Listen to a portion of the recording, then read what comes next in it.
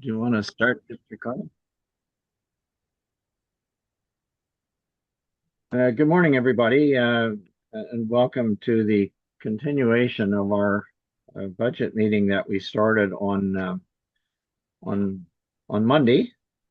Um, I'm this is a continuation of an existing meeting, so we don't need to go through all of the normal procedures at the start of the meeting. But before I call it to order, I thought I would mention something that came up in discussion while we were waiting offline before we started the meeting. Uh, Folks are aware, I think, of the tragedy that took place in Tumbler Ridge, British Columbia, um, the other day, a shooting, number of people killed. And the suggestion was that we might just have a moment of silence for them. And it's my intention to, if everybody's all right with that, it's my intention as head of council to just send a note of condolence on behalf of our municipality to their mayor, whom I don't know, by the way, but uh, some of you may recall our CAO clerk actually was mentioning that he was the CAO of that municipality at the start of his career some years ago. So um, anyway, um, so maybe we could just have a moment of silence for those who lost their lives in Tumbler Ridge.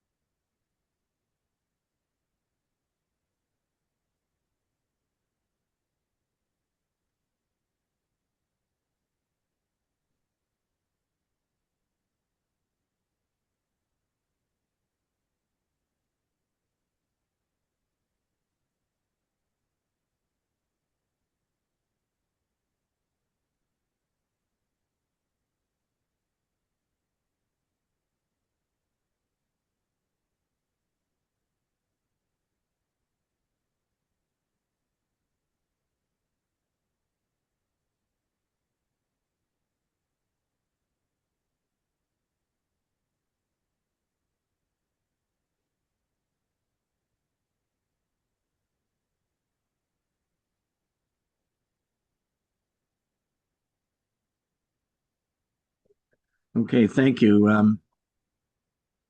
As I mentioned earlier, uh, this is a continuation of the meeting. We do have all members of council with us this morning, and I see we do have a few uh, members of the public as well, and we have representatives of the Whitestone Library and Technology Center um, here with us today, and we're going to start with a presentation um, from Eva Fincham, I believe, because that's actually where we are in our uh, as we're working through the various cost centers in the budget. Um, First thing we should do, I guess, is go back into committee of the whole again. So if I could get a mover and seconder for that. I'll move it. Um, thank I'll you, second. Councilor. I'll second, Mr. Mayor. Thank you. Moved by Councilor Lamb, seconded by Councilor Bray. Any discussion?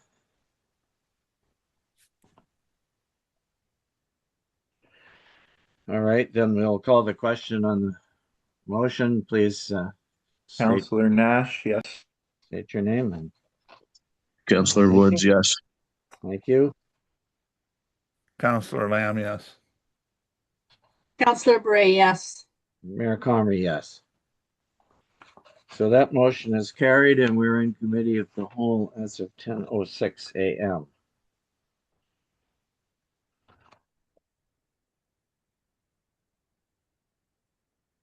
Our treasurer Jessica Sikowski has been leading us through the various cost centers, and I believe we are now at the library one. And so she had arranged previously for to get a presentation on their budget, um, and that I was just going to look up the page where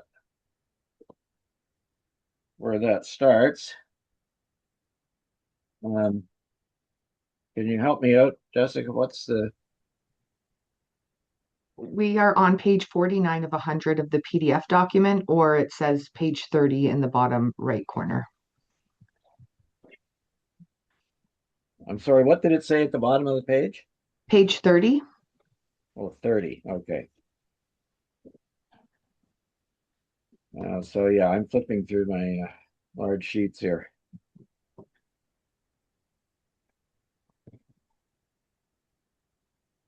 And you're going to present, do you have slides, Eva? Hi, no, I don't have slides. I was just going to speak to the budget. All right. Um, welcome and go ahead. Thank you so much. Good morning, everyone. So there are two main driving factors beyond for our budget this year. The first, of course, is the Ardbeg pop-up. This was started by an Ontario Trillium Foundation seed grant that we had last year, and we'd like to continue it into this year. It's on a slightly smaller scale. So instead of going every Monday out to Ardbeg, library staff would go twice per month out to Ardbeg, the dates of which are still to be determined. The other driving factor behind this budget is the standardization of our operating hours. This is something that we piloted last summer and it was very well received. It's also something that has been a pain point in a lot of different needs assessments that we've done over the years, even going back to our first needs assessment in 2014. So the addition of morning hours and the consistent hours day to day. So this would bring our regular operating hours from 10 a.m. until 6 p.m. from Tuesday to Friday. So those would be the two main driving factors beyond for our budget ask this year. It is a large increase for us, but those would be it. The rest of it stays pretty well the same. We've just increased some line items based off of the CPI.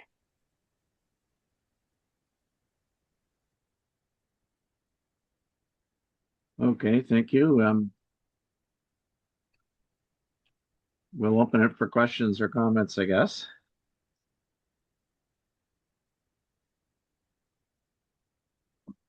Through you, Mr. Mayor.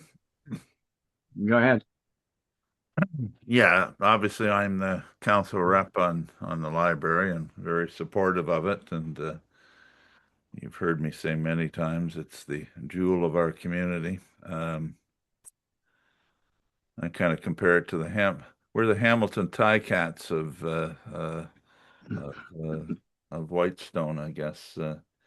But anyway, I did look at McKellar and Magnetawan, and for instance, in Magnetawan, I think they support the library to the tune of 209,000, if I'm not mistaken, and that represents about 82 or 83%. And all three communities, McKellar, ourselves, with this, and uh, Magnetawan, are all in that 82% or so of the budget is supported by tax dollars. So we're not out of whack that way. It is a big increase.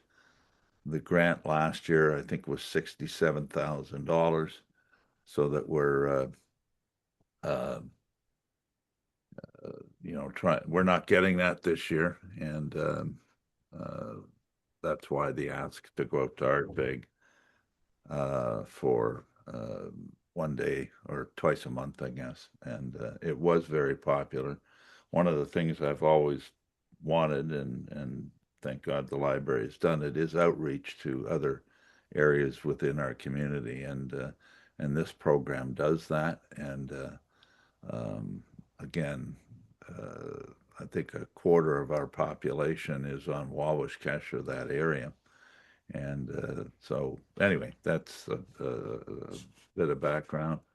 We are a working board, do an awful lot of work during the year, not only every month have a library board meeting, but whether it's the Strawberry Social or the book sale or the other programming that we do, it's all important.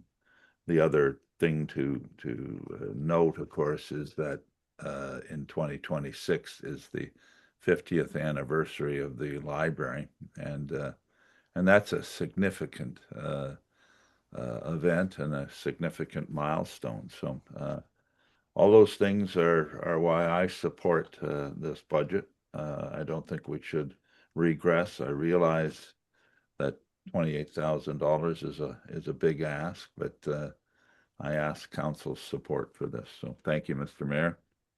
I'm done. Okay, thank you. Through you, Other- Mr. Councilor. Go Mayor. ahead, Councillor Nash. Thank you, Mr. Mayor. Good report, Eva. The library is an important item within the community as a whole. I just have a couple questions to it and a couple maybe suggestions that may be thought of going forward. But overall, I am in support of the library and the budget. But I know as the staffing increases, I'll call it, we're doing more hours.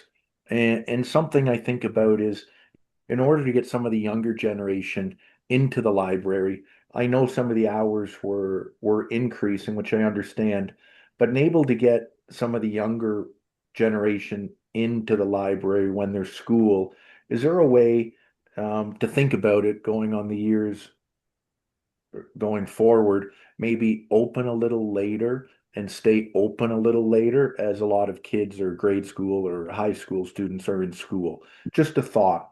And then the other thing is, I think it can be a discussion at another council meeting, but as the salaries are going up, and I'm not sure how it works right now, but for some of the main staff members that aren't volunteers, I'm not sure how it works for payroll, I'll call it, and making sure that staff are, maybe it's already done, but staff are I'll call it part of the OMERS, and whatever we do for part-time staff in the works department or in the office is similar to what we do for part-time staff in the library for benefits and that kind of stuff, or what we do for full-time employees. We do the same thing for the library staff.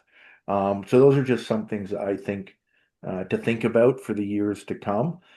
With that said, I do think we have to really be careful on the library budget, even though it's an important item and I'll be in favor of it. When we look at what we're putting towards the library, that's more than what we're putting to our gravel roads unless we did some transfers. It's close to the fire department, more than what we do at the Dundome and other things like that. So I think it's approaching that threshold. I really support the outreach that was done last year. I think the new hours will be great for the library. So I am in support of it. I just think it's something we need to think about going forward. So thanks again for the report, Eva. I appreciate it.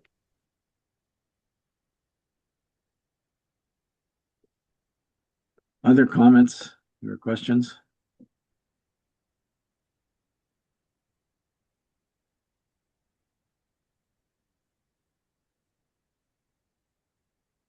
Well, I guess I did have one question. I'm looking at, and maybe I'm missing it in the sort of detailed breakdown, but what is the cost of the outreach to Ardbeg, and like if you look at it in total, I guess I'm assuming it's really just staff. I mean, it's all in salaries. Is that correct? Or It's all in salaries and mileage. And we had to increase our mileage line to get out to Ardbeg. There's quite a bit of wear and tear on staff vehicles to do so. oh yeah, I see. Because And then we also increased our programming line a little bit, but that our entire programming budget comes from the donation from the Maple Island Thrift Shop. Same with like our furnishings line comes from that donation. So we lowered our furnishings budget to make up for the difference in the programming budget to get over to Ardbeg.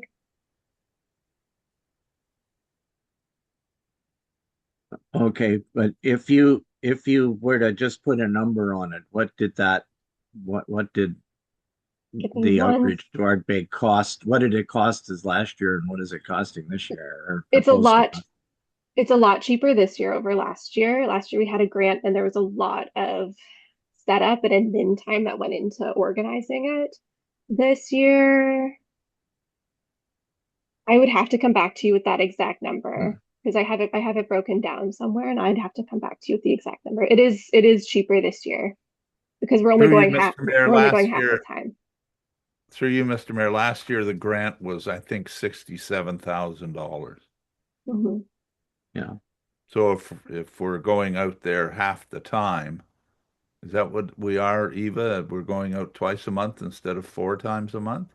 We're going out twice a month, but we also are doing like we're not doing as expensive programming either because we don't have the grant Okay. running. So it's probably between 15 and 20, but I'm not married to that number without double checking my calculation sheet, like the worksheet I made. Okay, well, that area is, I think, good Mhm. enough for our purposes. Yeah. Well, I'll just kind of tell you why I'm asking, because I realized that we did have that we did have that large grant, and it was great to be able to celebrate that grant. But I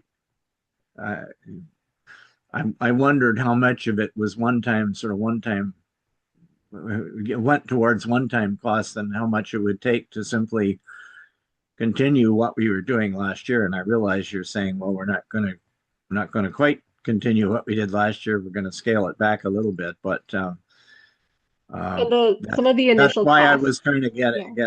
at it, because I mean, I think it's you'll know that we did receive some very a couple of people took time to really write send notes in saying how much that pop-up had affected them, and how much it had helped to build community and attract people into the community center to to get together to do things that were part of the library programming. And Mhm. I don't know, I'm just speaking personally, but I feel strongly that we should try to continue as much as possible going forward, so that we can there's a big difference in the number of things that take place on the Dunchurch side as opposed to the Ardbeg side of the municipality. We were lucky with the grant. It helped us a lot with like capital costs. Like we were able to buy equipment and tote bins and things like that. And those costs we don't need to incur going forwards. So it does bring the cost down this year to run the programming, which is very exciting. Mr. Mayor? Yes, go ahead, Yeah, Councilor Ray. yeah, I would agree with what you had said, and also Councillor Lamb. I think that it's important that we do the outreach up there. And I also think the stabilization of hours is really a good idea. I think it's makes it so much easier to figure out when you can go to the library, or and it's good for families and children, and because kids can go there after school to look for things and do whatever research they want to do. And I do appreciate all the work that gets done in the library. Thanks, Eva, and all your staff and all your volunteers. Councilor Woods, did you have any comment you wanted to make? Sure, Mr. Mayor, through you. Thanks, Eva. Pass along my thanks to everybody in the library. I know how valuable you guys actually are in the community, right? The kids get a lot of experiences through the library, and the outreach program in Ardbeg is something that makes me personally extremely happy because over the last, well, 2 terms anyways, there's been a lot more emphasis put on let's try and do something for the people that for a very long time they feel like they're the forgotten 520 people. So I really appreciate the fact that you guys went out of your way to try and get something going out in Ardbeg at the community club there. And I know the people out there really, really enjoy it. So thank you very much.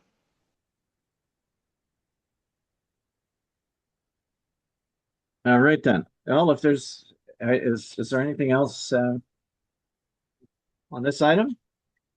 If not, we can move on, I Through guess. you, to the Mr. Mayor, I next- just want to remind everyone that in terms of and the library board members that are on, in terms of capital, we are going to make one of the washrooms handicap accessible in 2026.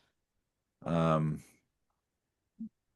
we're also going to, what was it? Oh, we're going to try, I think, to get a generator in there.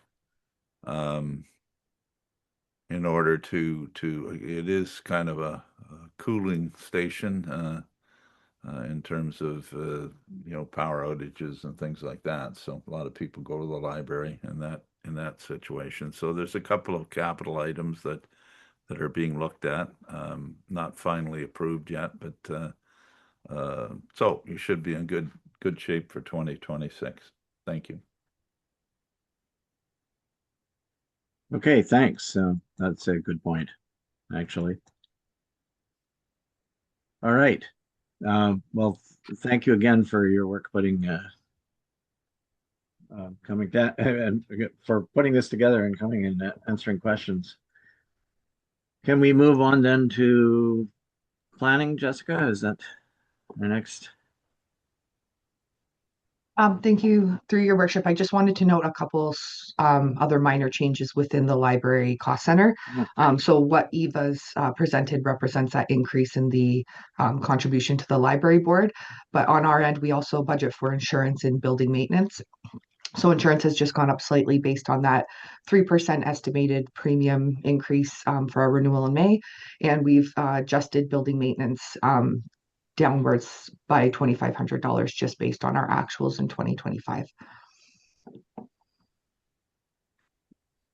So if Okay, there's thank no you. further questions, I can move on to the next cost center.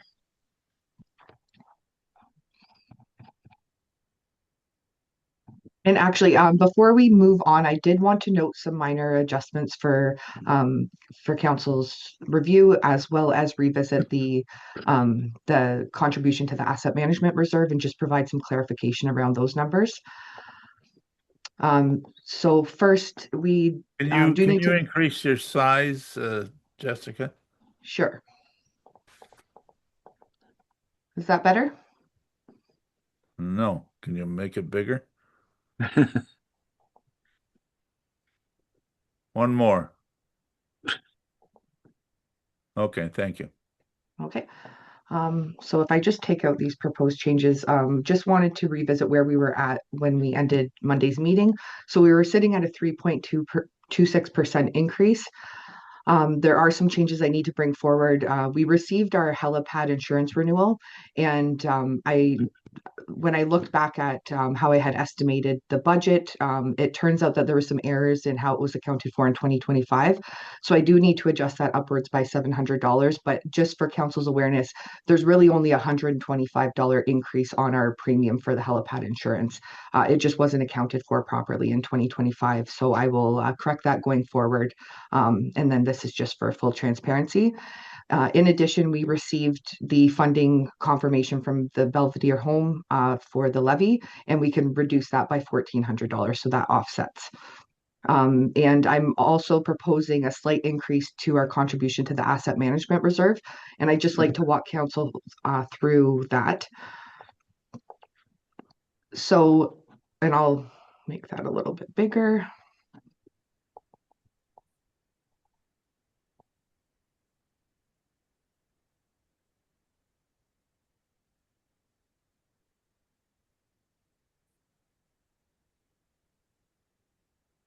Okay, is that size okay for everyone? Okay, so what I've done is included what was in your original package on the left, and what with some minor adjustments based on what Councillor Nash raised about adjusting for inflation on the right here.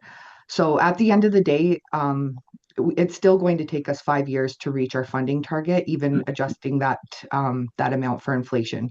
So what I've done here is increased the target funding by 2.2% based on what we used for inflation for other areas.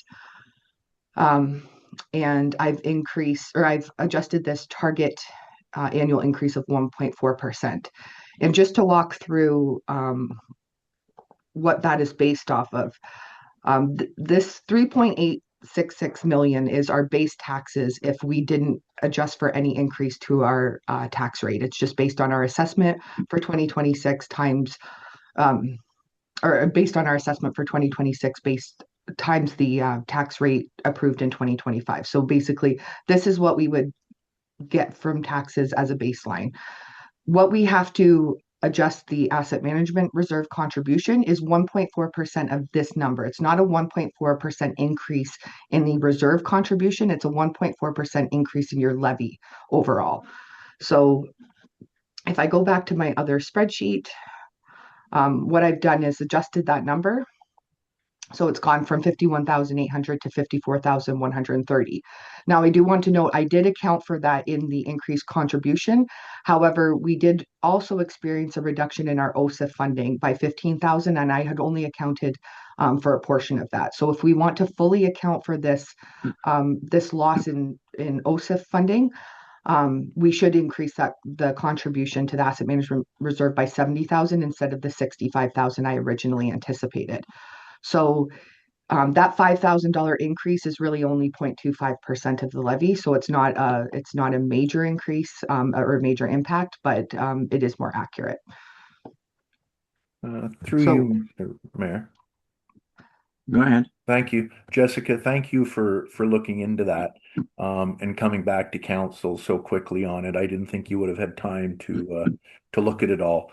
And I think when I was looking at the inflation, I do really appreciate that you've put it in there. And I was looking back at kind of the 2022 AMP study, not really the 2025. And I know looking back at the 2021, 22, it was saying within 5 years we should have been up to date. But then I know there was a new AMP study done in 2024, which we saw in 2025, which was saying 6 years. So basically, if we continue to do what we're doing now and account for inflation each year, in 5 years from now, so 2031, we should be where we need to be with the AMP study on what we're investing of, I'm using rough numbers, but the 1.1 million, correct? Yes, that's correct. Okay, perfect. That's good to know. I think it's important that we're putting it away, so I appreciate even that little bit more, but understand what they're suggesting now in reading what you were referring to at the last meeting to try and do it over 5 years, so 5 additional years. So thank you very much, Jessica. Really appreciate the time you put in to do that. You're welcome. So just to go back to our changes and where we're sitting at now. So with those 3 adjustments I brought forward, we're sitting at a 3.37% increase versus the 3.26% that we ended up at the end of the day on Monday. So we're now up at 3.7 versus we started at 3, right? 3.37. Oh, 3.7. Okay, sorry. And we started at 3. That's before we take into account the education tax, right? Yes, that's correct. That's on our budget. Okay, thank you. And Jessica, can I ask you one more question, if I might? I see 3.37, but it looks like when you were using the impact on the average home of 168,000, so basically it's kind of very easy math the way I looked at it. A 3% tax increase is about $30 for the average house, 168,000. So basically, for every 1% tax increase, it's about $10 per household at the 168,000.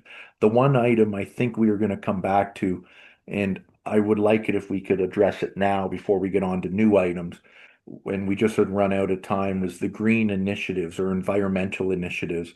And we started to talk about water testing, and should we look at that as a green initiative or water testing? And I think it was Mr. Mayor and myself that said maybe it should be under environmental initiatives. So could we take time to go through that now, just to catch up from the last meeting and then continue on? Would you mind if we did that, Jessica? Sure, through your worship, that's fine. Okay. I, So, so I think this is an important item.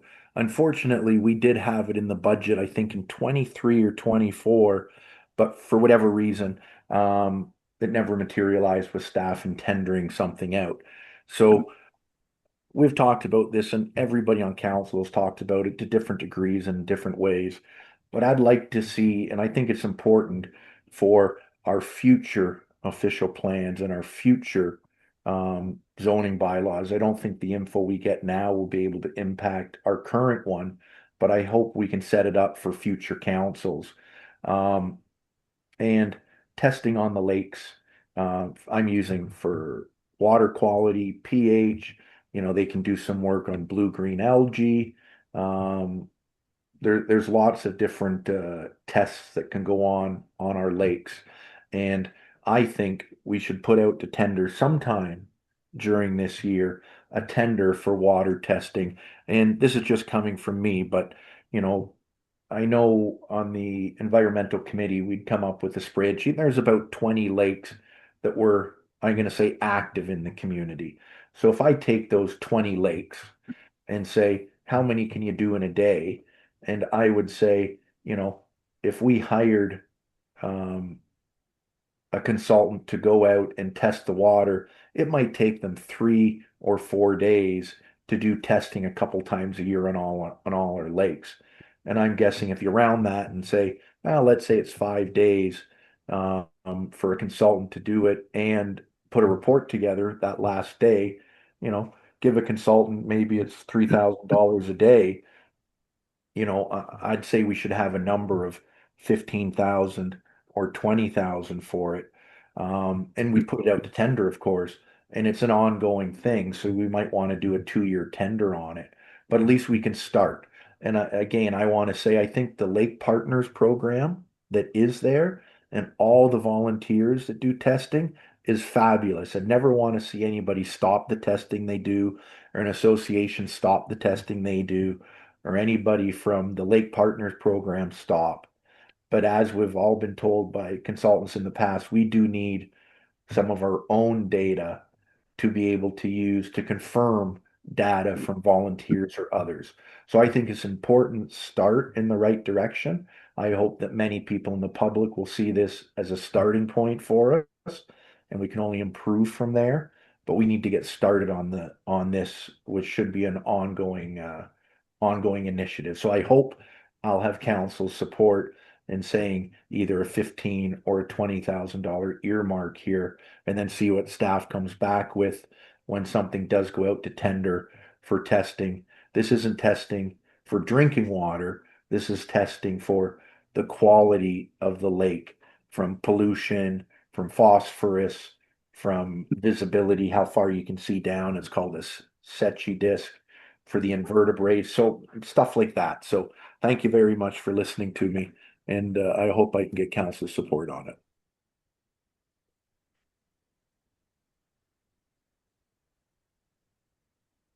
Through you, Mr. Mayor. Comments? Go ahead. Yeah, I Councilor mean, Lamb. every time you just say you don't want a water test, you're a bad person. So I'm not against water testing. That's what we took out last year, I thought, out of the budget. Again, I'm concerned about, creeping up. All we're doing is adding. We're not, doing any critical thinking in terms of reducing. And the more we go, the more we're creeping up to that 4% level, that I thought generally council wasn't for, but certainly, to get started, I don't know that it's 15. It's certainly not 20 in my mind. I don't know whether we can get a start. You said $3,000 a day or so. So that 3 days is 10 grand, not 15. But and again, we're just starting the program. But I guess whatever, council decides here, I might point out that Wendy and I did have a conversation yesterday afternoon with LG Sonic that was, sent around to people, with a guy with a PhD in Connecticut, and most of the technical stuff he was talking about was way over my head. So, but anyway, the machine does not fit what we would want it for. It's $100,000. So the only way we could ever uh, use it would be through a grant or something like that. But in any event, it's more of a fixed thing used in lagoons and tailings ponds and that sort of thing than it is for sticking in the middle of a bay, right? And it's not as transportable as one would think. So that particular initiative and machine is not applicable to Whitestone. So um, those are my comments. Thank you.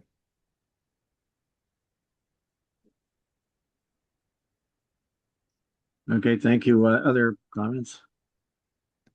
Questions?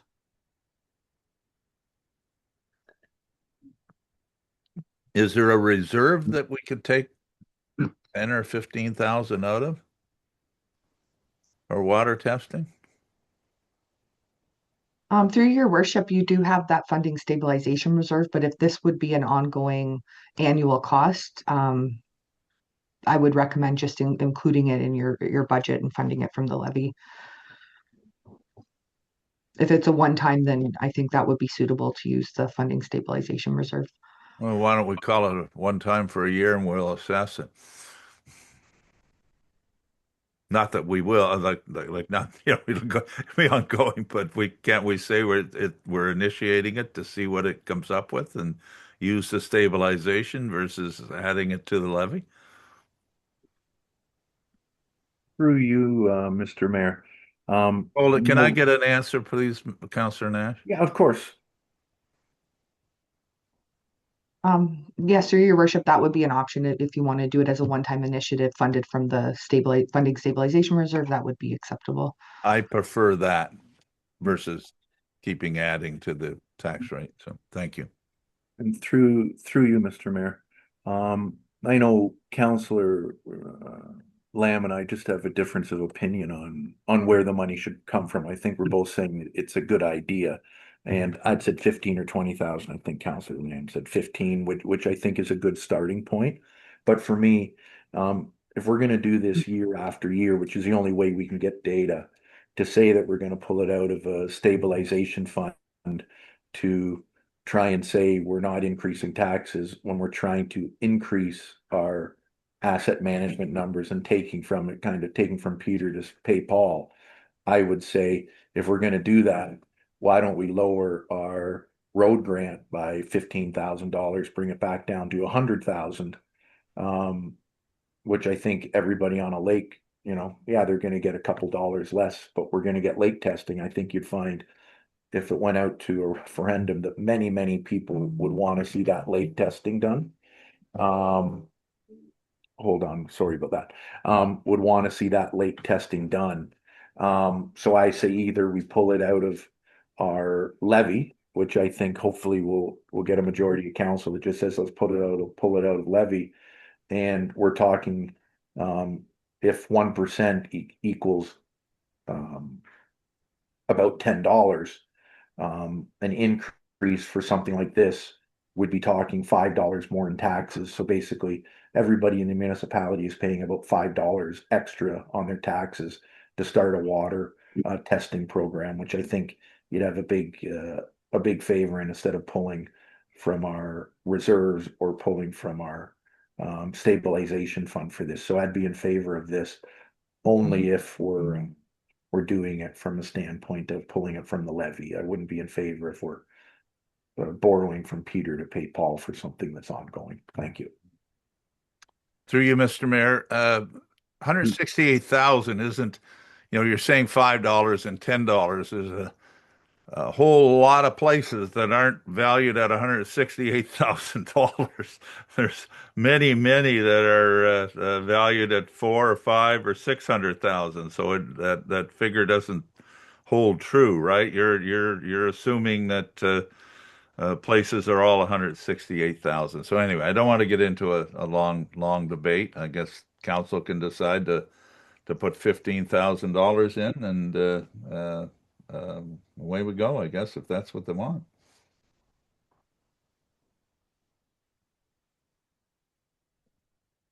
Councillor Bray or Councillor Nash, do you have comments? Councilor Woods. Councillor Woods, I'm sorry. Yeah. I think water testing is important, and I think we had it in and we've taken it out, and now we'd like to add it in. I don't know that we actually know what the cost will be. It may only be 15,000, but it also may be a heck of a lot more than that. So really, we shouldn't be doing this unless we have an idea of what the cost is. Like, we should be asking staff to come back with a report, having talked to some companies and find out sort of what the cost is. I don't mind putting in 15 and then seeing at the end, having a look at where we're at and say, okay, where else can we find that money? Is there something else that can be lowered a bit? Because we are creeping up, and I acknowledge that, that's what's happening. And again, we have a lot of people in our community that can't afford it. So I still think that before we start doing things, we should be having reports. I know you don't want to have reports. I know you just want to get going and do things. We should have done this last year. We should have done it the year before. But I think it's time now to find out what the cost is to do our own water testing. How many lakes are we actually going to test? There were a lot of lakes on that list that the Environmental Stewardship Committee, I think, I can't remember who it was that put it together, but did a great job. We need to figure out what's going to be done and what we can afford at this time. So that's my point. I think we're putting the cart before the horse. Thank you. Yeah. And if I might, through you, Mr. Mayor, just in response back to Councillor Bray and Councillor Lamb, we've already done this. Like, I always hear, let's do reports, let's do reports, let's do reports. Let's get an AMP study, and then let's go out and do a test to see how our windows are at 3 buildings. Let's do a report after a report after report. We've already done this a few years ago. There was a report that came to council. We talked about it, which is why it was put in the budget. And then staff had said at the time it would be about 20,000. That's why 20,000 was put in our budget. We just, for whatever reason, never got to tendering it. And sometimes you need to say, here's a starting point to staff. That can be spent on hiring somebody to put together the tender. And maybe it comes in a little bit more, a little bit less, but it's a starting point. If we always say, well, maybe we'll do it next year, let's do some studies this year and spend a bunch of money, you still need money in your budget to do those things to start. We did it. Staff didn't follow through with it. They came and talked to us. I think we even had a presenter that talked or did a presentation to some of council during that. So I'm going to say that what is being said, maybe we should do, we've already done. Some members of council have just forgotten about it. And to answer the 168,000, and there's some cottages at 600,000, by all means there are, but on average, the average cost of an average property in Whitestone is 168,000. I would beg to differ and say if somebody has a cottage valued at $600,000, that they can afford 168 into 600,000, they can afford the $17 for lake testing. And I'm assuming many people that have very nice seasonal properties in the $500 or $1 million are the exact people that would like to see the water testing done. And they're the people that can probably afford it. That's my take on it anyways. Thank you. Well, through you, Mr. Mayor, I'm not going to debate you. We'll be here all day as we generally are. So thank you. Yeah, I I think I want to weigh in and see if we can then quickly and then see if we can move somewhere. I can tell you a couple of things. And this is based on experience with Wawashkish, which is Wawashkish has been testing water for a very long time and has a lot of data. And by the way, there's quite a lot of data on some of the other lakes as a result of the work that Dennis Morrison has done. And Dennis Morrison does proper water testing and has proper equipment to do it with. So, but anyway, one year, I do want to say that this is not one of these things that you do as a project every so often. Yeah, once you're doing it, like what it's like it's like the blood work that your doctor orders for you every year. It's the changes that mattered. If you walk in and do absolute values on things, well, at random intervals, you don't see the trends, and so you have once you got to do it on a regular basis. You got to keep doing this, and you got to do the same tests in the same locations. So there's a kind of a discipline to it, and that for that reason, I think this is an operating cost, frankly, that we have to bear. But a couple of years ago, the testing equipment that the Wawashkish Conservation Association uses, it's a YSI Yellow River Instruments system. It packed up and it wasn't working properly, and they didn't have time or money to get it repaired. So what they did was they went out and asked one of the consultants, I think it was Frycor in this case, to come in and do the testing that would have been done so that they didn't lose a year's worth of data. And that cost for Wawashkish was, I'm going to say, probably about $3,500. And the people who do this testing come from North Bay or Muskoka, Bracebridge or someplace. And so they have to travel up for the day, and they go around and do the actual tests with a boat. And there's usually two people in the boat to do it, and one runs the boat and the other one runs the equipment. And then they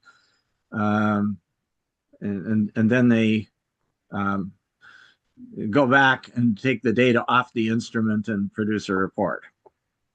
Now it gives you an idea. It's somewhere in the 3,000. I mean, if you were doing multiple lakes, you might be able to do 2 in a day, but it depends. And some of the lakes are smaller. But I'm honestly, I am in favor of putting something into the budget, and maybe the first thing that we want to do to follow what and Councillor Bray was saying is to go to tender for a consultant and have the consultant come and say to us, okay, they can do a desktop exercise and take a look at the lakes we have. There's a lot of data on WaterWeb, right? And they can say, all right, this is what your program for the lakes that are populated should look like. And this is what you need, and that would give you an idea of what you had budgeted in the future. So I'm not sure that we need to. I don't think we need to set a budget this year that involves having consultants come in and do water testing on every lake. But that would help us to avoid the discussion about what constitutes a proper testing program and get some expertise applied to that. And then, so to cut to the chase here, I'm in favor of putting, I don't know, $10,000 or something in here, so that we can get organized, and hopefully in that we can maybe do 1 or 2 or 3 lakes, and perhaps even some of the ones that we haven't done. Like we haven't done Shawaniga Lake as an example. We haven't done that on a regular basis, I would say. I know Dennis has been back there a few times, but um, we haven't done Bolger and Kashagaba on a regular. Anyway, Mr. Mayor. Councillor Woods. Thanks, Mr. Mayor, through you. To me, I mean, we've all heard for years and years about water quality and lake testing the lakes, and we need to put some money aside and we need to start this. You know, this is multiple years that we've talked about it. Councillor Nash is right, and it got kicked out of the budget when there was money there for whatever reasons. But we need to start. Now, from what I hear from council today is we want to start by giving somebody money to tell us what lakes to do. And to me, I mean, if we put 10 or 15 or $20,000 aside and we got somebody to test the lakes that are the most populated right now, the big three, basically, that's a start, right? And at least we're getting the data that everybody says that we always need, right? And you're right, Mr. Mayor. Dennis does some water testing, a heck of a lot of water testing throughout the municipality, which is fantastic. And Councillor Nash has always said this, and I can't say I don't disagree with him, that if we ever want to use our data, that we have to hire somebody to do it. So I just want to get something started, because it seems like this is just another thing that gets kicked around the table for years and everybody talks about it, but we don't start.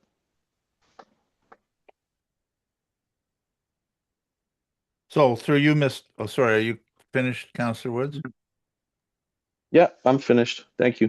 Okay, thank you. So I've heard the mayor say 10,000. I've said 10,000. I think it gets a start to it and is responsible to the taxpayer. So I don't know how people feel. Councillor Nash is throwing out, 15 or 20. I don't know where I stand on this, coming back, and I believe in discipline and all these things. I don't know who's going to decide what lakes and on what basis, or any of that sort of stuff. And again, we're not here to debate this, ongoing, right? We're trying to put something in the budget. So, I suggest we put 10,000 in. If between now and when we finalize the budget, a couple months from now, that we're short, maybe staff can investigate and say, you don't have enough in, it should be 12 or 15 or whatever, then do it. But I suggest that we go with 10. Yeah, and That's through what the mayor, just hold on, Councillor Nash, let me finish, please. I heard the mayor say 10,000. I know Councillor Nash wants 15. So, let's just take a straw poll and move on, people. yeah, and through you, Mr. Mayor, all I was going to say is, as a starting point for 10, I'd be fine with that, and that would be 3 of us, so we can move on. At least it's a starting point, and if it goes out to tender and it's a bit more, so be it. If it's a bit less, so be it. At least it's a good starting point. So that's all I can say there. Thank you, Councillor Nash, and through you, Mr. Mayor. I don't think anyone on council is saying that we shouldn't do some professional water testing. And I think everyone realizes you just can't do it for a year. I was just trying to find a way to subsidize it through reserves, but obviously council's feeling is that isn't a good idea, so I accept that. So can we put 10 grand in and move on? Yeah. Sounds like a consensus, Jessica. Yeah, I'm in I think you've captured it already. Thank Go you, ahead, through Councillor. your worship. Yes, and that we're now sitting at a 3.63% increase with 10,000 included for water testing. All I'm right. in agreement as well. Thank you. Thank you, Councillor Bryan. Could we move back to our planning cost center?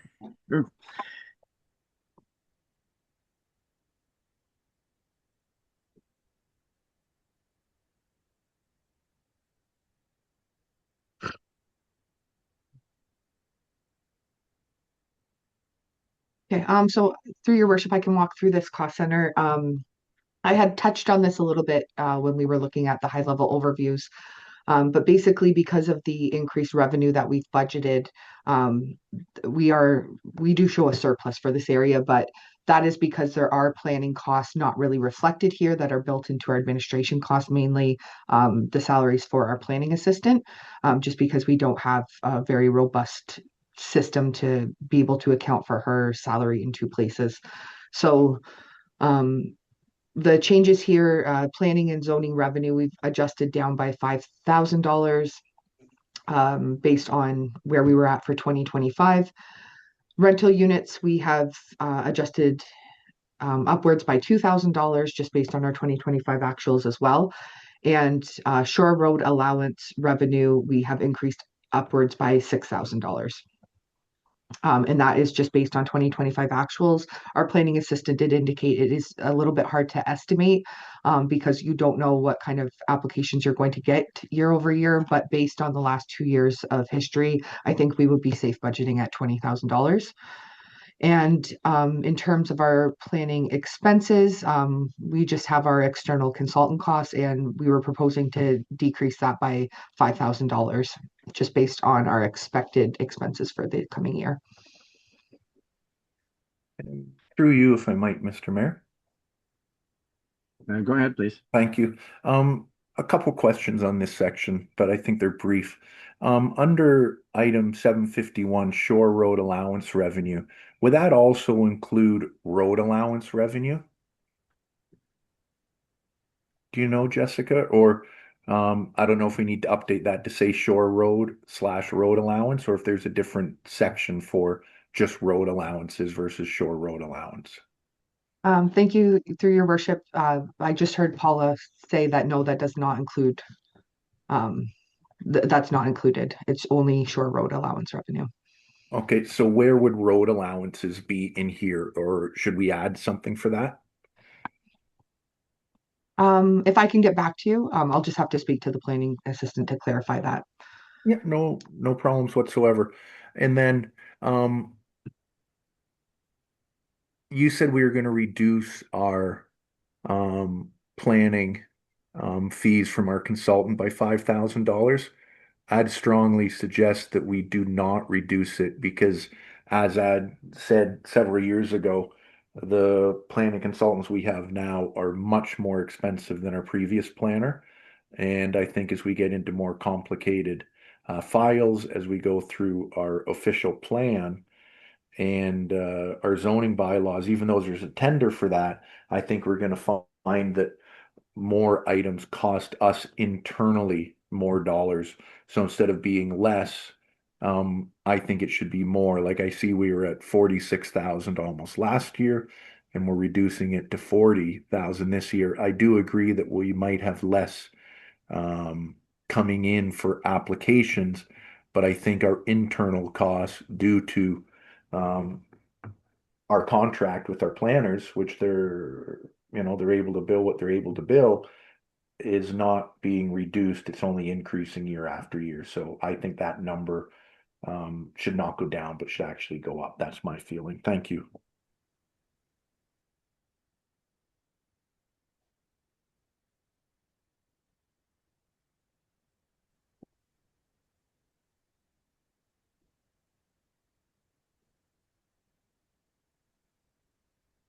I don't know. Does anyone else want to Well, I know support that through suggestion? you, Mr. Mayor, I know at the planning board, and Councillor Nash has pointed it out, that the applications this year are not going to be what they were in previous years or last year.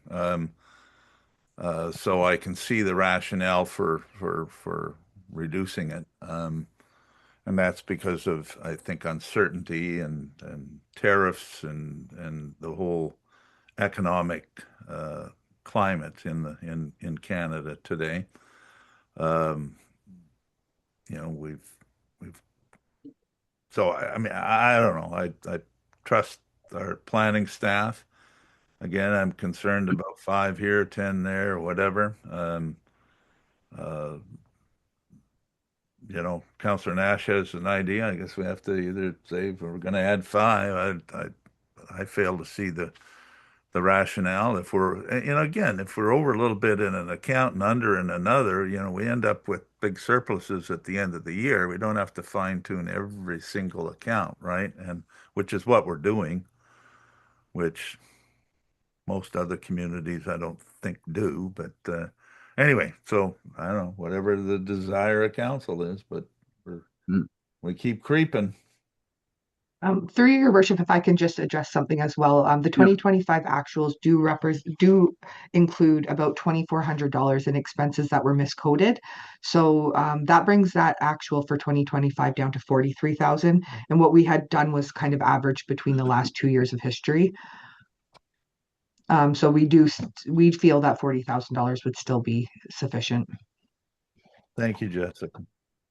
Yeah. Does anyone else feel it needs to be raised? Because I don't. The other thing, by the way, I would say the 15-751, going back to the original point, the original question of Councillor Dash was, I think that should be just road allowance revenue. I think that concession road allowances, we don't do many of them, but they're a different kind of thing than planning and zoning revenue, which is the only other place that I think it could be put. So if we do sell concession road allowances, we don't do it very often, but we just did one. If they should go in with shore road allowance, really. Because they're the same process essentially, and they're not planning board matters. They're municipality agreeing to sell some of its property. So anyway, I'll just take the word short out and rename it and put it all into that one thing. But I don't see anything wrong with the numbers in that table. Through your Does anyone worship, else in have a regard, comment? Who hasn't spoken? Does anybody else have a comment on this? Yeah? No? No, I'm fine with the numbers. Thanks. Okay, let's move on. Okay. What's next? Recreation. I can walk us through this through your Sure, worship. go ahead. So we've adjusted recreation revenue upwards by 1,000 just based on the actuals we had in 2025, and that's for the different events that they hold. It's just a very small amount of revenue, but we wanted to properly account for it.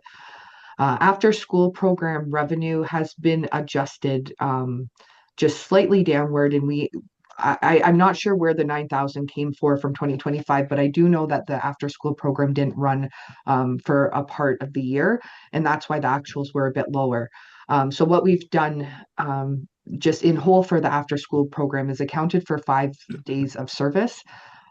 So we've had to also adjust the after school program contract budget, and that's for the contractor that runs that program.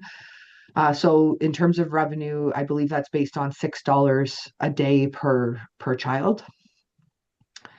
And then for grants recreation, that's the Canada Day grant, which we have received annually, but it was never accounted for. So it's just being budgeted to be transparent, and that offsets some of the recreation committee program expenses. I will note that we did apply for increased funding for Canada Day, but because it's uncertain whether we will receive that, we budgeted closer to what we got in 2025. And then in terms of expenses, the Recreation Committee has asked for an increase in their programming costs, which we'll move on to in a moment because the following page has that breakdown. And then the swim program has been reduced slightly. That's just based on our actual labor costs plus the net reduction here is 1,300 because we moved the supplies into a separate account. So the 2,200 is just for the employee that runs that program, like the swim instructor, and then we have $500 for supplies. The food pantry is a new account. I put in an estimate of $2,500, but I know that we have hydro expenses, so that's built in plus a little bit of a buffer for any other additional expenses, but that's subject to discussion if council wants to increase or reduce that. The account for equipment and education training, I did speak to somebody on the recreation committee about that account. As you can see, there was no actuals in 2024 or 2025, and I looked back further and there was never any actuals for this. So they indicated it's not required, and really their expenses are built into their program account. So we've removed the budget for that account, which results in a $1,000 reduction. As I mentioned, the after school program contract is going up to account for the 5 days versus 3 days of service. And the supplies, there's a one-time increase being requested for the purchase of a table, but that would be reduced back to 400 the following year. And then in terms of the Recreation Committee's request, this is what they had provided to me. This is their breakdown of their total programming budget. And if you're done, Jessica, through you, Mr. Mayor, I have a couple comments if I could. Go ahead. Thank you. Overall, I think, as I've said previous years, I think the Recreation Committee is under-recognized sometimes. I know there's a few people that do a lot on it, but I do understand they do so much for the community and so many programs. I have no problem with the value that's being requested today whatsoever. But I do have two questions. One of them, through you, Mr. Mayor, you'll probably know the answer to. I was just wondering, has the food pantry been opened yet? And if so, how has it been functioning? And if not, do you know when it will be functioning? Okay, I can't answer that. It is open, and I have some I have some pictures with the shelving and some of the thing from inside and the shelving that's on it. It hasn't been open for very long because we did incur some delays in getting the hydro hooked back up to it. But it's and there are still a few little minor things that there's still a bit more work. There's some signage that's ready to go on it, and I think it's ready to go on it, and some of those sorts of things. And we'll be starting hopefully very soon to communicate to people what sort of supplies are needed for it. The assumption is, of course, that that the contributions, well, I was going to say all, but certainly most of what is available in there would be donated. It's not the intention to be going out and buying things, but the only sort of real recurring cost of it is the hydro that Jessica mentioned a bit earlier. But anyway, yeah, it is open. There's I guess it's a challenge, and I want to express appreciation to our works department. The entrance to the shed itself is very close to the road, and with snow and ice and everything accumulating around there, it's a bit of a challenge to keep it cleaned off so people can access it safely. But it's as I say, there is food in it, and to the best of my knowledge, people are using. I haven't had a report. We have someone who goes there and takes a look every day to see what's going on with it. And hopefully we will start, as I said, we'll start sending out notices, or the committee will start sending out, posting on Facebook or the website or wherever what things are needed. But that's it's essentially up and running. Okay, thank you, Mr. Mayor, for answering that question. That's great news. And then the second question I had, well, I guess the third one I'll go to first is just on your programs and such. Maybe in the future, I think knowing that the library did well at the Ardbeg Community Center, maybe a couple events or a couple additional events can be done up near Ardbeg. Just a thought. But again, I thank all the volunteers and staff that put time into this. And the last thing is just my second point is going to be the after school program. And I think it's great that we're trying to do 5 days a week. I'm amazed that it only costs us about $12,000 a year for that. And we even get a little bit of income in for it. But again, I think that's a really important thing for our younger families in our community. And I really hope that we can get to the 5 days a week and have some students there. So again, appreciate the recreational committee with everything they do towards that program. Thank you, Mr. Mayor. Through you, Mr. Mayor. Go ahead. Yeah, the food pantry, I really think we have to advertise it more. I think we've got a newsletter coming out in February. And I would encourage staff to have something in there about the food pantry, because a lot of people don't know about it, right? So I would hope that we can do that. And of course, shoveling and making sure there's access and that there's sand down and things like that, so we don't have a slip and fall accident near the food pantry, I think is important.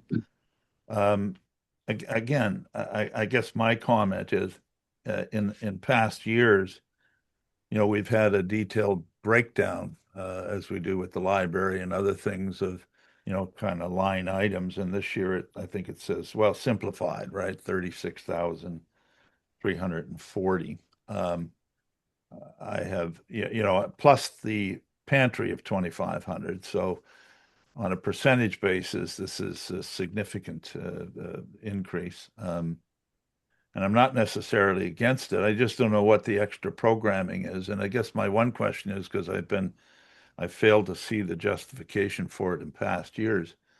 In that 36,000, is a student in there for the summertime or not? I guess the mayor can answer that. I don't believe so. Okay, well, that's But, good. Chris, Pardon? I'm sorry, I'm just trying to look and see if I would have some more. I meant to bring a piece of paper that would answer your question, but I do not have that in front of me, unfortunately. And I guess we could take it. We could No, break and I could go get it for you. But I don't recall there being a student there. Okay. Go ahead. If there is, could someone come back? Because I would not be in support of a student for the summer, unless I heard a lot more in terms of justification. But I mean, what are where you're going actually from 26,000 and asking for 36,000 plus the pantry at 2,500. What's the extra $10,000 in programming? What are you doing in 2026 that you didn't do in 2025? Because we don't have that kind of detail. Yeah, okay, that's a fair question. There are a number of additional programs that are starting, and in fact, some of them have started already. An example is there is a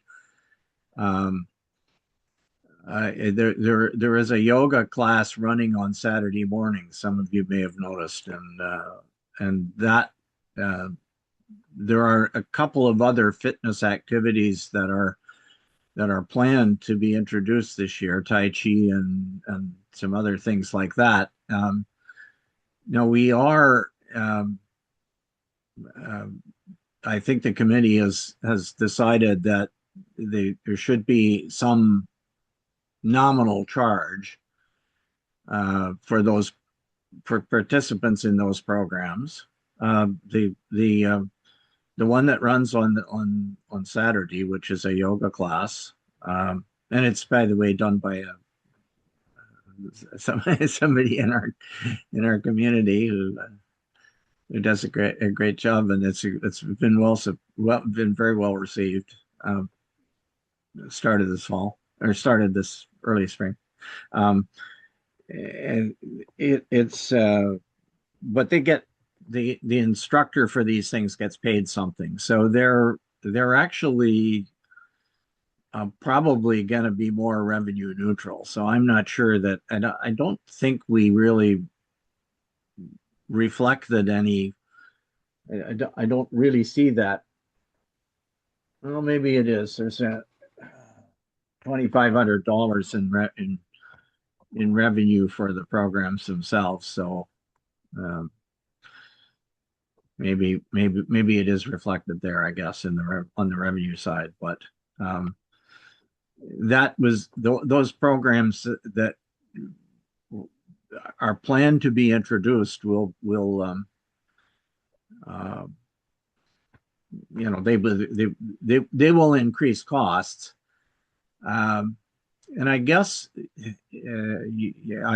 I will comment just briefly on the fact that I know that there isn't the same breakdown that we gave beforehand. I think they wanted to try and make it kind of simpler, but for council's consideration.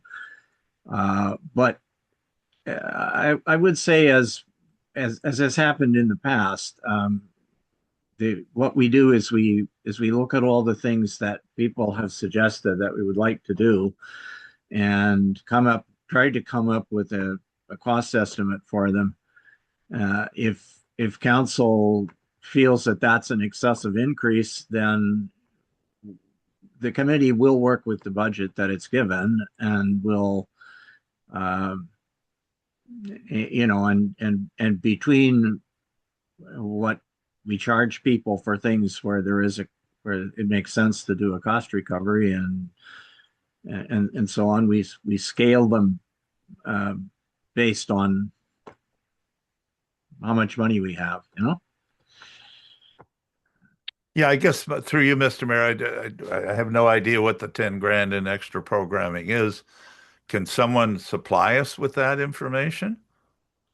Well, if I could go and get my I don't know if you want to take like a 5-minute recess or something. I could go get the detailed worksheet, and I could maybe give you some more examples. Well, we can maybe you can look at it over lunch or something for 5 minutes and come back later. We don't All have right. I don't mind doing that. Yeah.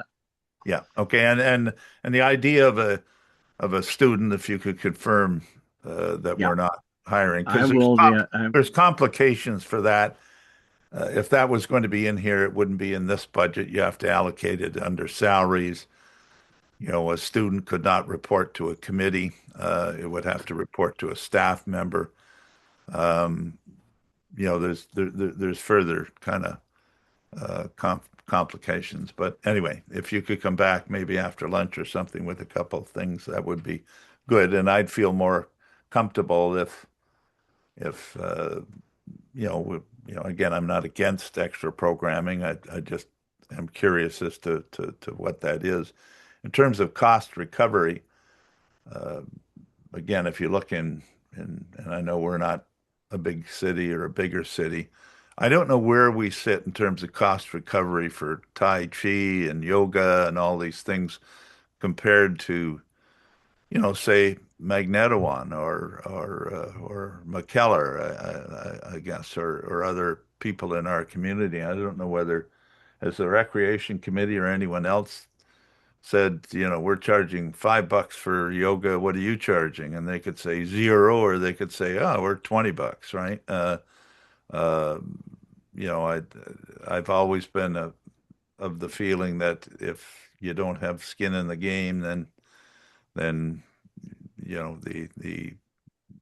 it's easy to not, if you've paid, you're usually going to show up, right? And but if you don't pay, you can decide today's a snowy day, I'm not going to show up. That kind of stuff. So I just want to make sure that from the revenue standpoint, that that we're competitive and not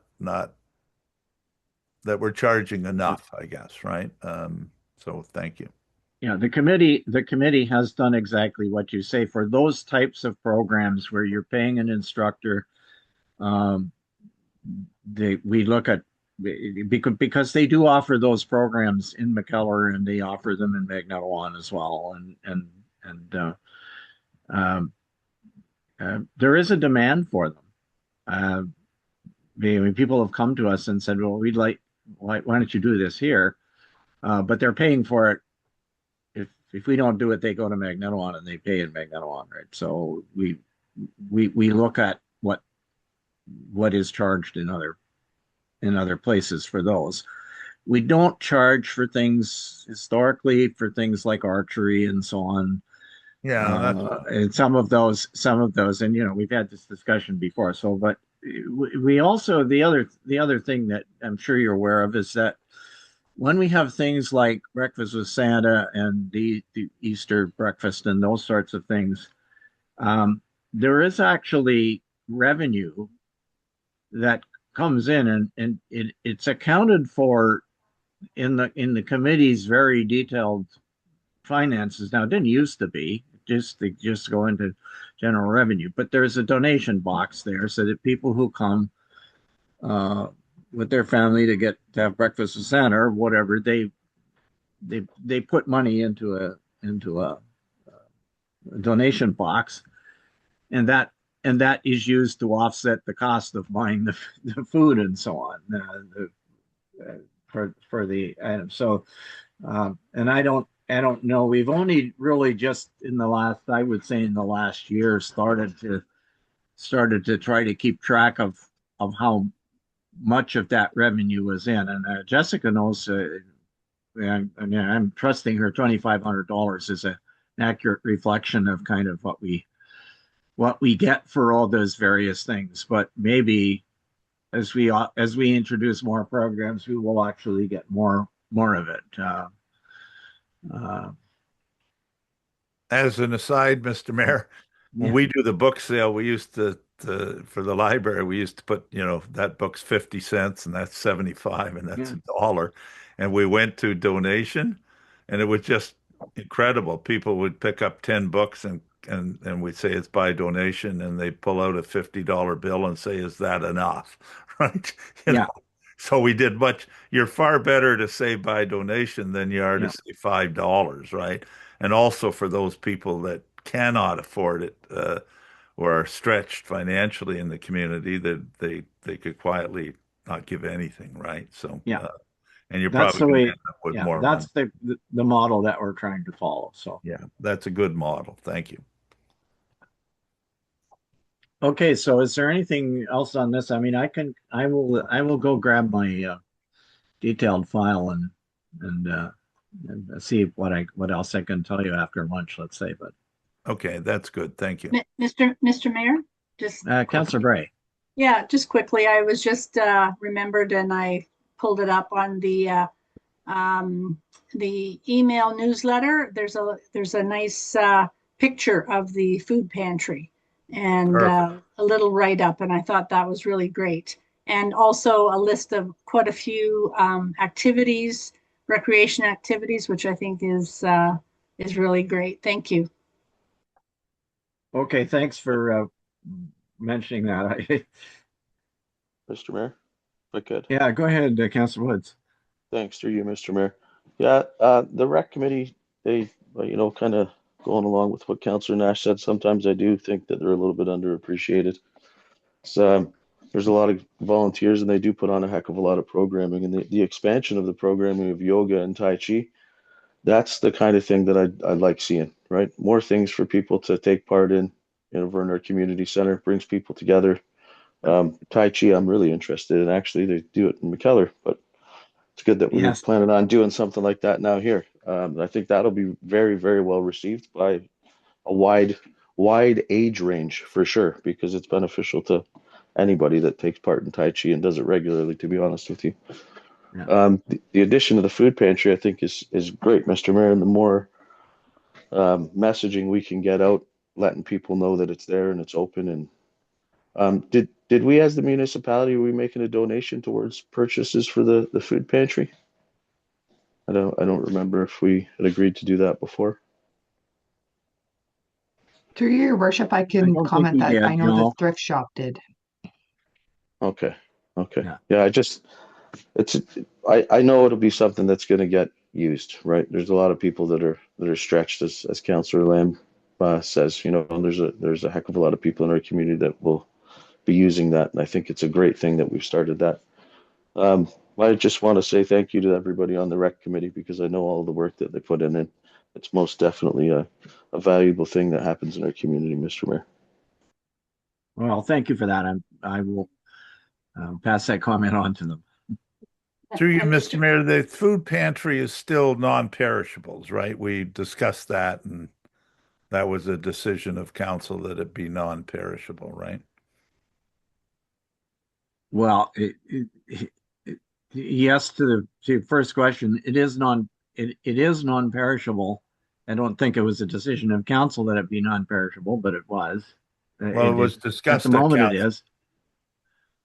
Yeah, it was discussed at council, and we said we weren't comfortable with it being or perishable items, right? Because of anything could happen with perishable items versus can. You know, most of the stuff I saw inside the door of the main building was, cans and things like that. Yeah. So, No, that's what, if you were to look in there, you wouldn't find any perishable items. There is, well, you're talking about things like fruit and vegetables and yeah, milk and those kinds of things. There isn't any of that. What there is periodically we do get donations of bread, for example, bread products, and they come in there. It's surplus bread, but it's high quality bread, and it comes in, and I guess it comes in and it goes out fairly quickly. But one of the members of the committee does get at the end of the day gets leftover bread from it's actually from Cobb's. Most of it is from Cobb's in Cobb's Yeah, it is. outlet in North Bay. Yeah, it is. And so that, I mean, I suppose you could say it's perishable if it sat there for too long. It would get moldy or something, but it doesn't. It tends to get used up pretty quickly. Okay, thank you. Mr. Mayor, just Yeah. one quick comment. I do know that our United Church Women, we will be supporting the food pantry throughout the year. And also our church, I will have it on as an activity sometime in the year to provide food for the food pantry as well. Okay, thank you very much. So Roads. are we ready to move on to another one? What do we got next? Roads.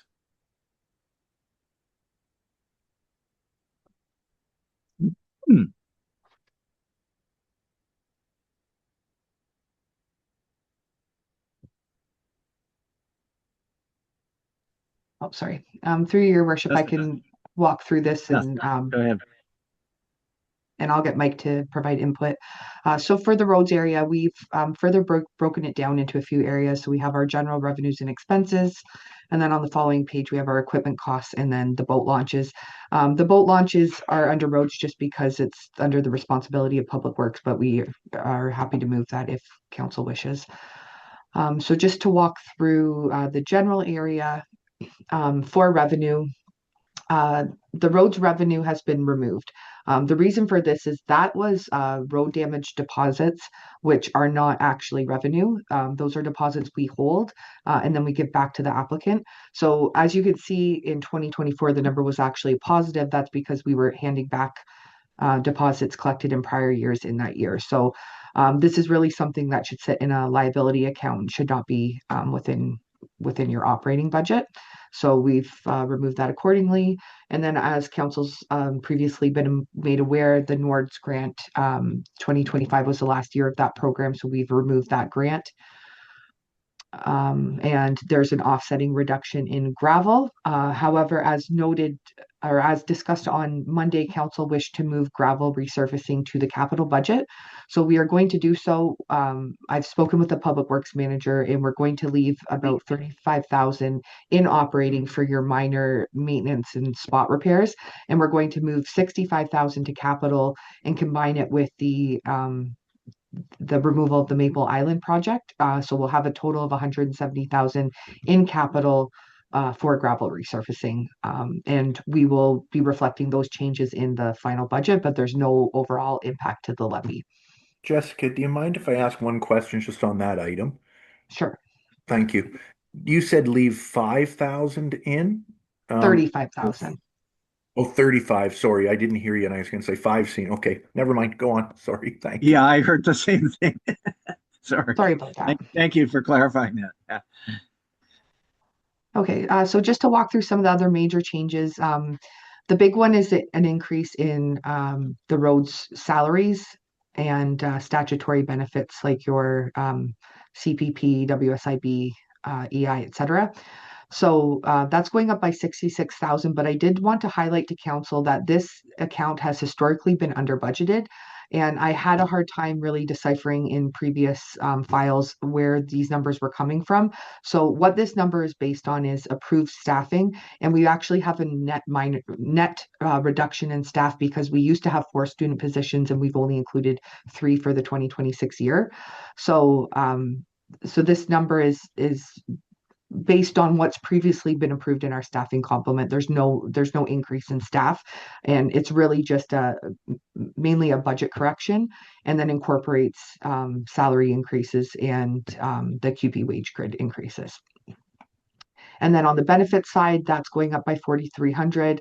But you'll see that in 2025, there was no increase to any of the benefits accounts. So it is up a little bit more than it would have normally been.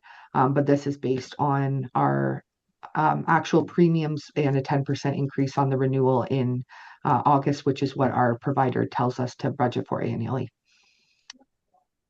A lot of these other areas are just minor increases or reductions based on actuals. And I guess one of the bigger increases is in streetlights. That's going up from 5,600 to 7,500 just based on our year-to-date actuals. So I'm happy to pause here for any questions, and then we can move on to the next section if there are none. Through you, Mr. Mayor, I have several questions or comments if I could. I'll start at the streetlights.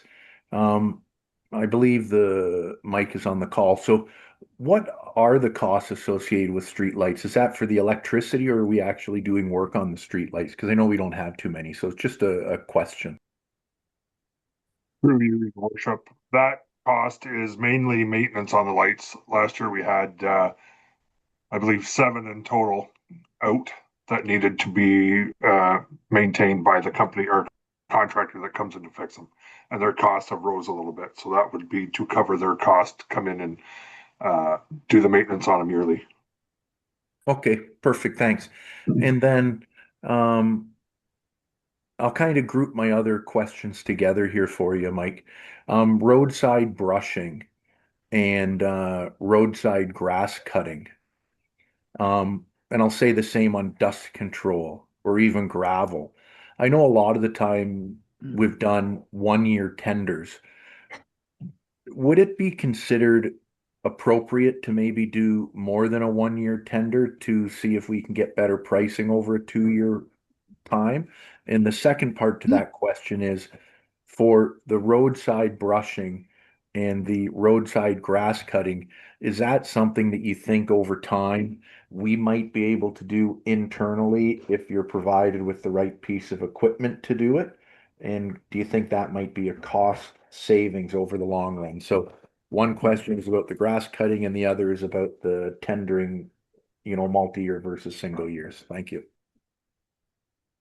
Through you, Your Worship, I believe if we were to do or try to do a 3-year contract, it would be very beneficial for our side of the whole thing. As long as we could get contractors to bite at that, right now it's a little iffy. They're not in favor of that for some reason. But yes, I think we should try for at least 3-year contract. And as for the brushing and roadside mowing, if I had the right equipment for the job, we could do that in-house for sure. Just following up on that, and that was my last question on this page, but for that, I'm assuming what would be a larger tractor. Maybe it's like a 50 horsepower tractor, something like that with the correct attachments. And I know we don't have it in this year's budget, but I'd be in favor if I see something coming back on a future budget. If you guys think you could internally do that, just to let you know my position on it. Thank you, Mike. Through you, Mr. Mayor, Mike, are you able to I won't say lease, but rent that equipment for a week or two to do and then give it back? If Through you you, do your it this worship. year? Sorry, through you, your worship. We do have this year still under contract. But Oh, yes, okay. you can. I have contacts and I've talked to them. They can do short-term rentals. So it would be the summer months where we could do the work. Yes, it's a okay idea. It's more beneficial for the rental company, but like in short term, yes, we could rent the equipment to do it ourselves. I didn't realize that we're already committed to this year. I was thinking this year we rent the equipment for a couple of weeks, do it ourselves, and save some money. So, No, but I if believe this is our final year on that contract. Sorry. and that was a 3-year contract. Yes, it was. Yeah. Yeah. Okay. Thank you.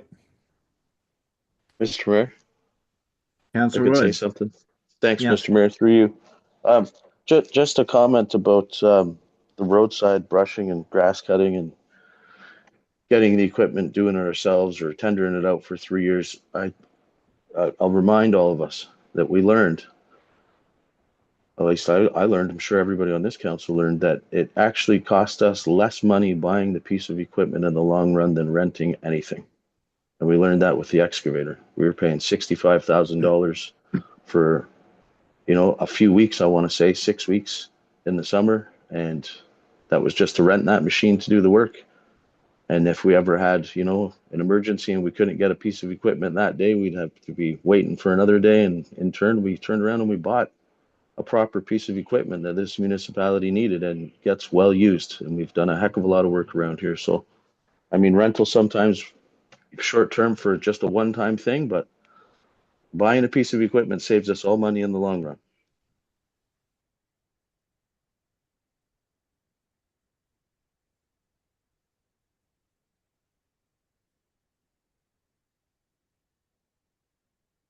Thank you. Go ahead. Anybody else? If nobody else has a comment, Mr. Mayor, I do have one that I forgot about, and it's more of just a question so I understand it. We have road supplies, GPS maintenance.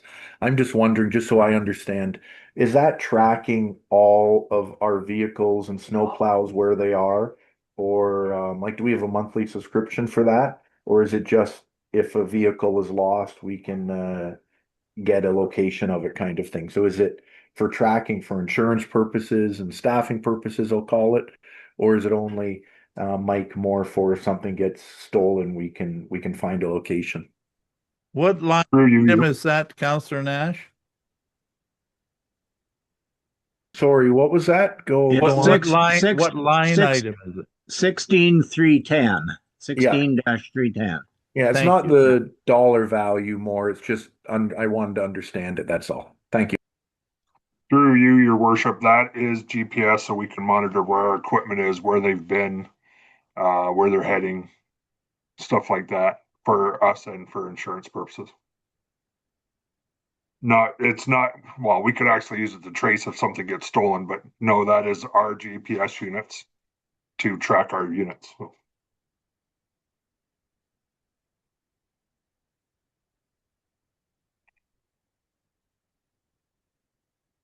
Okay, are there any other questions or comments on this? On roads?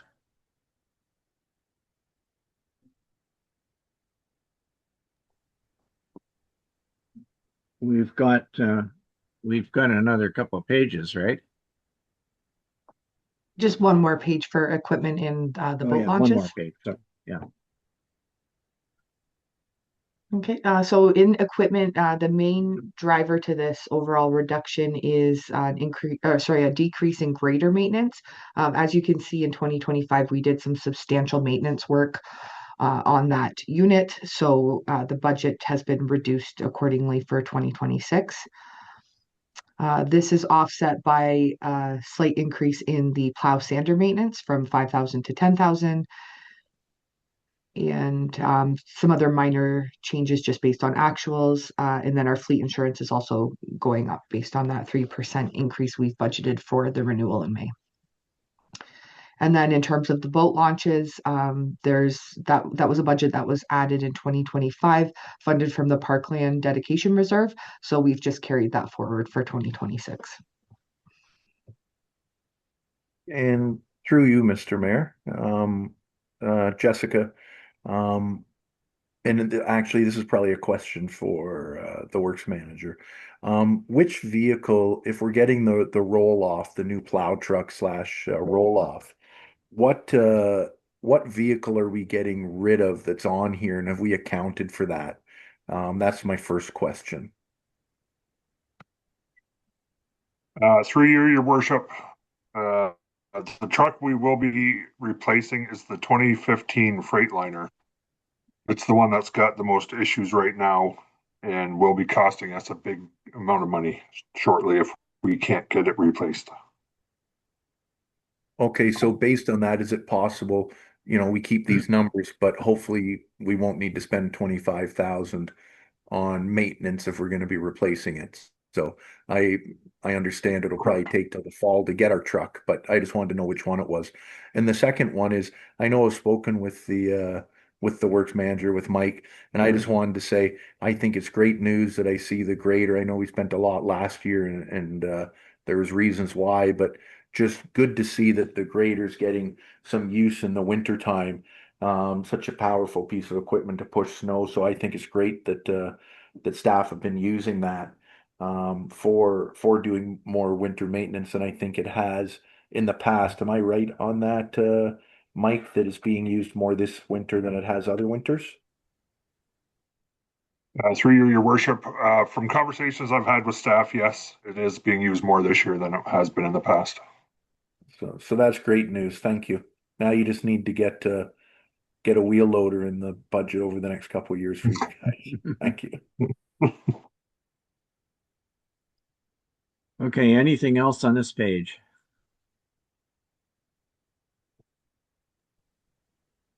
Well, hearing nothing, I guess we can move on to the thrift shop. Through your worship, I can walk through this. So one change for this year is that we've presented the Maple Island Hall expenses along with the thrift shop, since that's the building it operates out of, just for transparency. Traditionally, there was some confusion, and mostly with the volunteers, on what was in between finance and what was the donations were meant to cover. So in 2025, it was basically that whatever they bring in sales revenue, they donate back out into the community. Prior years, they were told that they had to offset some of the expenses for the building, and for operating costs like the internet and the point of sale machine with their sales revenue. So that's why in 2024 you see that they budgeted 19,000 in sales, but only 17,000 in donations. So for transparency, I just wanted to present that to council and let you know that you do have a decision there. If you wish some of that sales revenue to cover some of these expenses, we should budget for that accordingly. Another option that you would have, there is a thrift shop reserve. So what we could do is offset some of the donations with that reserve money. I think the balance is sitting at about $20,000. So in terms of changes, there's not really anything major, just some minor increases for some of the building costs related to heat, hydro, and insurance. So Jessica, am I correct when I'm reading this that in total our expenditures are 27,000, our revenues are 9,000, So we have a net loss of 8,000 a year, correct? The revenues are 19,000. And yes, the net expense to the levy is 8,200. So yes, you're covering $8,200 of this with levy funds. So I guess, and I'm not sure what other members of council will think to this, but like when I look at this and go, we're contributing $8,200 towards a thrift shop, which is donating $19,000 a year, to me doesn't quite make sense. I would say, the donations should reflect, hopefully making a balance. So, I would say if the donations were more like 10,000 versus 19,000 would end up not having to contribute as as the municipality. But I look at that and say one of the largest donation is to the library. So we're actually giving money to the library out of our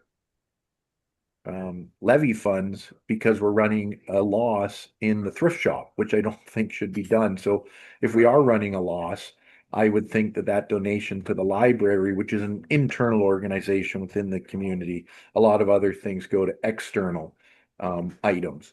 I would say maybe that should come off so that we have a balanced budget here, which would lower our overall tax rate for the community if the thrift shop can run a balanced budget and donate the 10,000 instead of the 19,000. And again, I'm only suggesting the library because it is a municipal asset and we're really just giving from our levy expenditures to the library if we're running a loss at the thrift shop. So that's again, library is very important, but I don't think the thrift shop should be giving out donations that total more than the revenue that they're getting in and covering expenses, which I never knew that in the past, that it was in a negative thing. So through you, Mr. Mayor, I'm the thrift shop Yeah. representative, I guess. If you're going to say take the library contribution out, you're going to have to increase the what we talked about, the library budget, because they rely on that $6,000 and the reason we have 19,000 that we've basically have to give away is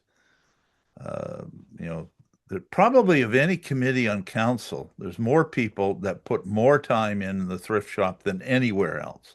I talk about a working committee at the library. They are a pittance compared to the people who go in weekend after weekend and do all the work at the thrift shop. And I know Councillor Nash, you're not complaining about the thrift shop.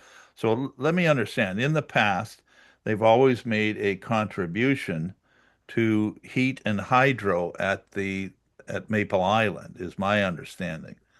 So what are we talking about doing now? We're talking about saying, great, you're doing all that work instead of 19, you're going to have 10 grand to put around. Again, all this flows back into the community mostly, right? Some of it goes outside of the community because people make their mind up as to what they want to support each year, but they're all charitable donations to, some of it goes to places like the hospital, the nurses station for a specific piece of equipment, things like that. It's all invested in mostly for the benefit of Whitestone ratepayers. But explain to me what Councillor Nash wants, Jessica, what to offset what? No, through your worship, what I'm just trying to explain is that it hasn't been budgeted consistently. So if we want to go under the assumption that they contribute $2,000 towards the building costs, I just want council to be aware of that and to openly state that so that we can budget accordingly. And if that is what council wishes, what we would do is reduce the donations to 17,000. So basically, they would bring in 19. They would be able to donate 17 out to the community, and the remaining 2,000 would offset all of these other expenses. So then your net your net levy requirement for the thrift shop would go from 8,200 to 6,200. And that I don't think would ruffle any feathers on the thrift shop committee, because that's their understanding already. I'm just trying to clarify that it hasn't been budgeted consistently. So I just want council's clear direction on how they wish to handle this. So we haven't, so through you, Mr. Mayor, we haven't been accounting for the 2,400 or whatever that they pay for heat and hydro? The 2,000, right? What was done in 2025 was that the full amount of sales that they brought in, they would be able to donate that full amount. I see. Okay. Okay. I don't think they'd have a problem with that.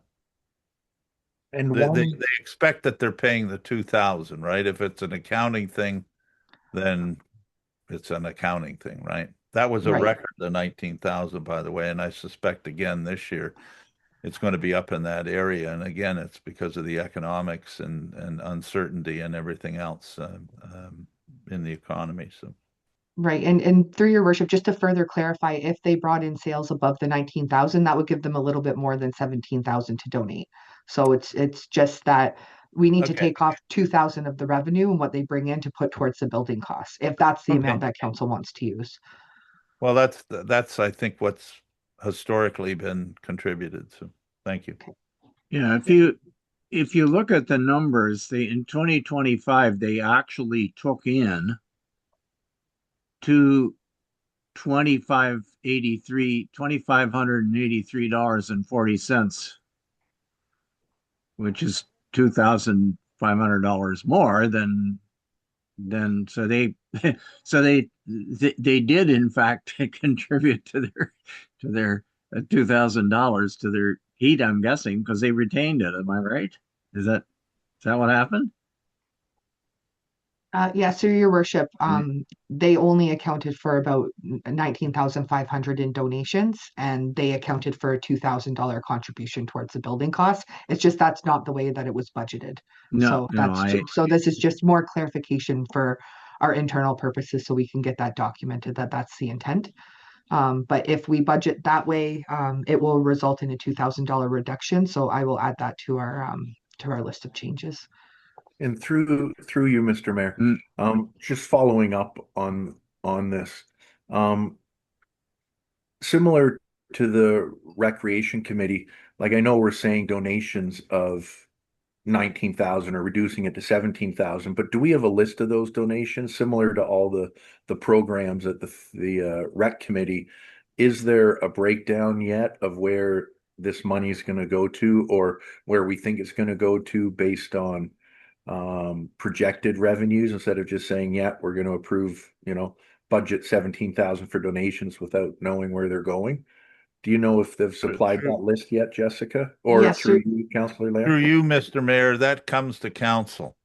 Yeah. All the donations are seen by council at a council meeting. Okay, perfect. And the last question I have, it's a really small item, but I'm stumped on it. Item 720, telephone. How can a telephone cost $1,900 a year when you can get a cell phone that's $60 a month, or like what would be equivalent to like $700 or $800 for a whole year?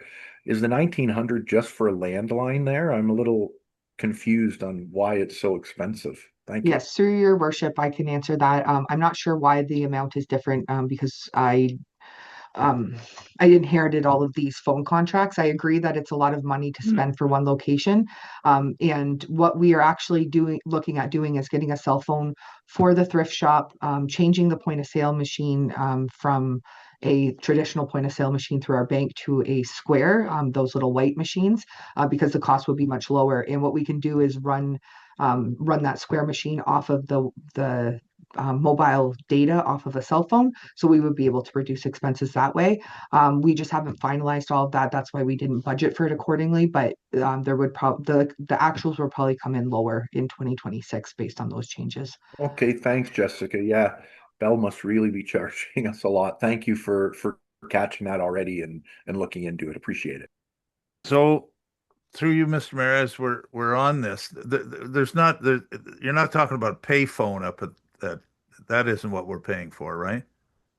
No, it's a landline, and I believe the it's internet. ridiculous. This is for internet and telephone. This $2,000. Yeah, Oh, it has a point of sale terminal Oh, attached to the landline, which is why that's why it costs that much, because you're getting an internet package I see. Okay. with it. And Same so theory yeah, goes. Oh, sorry.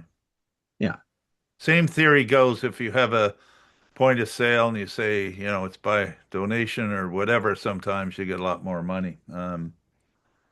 But anyway, just as we're on, and again, I don't want to get into big discussion, but as we're on, years ago, I don't know whether the mayor was on council at that time or not. We entered into an agreement with a telephone company where they came in and said, "Gee, we'll save you $100 a month, and we'll take 25% of that. So send us $25 a month for the savings we gave you." That sort of program, right?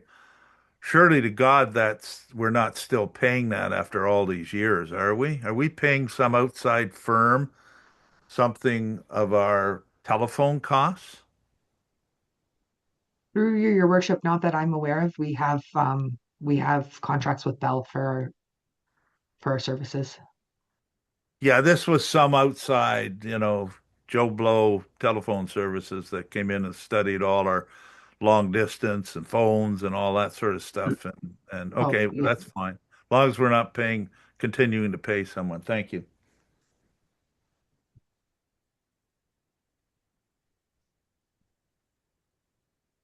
Okay, so are we? So I can just hold on. So I can or explain it to the thrift shop committee when they meet in the spring. This $2,000 is an accounting thing, or like what should I Yes. say to them in two sentences to explain the Yes, $2,000?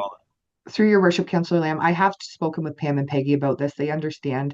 It's basically just correcting the budget based on the assumptions the thrift shop was making. So they always accounted for that $2,000, $2,000 contribution towards the costs for the building and our operating costs.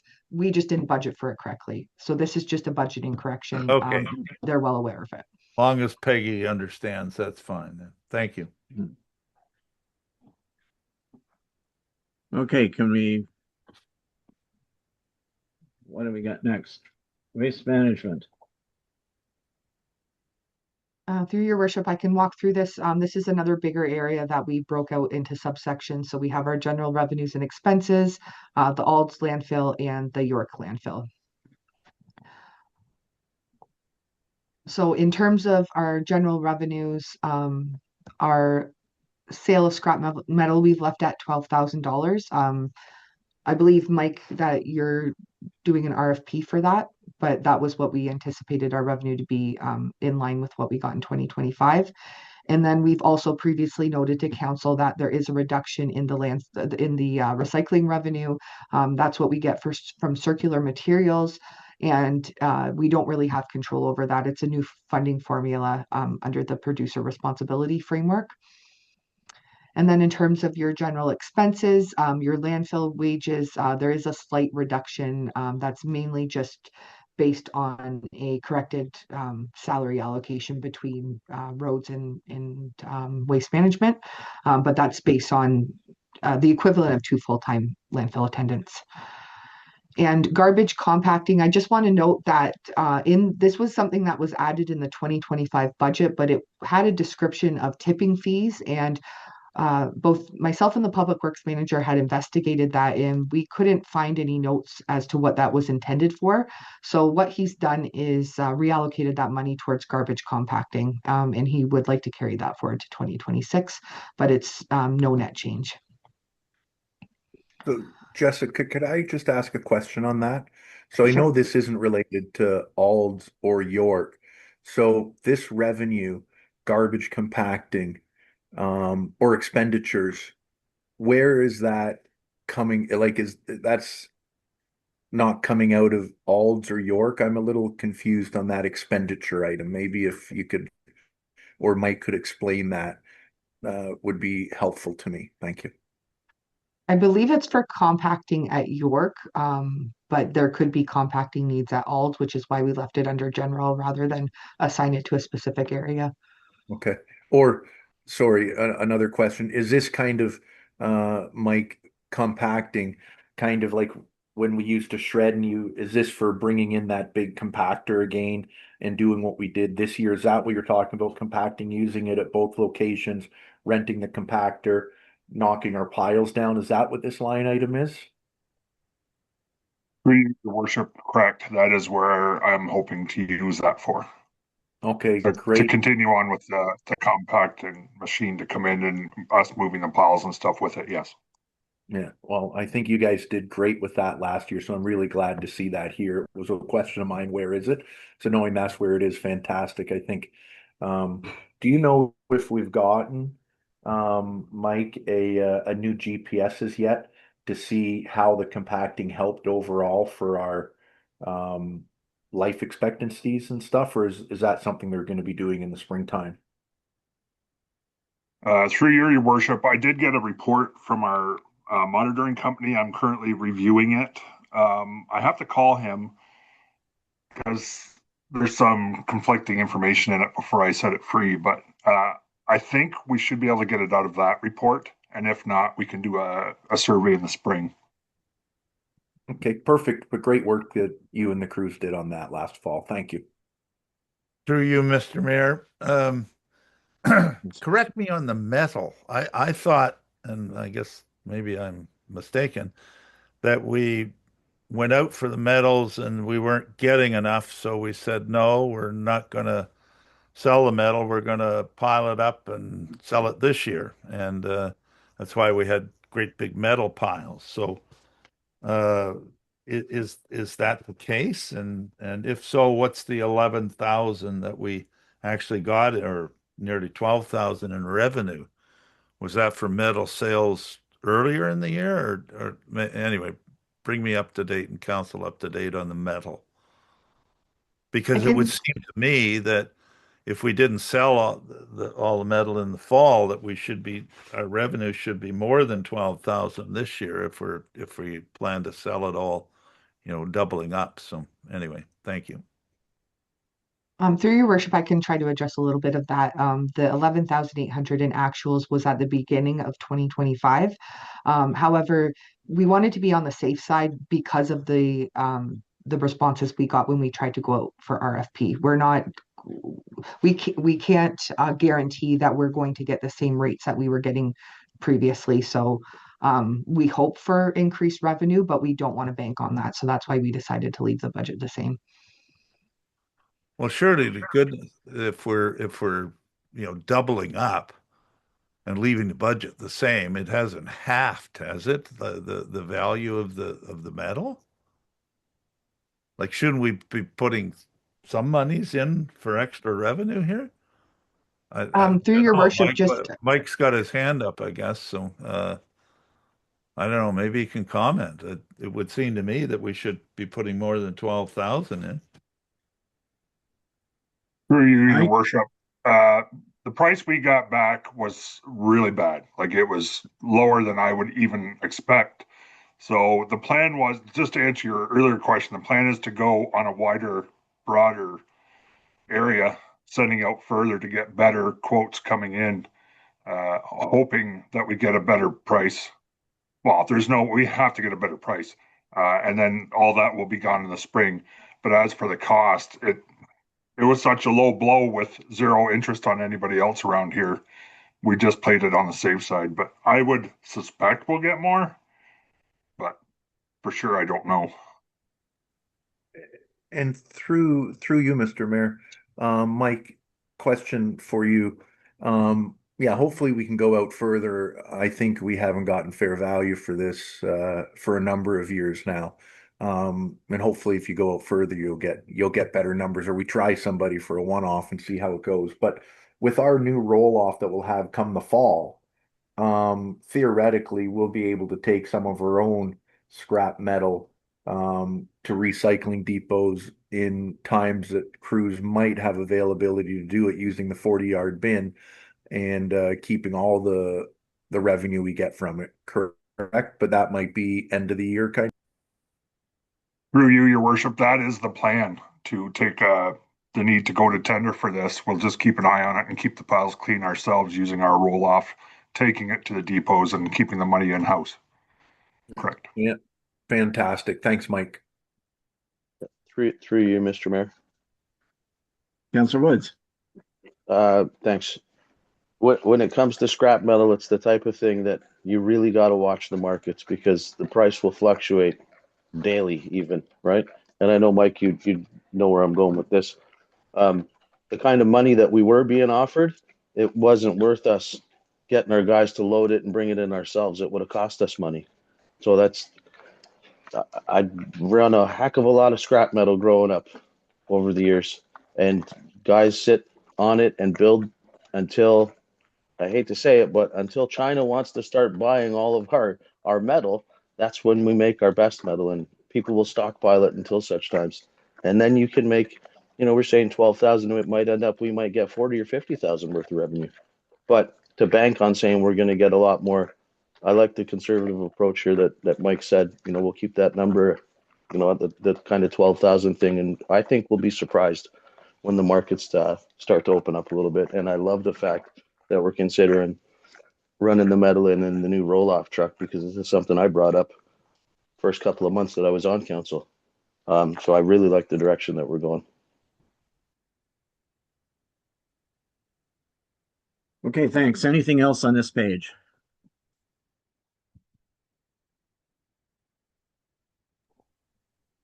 Okay, could we move on to water services? Through your worship, I didn't address the Alton York landfill revenues and Oh, expenses. sorry. Yeah. That's okay. So for Ald's landfill overall, there's just a slight increase of $950. We've adjusted our point of sale fees slightly downward by 500 just based on our actuals. And then there's a net increase of $400 in expenses, mainly based on some increased supply costs. And then on the York landfill revenue side, again, or no, sorry, on this area, we didn't have to adjust the point of sale fees at all. We did remove revenues for bag tags, and we did that in both areas just because there is no actuals on those. And on the expense side for York landfill, there was some reductions, and that was just based on actuals. Excuse me. So for miscellaneous, like some other areas, we tried to remove miscellaneous accounts to be a little bit more transparent. So what we've done was remove the budget for that, and we feel that the budget within our supplies will be sufficient. Maintenance has gone down a little bit by $1,000 based on actuals, as well as our household hazardous waste expenses. So there is a net reduction in the York landfill by about 2,300. And through you, Mr. Mayor, this is to both Jessica and Mike. Going off what we talked about before about the compacting or using the sheep foot to do compacting. I guess I have a question both for the bulk waste at Alds, which we are budgeting 11,300, and the bulk waste at York, which we're budgeting 13,300. Now that I'm going to say, better managing our landfills by compacting, which I think is a fabulous thing. I wish it was done for the last 30 years, but we're doing it now, which is great. Do we think we're going to need, like when I look at it, we hire a company to come in, they charge us a tipping fee, a drop-off fee, and a fee for however much weight is in the bin when they tip it at another dump site. Once we have a roll-off, I'm assuming we won't need that third-party contractor to pay to do the tipping of bins. But where I'm going is, if we're compacting, and it's something that's always bothered me, yes, we have a landfill down the road. Are we going to need to do a transfer station? Yes. Are we putting money away for it slowly in our reserves? Yes, which is all good points. But if we're compacting, and right now the bulk waste is where people put a couch, a mattress, an old kiddie plastic pool. And I look at all these things and say, well, if the other landfill can handle these, and if we're now doing this correctly and compacting with a compactor that'll take that mattress, compact it into nothing, or take that couch and compact it into nothing, and we have our excavator that we have the claws on that we can break these things up. Do we need to do the same volume of a third party contractor to come in and take bins away and just take it to another landfill if we're able to deal with it ourselves in a more environmentally friendly way, saving on diesel and fuel and all these pickup costs if we can compact it at our own landfill? I know it's a long-winded question, but is that something that you think we could look at, Mike, going forward to keep some of these costs internal and take some of this material and compact it ourselves at our own landfill and use that savings, which is, 30K, and continue to work on compacting or building walls at our own landfills for different bins that we might take for just clear yard waste and stuff like that. Thank you. Your Worship. Yes, everything is possible. Right now, I don't feel comfortable enough to pull that out of this budget until I know for sure how we can work this out. I'm still in negotiations with a regular compactor, like for rental. If all goes well, I would say this year, then for next year, we'll know better and we can pull some of that out of there. Like having our roll off here, having used the compactor for the full season, knowing what we can get it for and how many times we can get it. The only problem with getting rid of all the bulk items is I need to know that we can keep them compacted enough that we're not going to be running out of space or getting into problems where stuff's backing up and it's becoming a mess up the landfills. I don't have that security yet that I can get the machine on such a regular basis to keep on top of the bigger items. Perfect. Makes total sense. Thanks, Mike. Thank you. Other questions or comments on this page?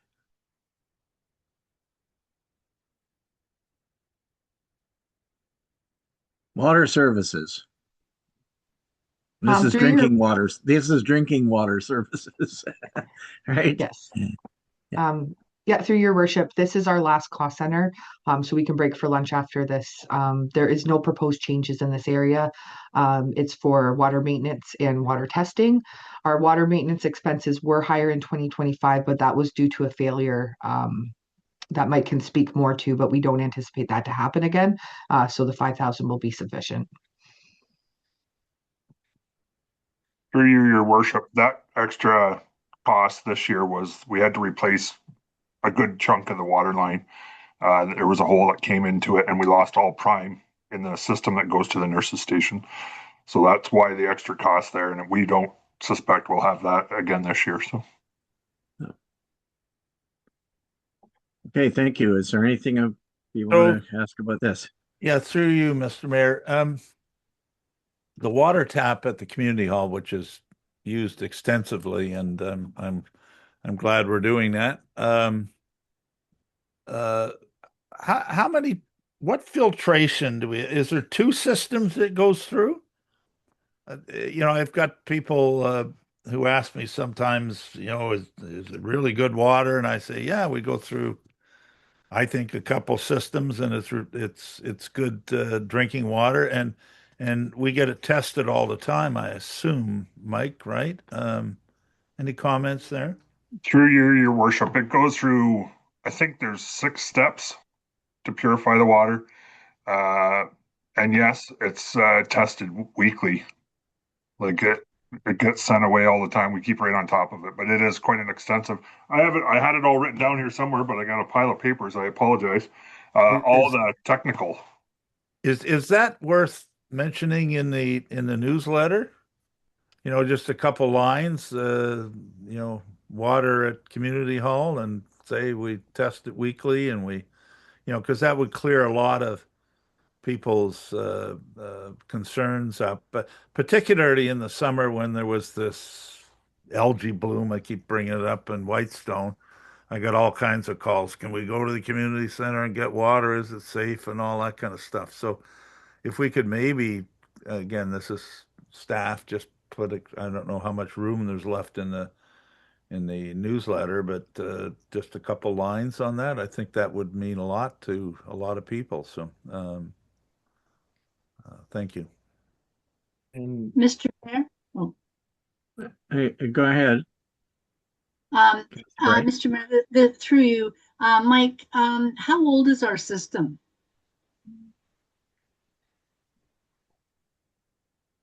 Through you, your worship, I will have to look that up. I had that too. Because trying to find- I was thinking that as precaution, we should be thinking about what kind of maybe repairs, but also what kind of costs we have for replacing that system, if need be. I do believe we need to start thinking about that seriously. Probably this year, making some plans, not to replace it this year, but to get serious about the future here with the water system. So, Yeah, I agree with that. So is that in our that system in our asset management plan? I believe so. I don't remember seeing it. That's why I'm asking. It could be just my. And through you, Mr. Mayor, just when he's looking that up for you, I think we started with the water tap 2 or 3 years ago. It's been since this term of council that we've been doing the water tap. So I think that part of the system is relatively new. But I'm assuming, unless I'm incorrect, but I'd be surprised if I am, the water for the community center and the office probably comes from a well and not the lake. Am I correct on that part, Mike? Do you know? No. Your worship, no. It comes out of the lake. Okay. So yeah, so maybe that's, and where I was going on this is, I know in some of the documents I'd sent to the Works Department and the CAO on possible grants there was for stormwater, which includes doing some work with some roads for like ditches and stuff like that. There's also that current grant for water systems. So maybe there's an opportunity here to look at the water systems, to see if there's a grant opportunity to maybe put in a well for the municipal offices or upgrading our systems, but also something that's been talked about.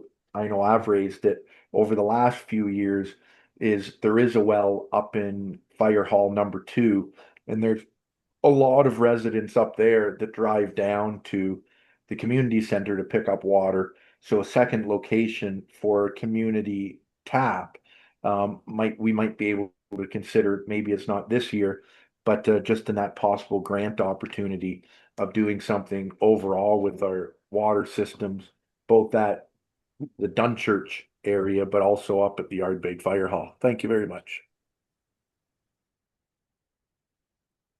Mr. Mayor. Okay. Anything? Oh, Councillor Woods, go ahead. Thanks, Mr. Mayor, through you. Councillor Nash, thanks for bringing that up. I want to say that it was this term of council that we had it so that it was usable year round. But it wasn't last term of council that it was pushed for to get safe public. I mean, it's always been a thing. We wanted safe public drinking water access, right, in the municipality, which is fantastic. And I also brought up it would be advantageous to everybody in the community if there was another one. It is something I think that we should be looking at definitely down the road. If it's out at the fire hall in Ardbeg, because there's, a building there that's a municipal building, basically. If we could ever get grant opportunities to do any work out there, that would be a really good thing, I believe. So thanks for that.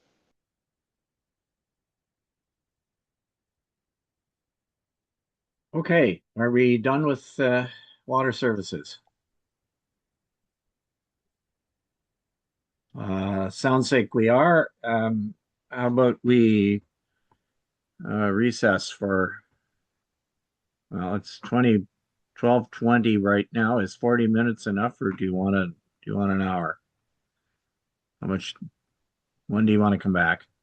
Through you, Mr. Mayor, I'd be more than fine with the 40 minutes, but we'll do whatever others prefer. No more than 40 minutes for me. Like, Well, Is that enough for our staff to get their lunch and so on? That's, yeah, Mr. Mayor, that's what I was going to say. As long as it's enough time for staff, right?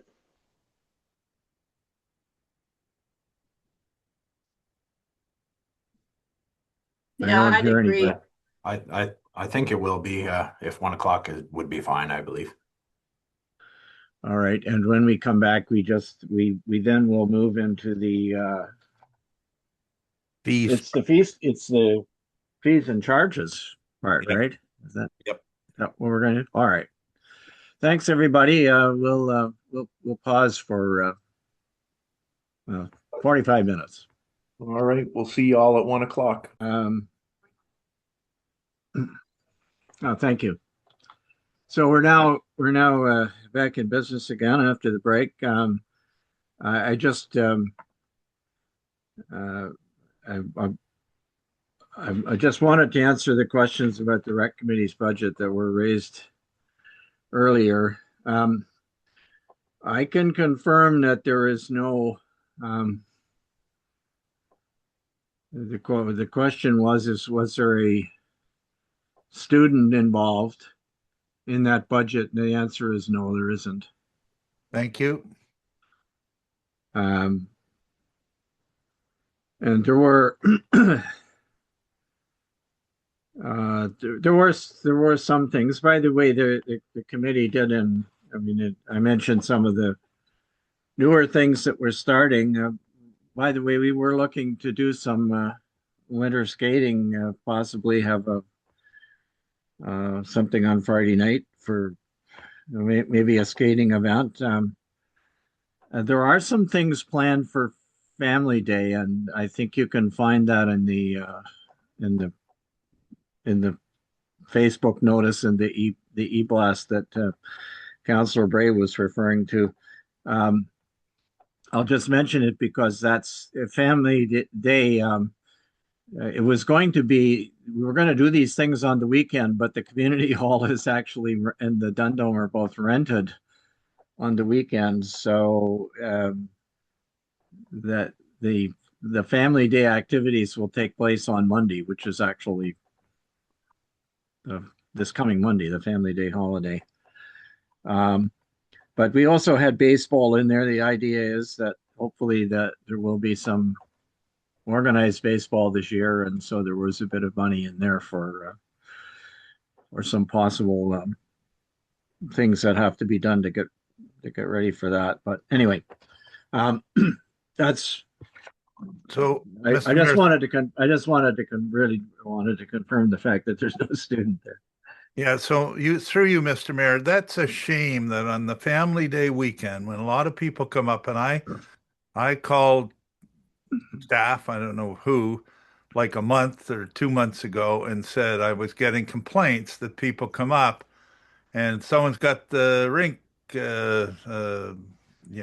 rented from 3 till 7 o'clock or something, right? And for a private events on a Family Day weekend, that shouldn't happen. Like if someone wants to rent it at 9 o'clock in the morning till 11, I guess that's different. But I mean, to say in the middle of winter you can't use the rink, we'll have to do our Family Day stuff on Monday when a lot of people are heading back, right? If they're up from the city somewhere.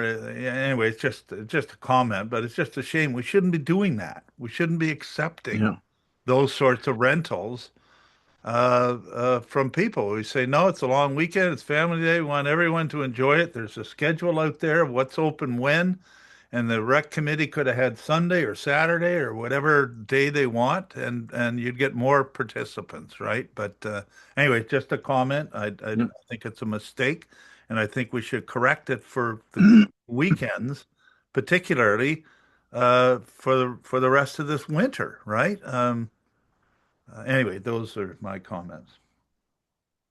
Well, I guess I kind of agree. I think this is an area where we should perhaps refine our protocol.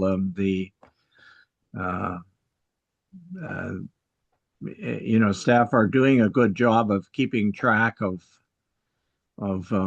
when the facilities are being used, and so we don't run into conflicts.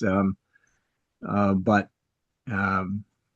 and I guess, I think it was just the timing of when the decision, when the planning was done for this activity, which was earlier in, just back in January, somebody had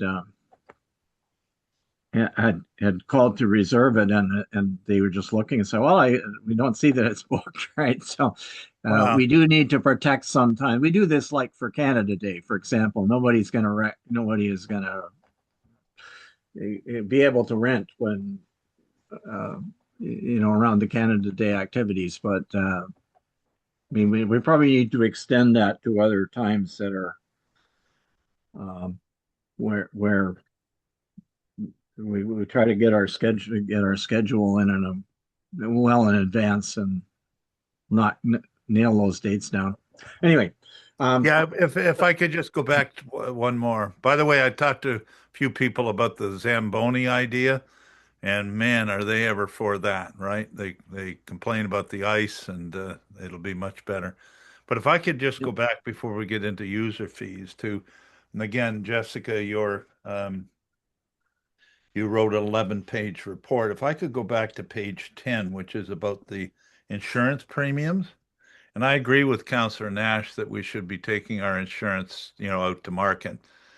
We shouldn't have to do a lot of work. If we have a broker, the broker does the work for you, and comes back with at least my broker does, come back with the various insurance companies, and I think there is more than two, by the way. But anyway, I just want to point out that in 2022 and particularly 2023 in insurance, where you say it went up 10% and 17.2%, that was driven by one employee who's no longer with us. And they raised it that was the explanation we got on council.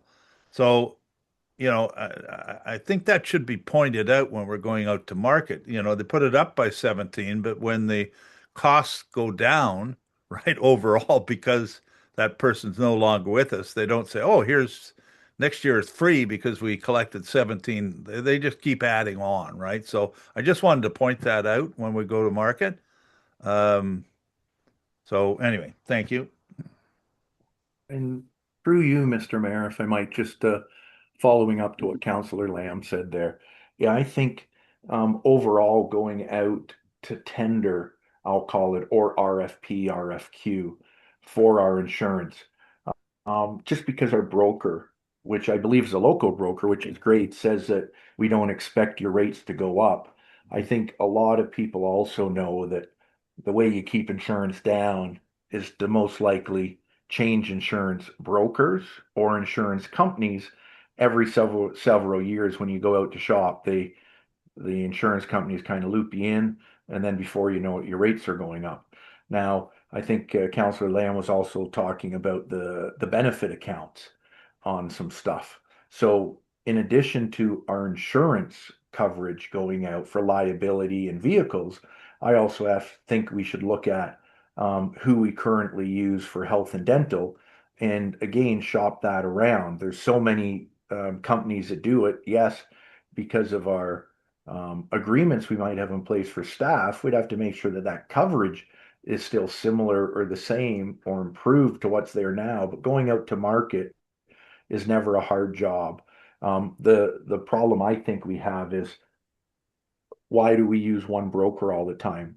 Sometimes you need to go out to different brokers, and you might have that one broker only deals with, maybe it's intact public entities, or maybe they only deal with Aviva or Travelers, and you go to another broker and they might work with companies like the Cooperators or Fairfax Financial.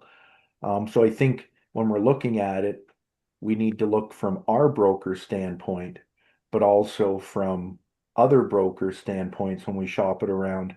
And I've had personal experience when I've spoken to my broker about my personal insurance before, and I've said, well, that rate seems really high on whatever it might have been.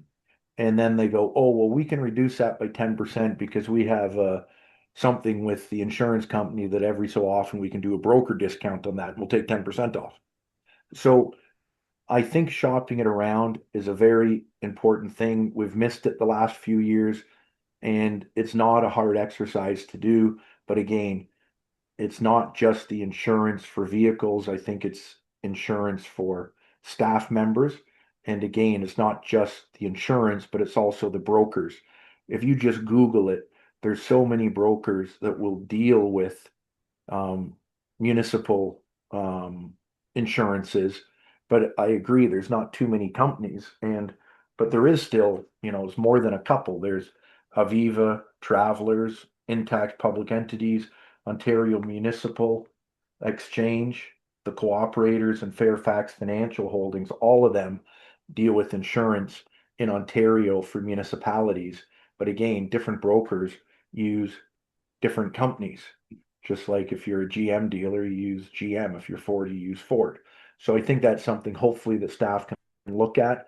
And if it comes back and we save some money, great.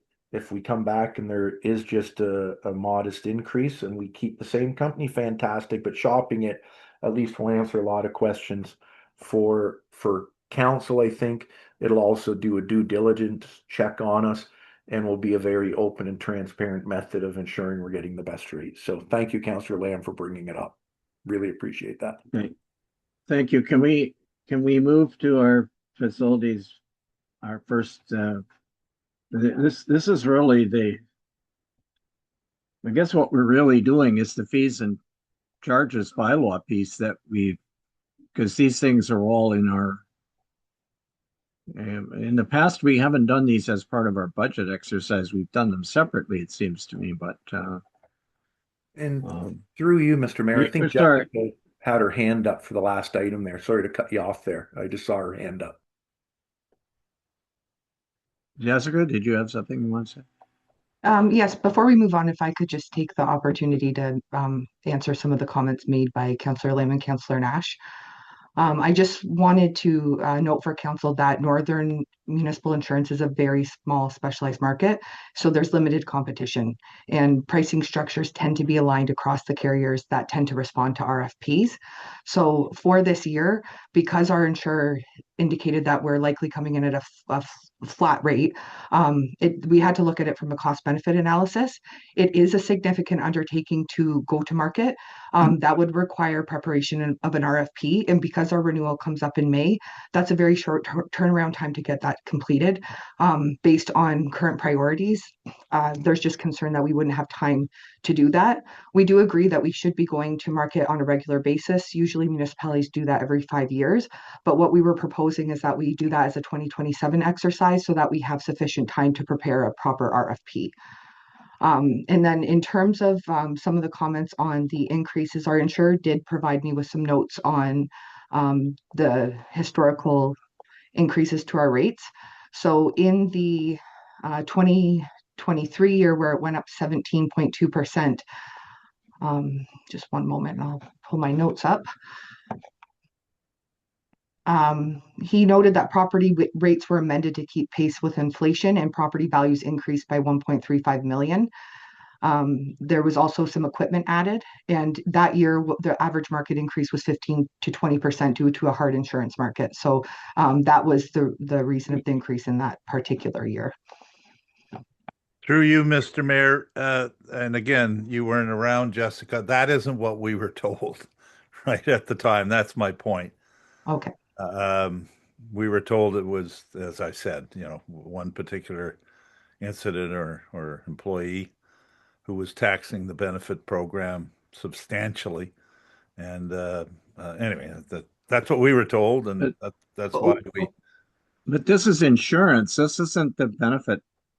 Yes. Okay. Yes, through your worship. I wanted to clarify that this is just for our insurance. So this is like our liability insurance, our vehicle property insurance. Sorry, I thought you were talking about the benefit program. Yeah. Sorry. Okay. And just to explain further, because our renewal comes up in May, we get invoiced for May to April. So we're not increasing for a full year of insurance. We already know what our premium was for the January to April period. And what we've built in is just a small 3% increase for a buffer for the May to December period. And then through you, Mr. Mayor, so Jessica, what you're Like you weren't here last year, but I think this has come up for a couple years, and it's been, yes, we'll put it out to tender and get some prices, but it never comes to fruition. So what you're saying is leave it on this throughout this year. You guys will work to put it out to tender towards the end of the year. So next year we will have, for 2027, we will have gone out to tender. You're just suggesting push it for one more year, as I know you're doing a lot of stuff behind the scenes trying to get other stuff in order. And you're basically saying if we can have an extra year, it'd be a great assistance, but we'll get there. Just give us a little bit of time, correct? Yes, that's correct. And I'm also proposing that we write it into our process to do this on a 5-year basis going forward. Okay. And at the same time, could we also look at the health and dental one upon its renewal for 2027 as well? Yes, absolutely. Okay, perfect. No, I'm okay with that, but I really appreciate Councillor Lamb for bringing it up because it is important. Thank you.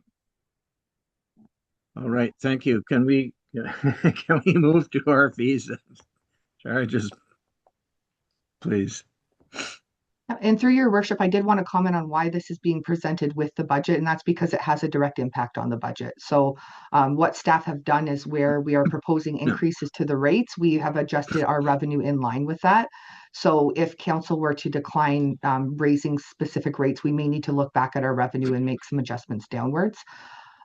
So going forward, I think it would be a better practice to present this along with the budget annually.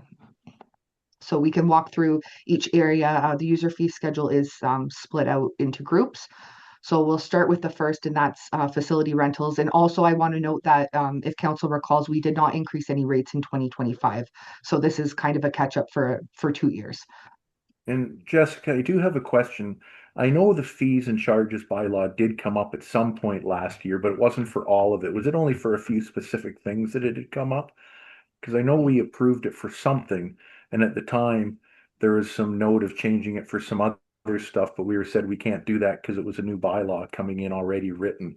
We did change some of it under one of the schedules. Am I correct last year? Yes, through your worship, you were required to pass a bylaw to approve the user fee schedule, but there was only some minor changes to some wording. I recall something in the building department about removing wording about discretion at the discretion. But the fees themselves were not adjusted. Okay, thanks, Jessica. You're welcome. Okay, so I can walk through this schedule a little bit. I had reviewed this with the manager of Public Works because he's really familiar with the cost of operating our different buildings. So for the community center, oh, and sorry, I'll also note that on the schedules, you'll see that we've compared to the municipalities that we traditionally do comparison with. So, and we tried to keep them in line with what others were including in their user fee rates and just looking at averages and whatnot. So for a community center, we are proposing some increases to all of our fees, except for the security cleanup deposit. We're leaving that at $100. That's just a deposit that gets handed back to whoever rents. So this is just keeping us more in line with what the other municipalities are charging. So through you, Mr. Mayor, Jessica, the security deposit on the community hall, what happens if someone went in and did $1,000 damage, whatever, to the community hall, and we've got $100 deposit? How do we get the other $900?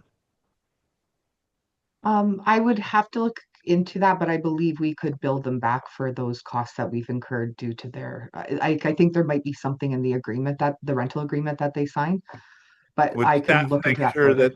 make sure that there is something in the agreement that says, if you do damage, you're responsible for it, and even though you paid $100, you're not limited at $100.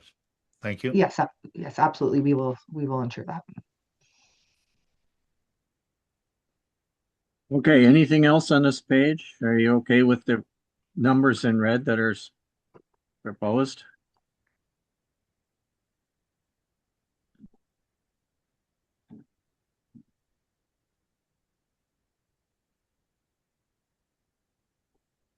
All right, I So- guess we can move on to landfill then.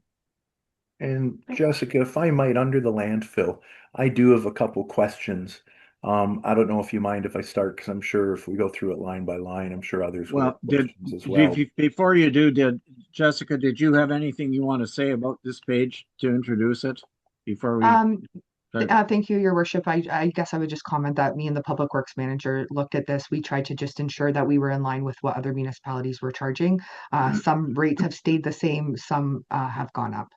But yeah, I'm free to take questions or happy to take questions. Okay. Go ahead, Councillor Nair. Okay, so I have a number of questions and concerns on it. I'm going to start at the bottom of the page though, because it's the easiest one for me. Tires. Whitestone does not take tires, and I have no idea why we don't take tires. I look at Seguin, I look at Perry Sound or Perry and Armor, and they're all free. There's a program out there now that when tires are taken, there's companies around, they get paid to pick them up, which is why when you get a new tire, you have to pay this environmental fee. So instead of people going around and throwing tires in the woods, I would like to see us accepting tires. Like a lot of places will say you can take 4 a day or 10 a day. So I guess that's my first question on what others think of accepting tires, but more importantly, what staff feel about accepting tires, knowing there's a program out there for it. So that'll be my first question. Thank you. Through you, Mr. Mayor, and hopefully I'm on here. I don't know. You're on. The history, Councillor Nash, of that is that tires were accepted free until someone brought hundreds of them in one year, early on in my tenure on council, like literally hundreds of them, and it cost a lot of money to haul them all out and whatever, right? And it was actually, I think, a transportation company or whatever, if I recall right, but it wasn't, someone taking their winter tires over and dumping them. So that's how we ended up not accepting them, just for information. Thank you.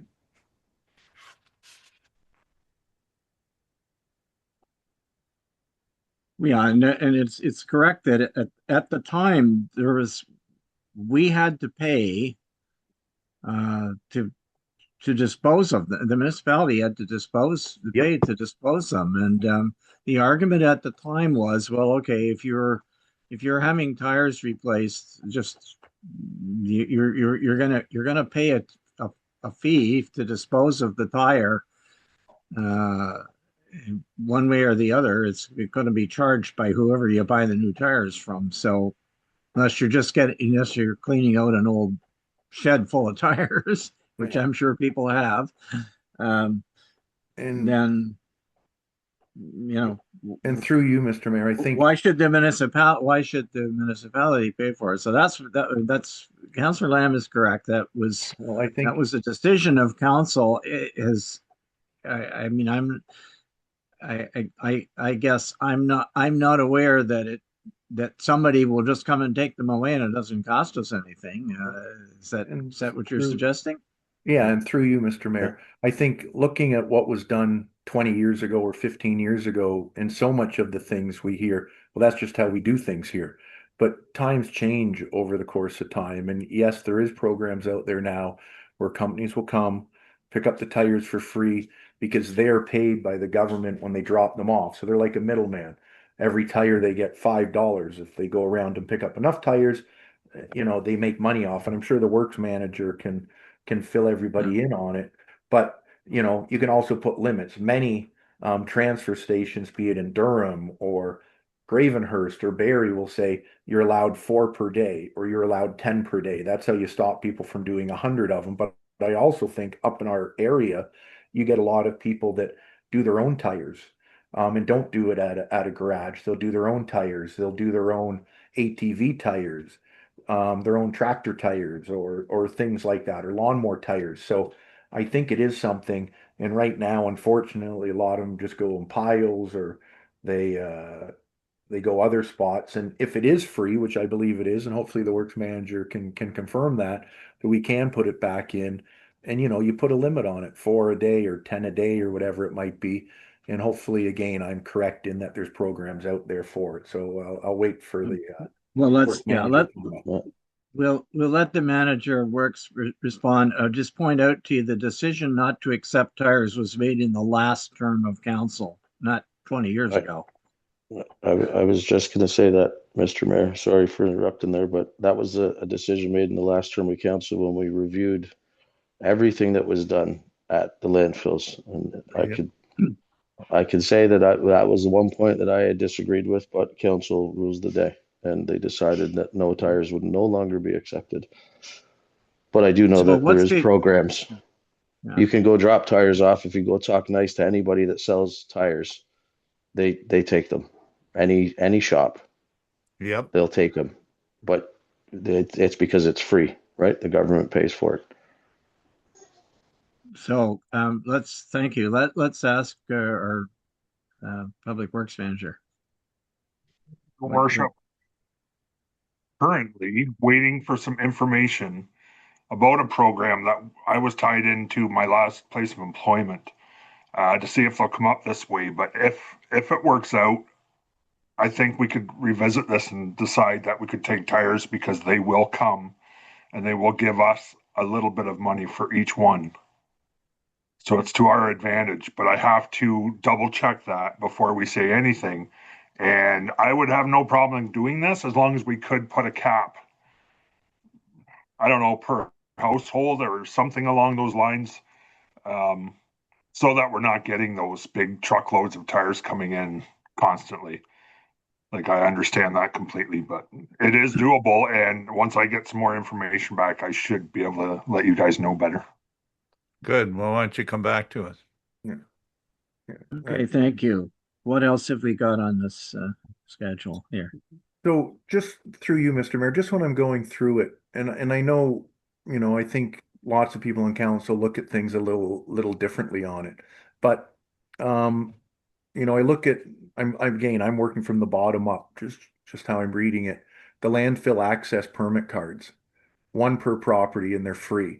And I know, and I've spoken to some other people that have recently made or created lots, and I don't think we're really distributing out these landfill access permit cards to new lot owners. So I think that's something staff needs to look at to be issuing. But I guess my bigger question is, why do we have it in all the times that I've had a card and all the times I've gone to either York Street or Alds, I've never used my card once. So I'm not really sure what the purpose is of the cards if we're not using them.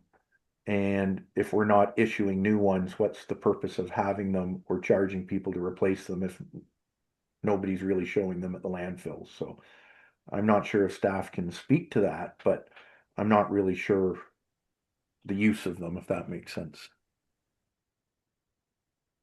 Through your worship, I can speak to that a little bit, being a new resident here.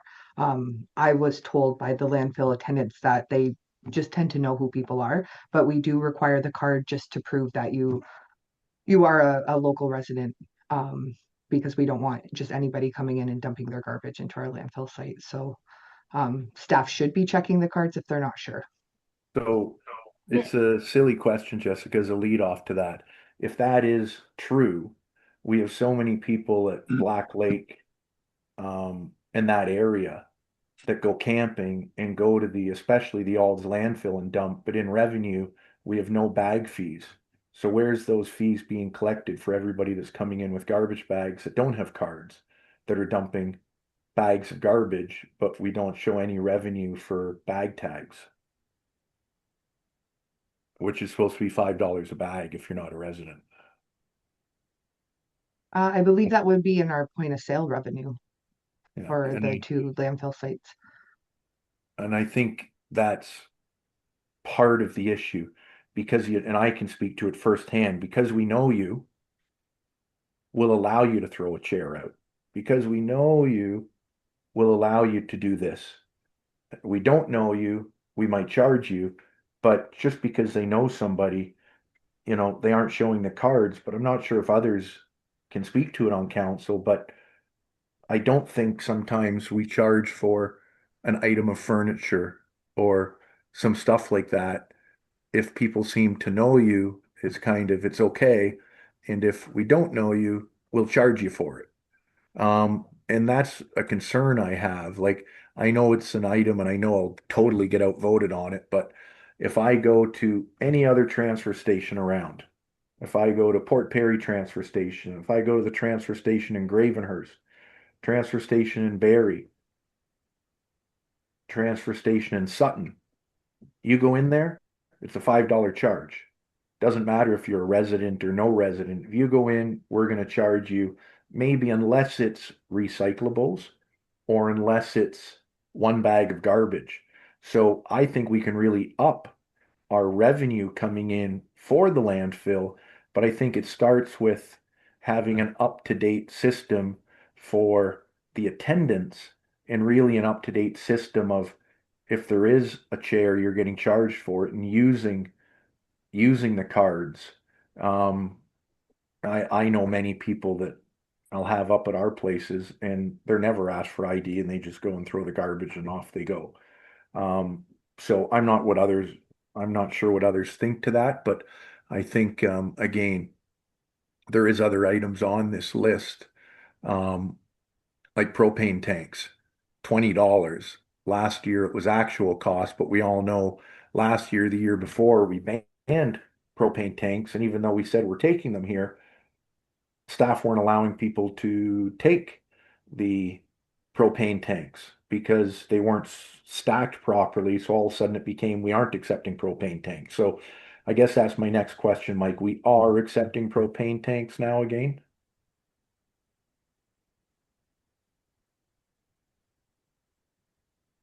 This is another thing I have to, sorry, through you, your worship. This is another thing I have to look into. Some of this is to do with transportation on the propane tanks. We took a few into the depot to clean up one of the landfills, and we're told that we couldn't haul them anymore. The way we were doing it, we could only haul a certain amount. So to get rid of them took us longer as well. Was the main concern I was being told about, and that's why they were stopped taking them at the time. I have to look into that. We'll decide that way. I don't. There's got to be the company's got to be able to come out and get them as if it's a hazardous waste issue for pickup, which I think they should be able to do if I arrange that. So I will look into that. And just going back to your other question about the passes, the cards for the. I think a lot of that is retraining of our attendants too. I think they should be, we could sit down and have a little retrain with them to make sure they're checking as the people come into these landfills to make sure there's no, I know you, so it's okay, or just to put it on top of the up and up table there. So, Yeah. Thanks, Mike. And I think Yeah, that's through it. you. Oh, I was just going to say thanks, Mike. And I think, if somebody doesn't have a card, well, you can always look it up on a computer. I did have some more, but I'll let Councillor Lamb finish his No, comment. I just want to comment. I think Mike has said the right thing. It's training. And I'm sure no one on council is up for we should be charging you $5 for a chair, but because I know you, I'm not. And if I don't know you, I am. I don't know how much of that's going on, but that's an issue of training and discipline of our landfill attendants. Right? And as far as the card, yeah, I go into the landfill. They know me. They don't ask for a card, right? But I have had members of my family go in with some garbage, and they're asked. They may not say, "Where's your card?" or go home and get it, but they might say, "Who are you?" And they'd say, "I'm Councillor Lamb's grandson." Okay, thank you. And at least it's been identified. And also, this is used when people from Magnetawan who are passing through, or maybe they're we have some of the longest hours for our landfill sites to be open of anyone in the area.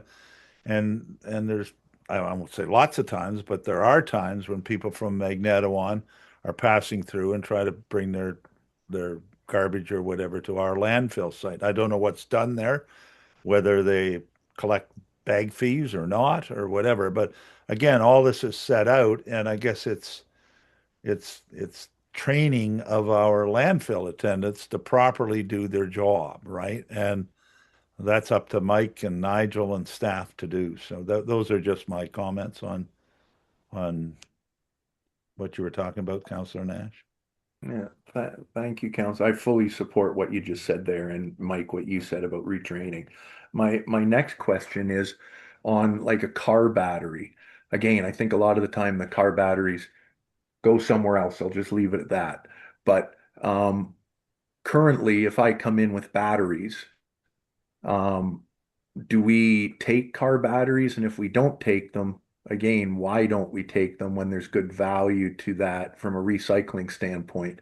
Do you know currently, Mike, if we accept batteries? And if not, could you look into if we don't, if we can accept them in the future when you come back with this?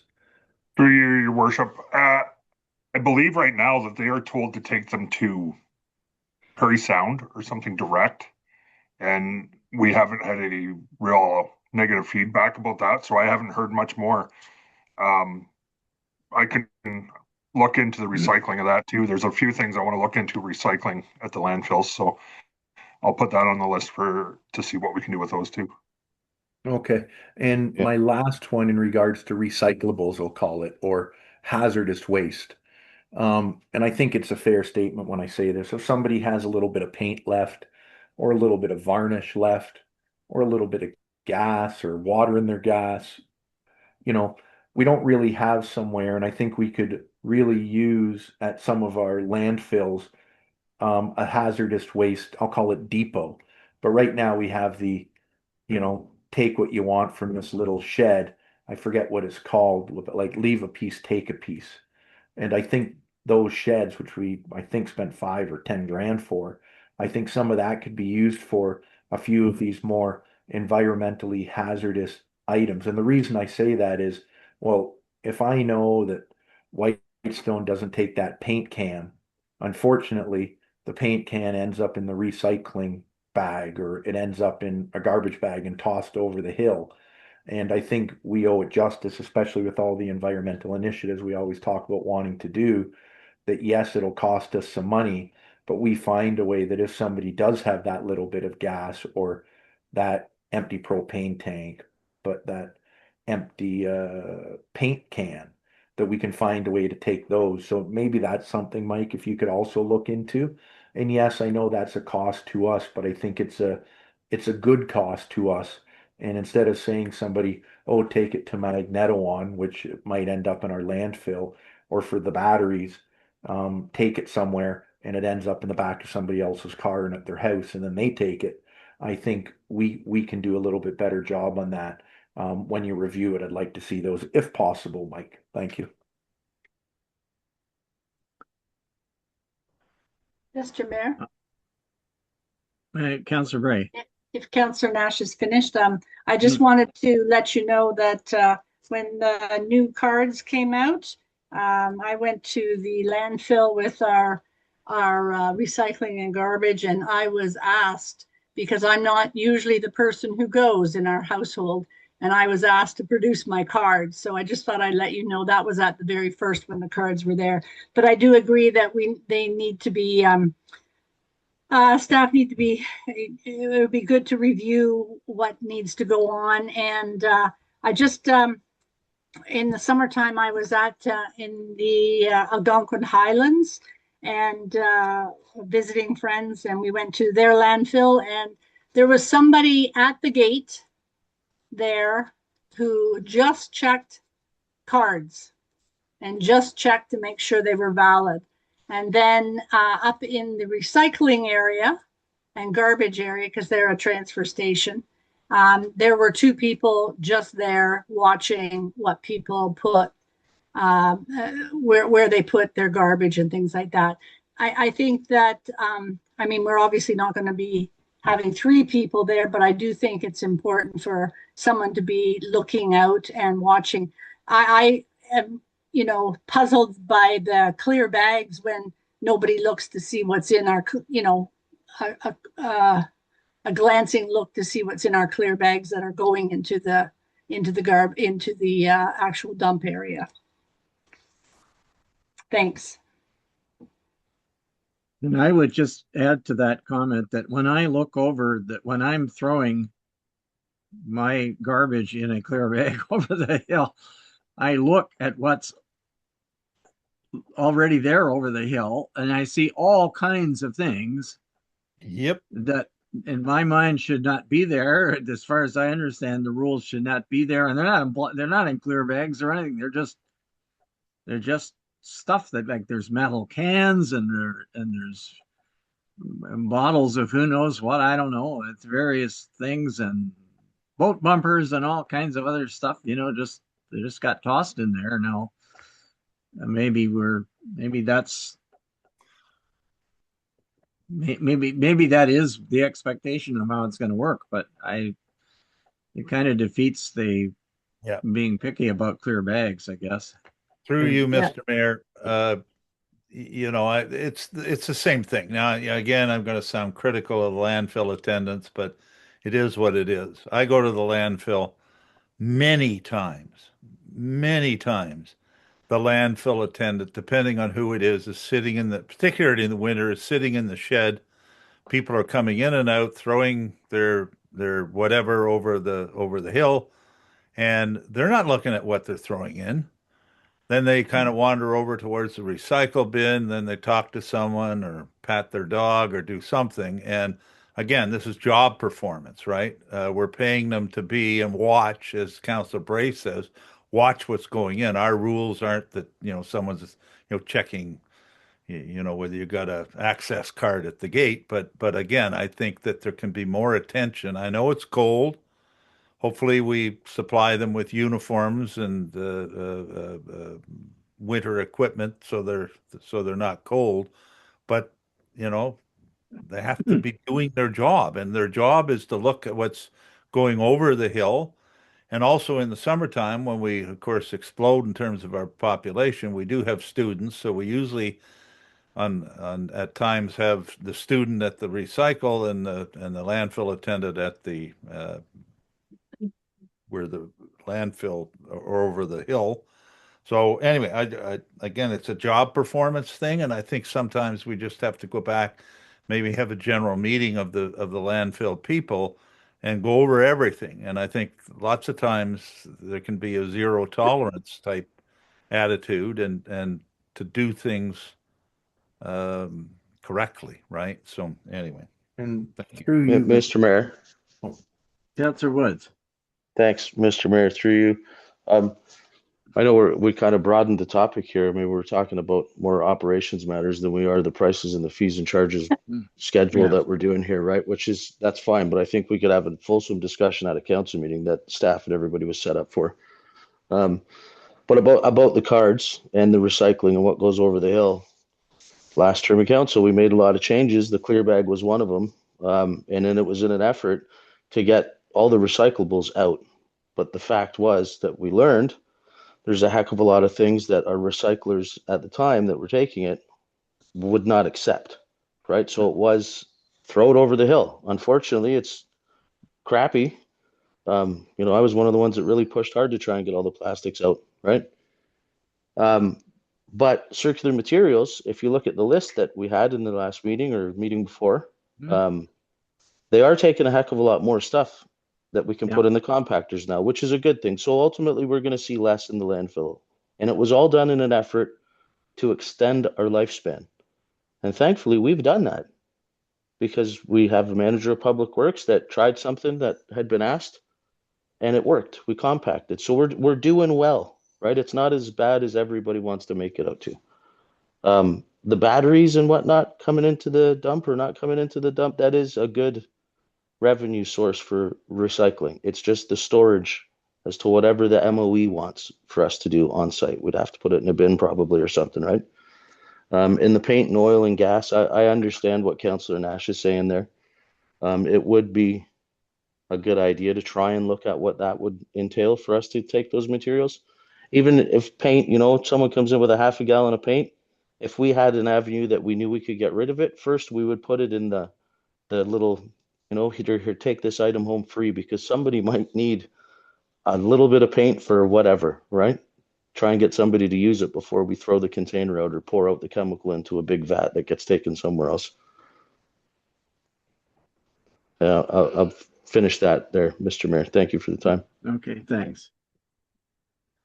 And Okay, we'll so move on. we really need to, Councillor Woods makes a good point. The real issue here is the numbers that are in red in the second column and if I, So I mean, I I think we need to ask people, do you have any problems with those particular numbers? And then we can move on to the next one here, because So through you, Mr. Mayor, another item I have on there with the number, it's yard waste, leaves slash brush, and it says free now, but then it says note 4. And note 4 says no contractor yard waste, leaves, or brush will be accepted. And I know that's for note 4 for the brush. So, and I know now we're saying free. And again, I know in some other spots in here, like note number 1, again, it says no contractor construction demolition debris will be accepted, including shingles. So I guess the first one is we're changing, if I understand Jessica and Mike, if you have leaves, brush, whatever it might be, it's free instead of $30. I think before we used to be mailed something and everybody got one load free a year, but we're just saying all yard waste is going to be free unless it's from a contractor. And then the question I have is to that is if it is free now, great, because I think people will use it. But note number 4, why won't we accept a contractor's waste if they cut a tree down for somebody?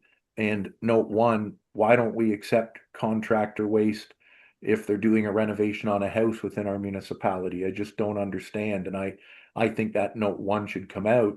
I think we should promote contractors doing work within our municipality. And if we need to take that material and haul it somewhere else, such as using bulk waste like we do with the bins, well, we make sure we're charging enough here to recuperate that cost of us taking that material that came from a contractor at our landfill and either burying in it and compacting it, or for us to ship it somewhere else. But we shouldn't stop contractors.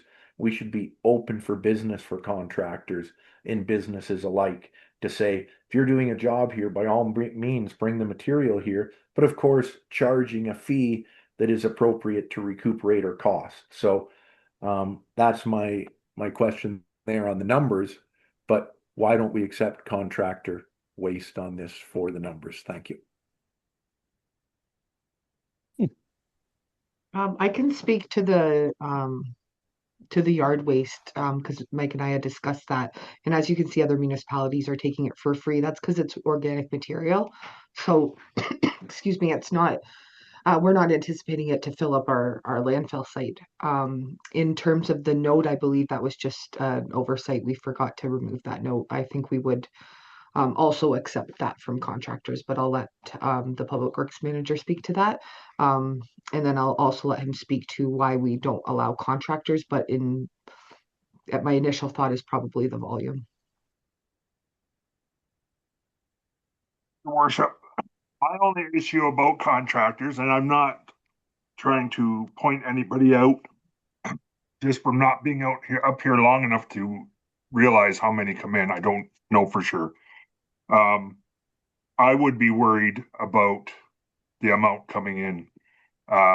From past experiences, contractors can bring dump truck loads after dump truck loads in, which will fill up our landfills quicker, leaving our residents with an issue to get their trash put in there. Like I'm not trying to be favoritism.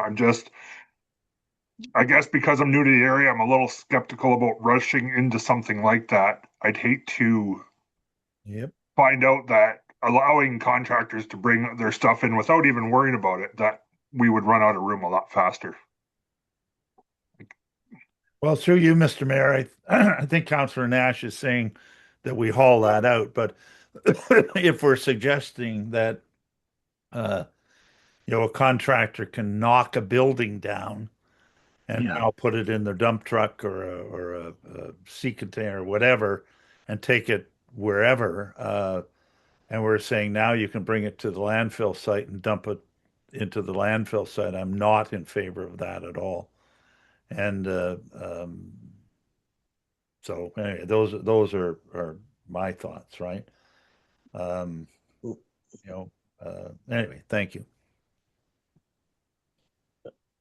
Through you, your worship. Yes, go ahead. That's kind of what I mean by like I don't want to give them free rein just to bring in buildings and buildings that they're tearing down. Like, Yep. a little scary on my side. Like it would come quick and then we'd have to really stay on top of it.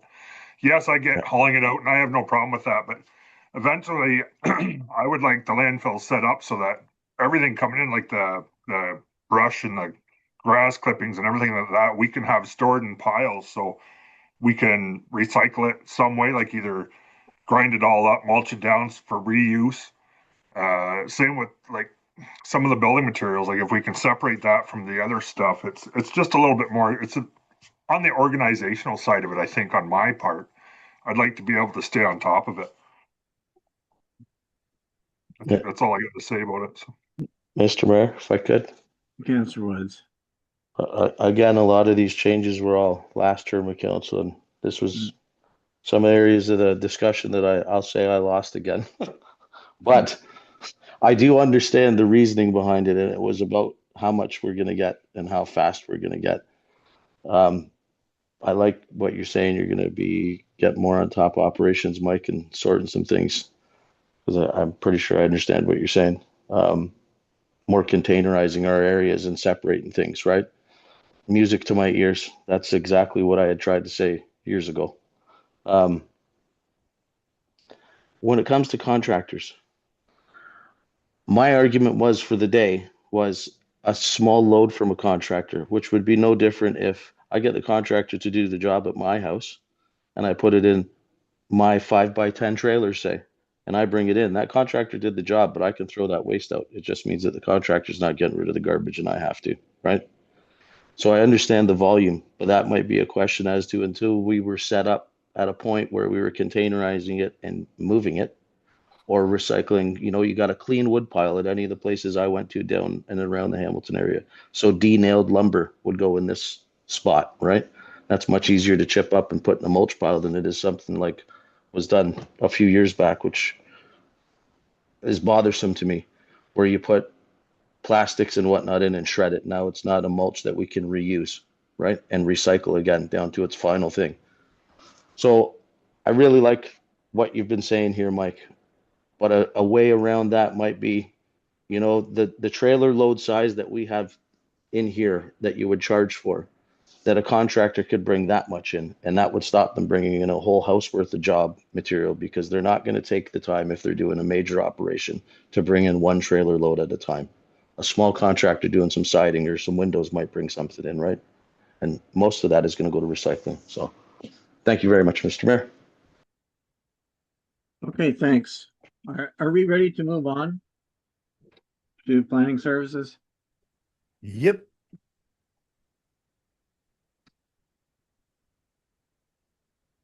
Okay. 2 more pages. Planning services. Through your worship, I have our planning assistant, Paula, in my office.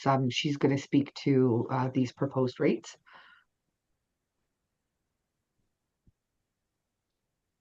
I guess just where there's increases being proposed. Through your worship, some of the proposed rates that I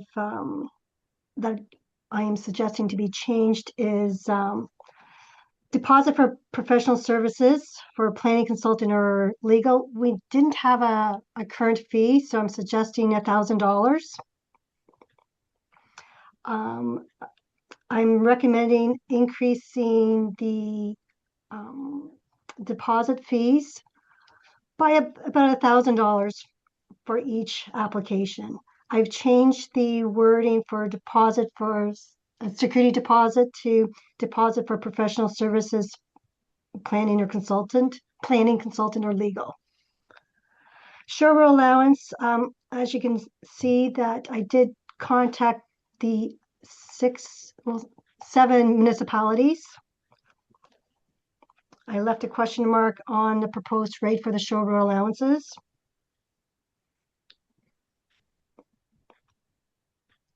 Parkland dedication fee stays the same. On the second page, I'm proposing to add a fee for an agreement in regards to the section 5126.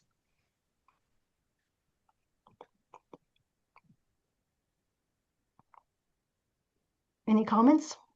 Yeah, through you, Mr. Mayor. Paula, if I'm up in Wabash and I buy a shore road allowance, you know, generally kind of how much we're getting. I know it says so much per meter and that kind of stuff. But I mean, if I get 66 feet of the shore road for, you know, what's the average that we're getting? Is it $2,000 or $10,000? Well, I know it's all over the place, but yeah, it's all over the place. So one example I have is a shore road allowance. It's about 10,000 square meters, and that's determined by the survey. So the first 90 square meters, it's $2. So that's $180. And the remaining square meters would be $10,000. So you're looking about, sorry. Oh, where's my math here? Sorry, I'll back up again. For shore road allowance, roughly 10,110 square meters. The first 90 meters at $2 is 180. The remainder at $1 is 10,020. So you're looking about $10,200 for a cost of a shore road allowance.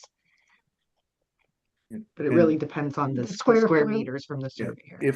If I might be able to help a little bit here. If you have like a new property, say it was one that was just being introduced under a consent or subdivision plan right now, our minimum standard, I'm going to say, is 100 linear meters.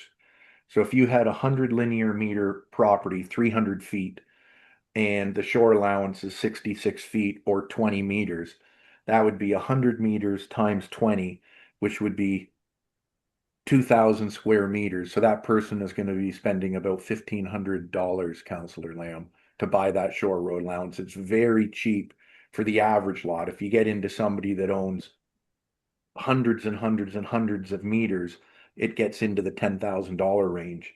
But for a normal one-person lot, I don't know if you can confirm this, Paula, but if we went up to $2 a square meter, just to make it simple, if you had a regular building lot, we'll say 100 meters wide and 20 meters deep, that's 2,000 square meters, Councillor Lamb. So if we upped it to $2 a square meter, that person would be paying $4,000 to buy their road allowance. Right now, you divide that number almost in half, so it would only be a couple $1,000. So well, it appears to me through you, Mr. Mayor, that the current rate is pretty cheap, right?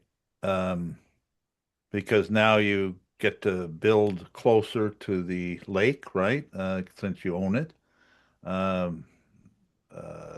There's lots of advantages, and I don't know why more and more people at you know, a regular lot at $1,500 or $2,000 aren't buying the shore road allowance. Wow. But anyway, so I think we need to increase it.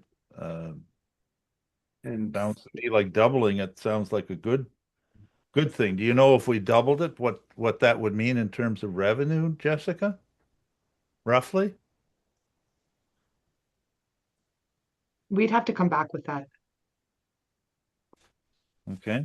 Through you, Mr. Mayor, I know I had asked for for this item, the overall fees and bylaws to be on a council meeting, and then I found out it was going to be here. And one of the reasons why, and I'd said it at a past council meeting, so I agree with Councillor Lamb that if we doubled it and just see how it goes for a couple of years, but just said it was $2 per square meter, not $2 for the first 90 and then $1 after.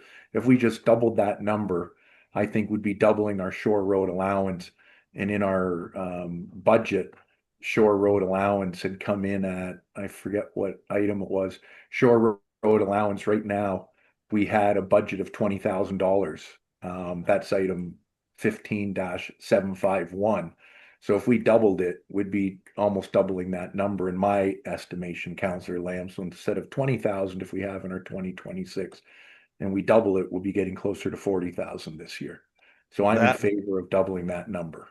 Yeah, that would be excellent because now we've only two ways to do things. You either reduce expenses or increase revenues. And I think this is a good way to increase revenues. I think if people want to buy their Shore Road allowance, whether it's 2,000 or 4,000 isn't going to be a big deal. But anyway, so I'm in favor of doubling it. So. Mr. Mayor, Yes, could I just ask a question? So by doubling it, Councillor Lamb or Councillor Nash, so where it says purchase land $2 a meter squared for up to 90, you just want to have it say up to $2 a meter squared for all of it, no matter what, or do you Yeah. want it to be $4? Is that what you're saying by doubling it? That's just what I want to Through you, clarify. Mr. Mayor, I'm suggesting just do $2 for everything. The first $2 for Okay. 90 square meters is $180. I'm just saying double it to 2 meters for everything, if that makes sense, Councillor Woods. That's my Yeah. suggestion. Yeah, that makes sense to me too. Okay. So Yeah, is that thanks, Mr. for Mayor. you, Mr. Mayor? That's not going to double that's not going to produce 20,000, is it? Because all we do now is just take it down to $1 afterwards. So maybe I'm wrong. I don't know. And Is I would just Councillor be, Nash's thing, Jessica, if we have 20,000 in Shore Road allowance revenue, that it could go as high as 40 or 35 or something like that?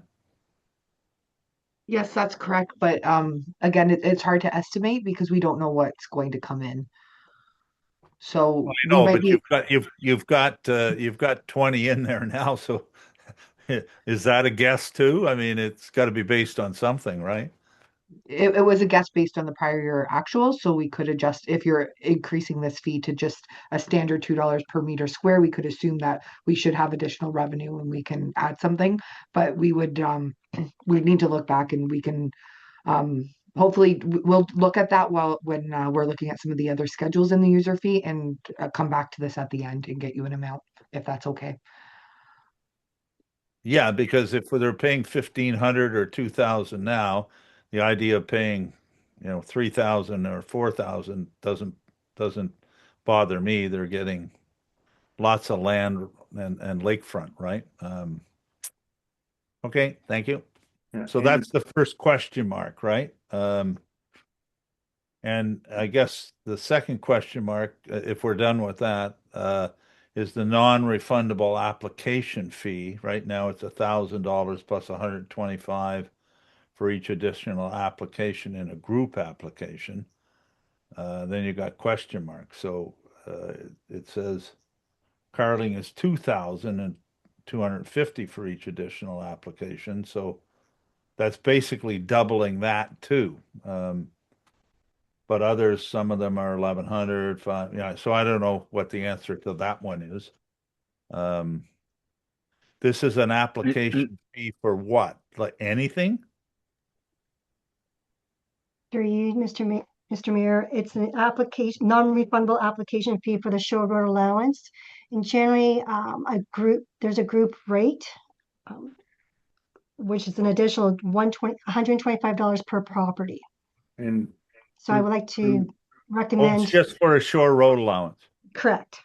Okay, thank you. through you, Mr. Mayor. but that's just sorry, I just want to clarify that the purpose of that fee is to cover the administrative cost in our office of handling the application, all of the actual expenses associated with doing the thing are borne by the applicant, and when it goes through, the fees that are charged to register it on title and do all the other things. So that's kind of the fixed cost of our office handling and I'm not sure why. I'm not sure what the argument would be for increasing that. It's not really a function of I mean, it's a package of administrative work of administrative work. So I don't know. I guess the argument, if somebody's making an argument that it needs to be changed, I guess we would need an explanation from our planning assistant, who's the one who does it, as to how much time of her time it's taking. And through And we're not recovering enough cost. I mean, keep in mind the purpose of these things is these are not supposed to be, other than perhaps the cost of land that we're selling to people.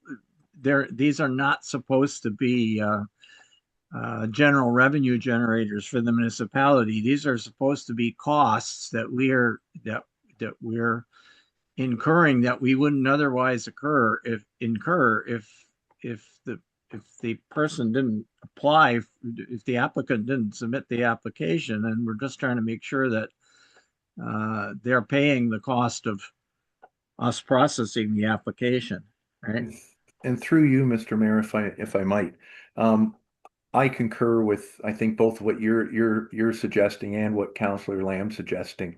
I'd like to see that number remain at 1,000. If you go back and see what is it for a road allowance, it's $1,000, I believe, or what is it for other items like zoning bylaw, it's $1,000 non-refundable.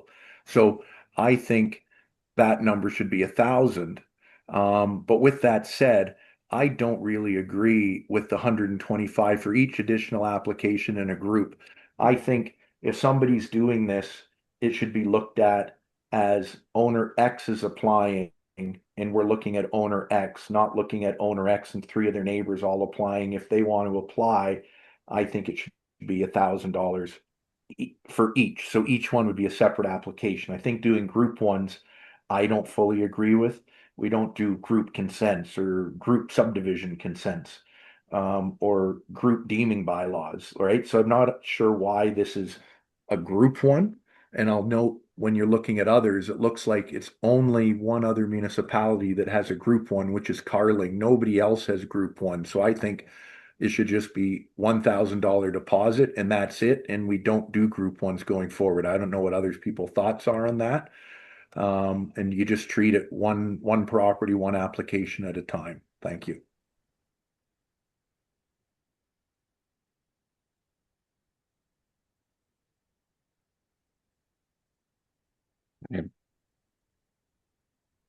I'm not in agreement with that.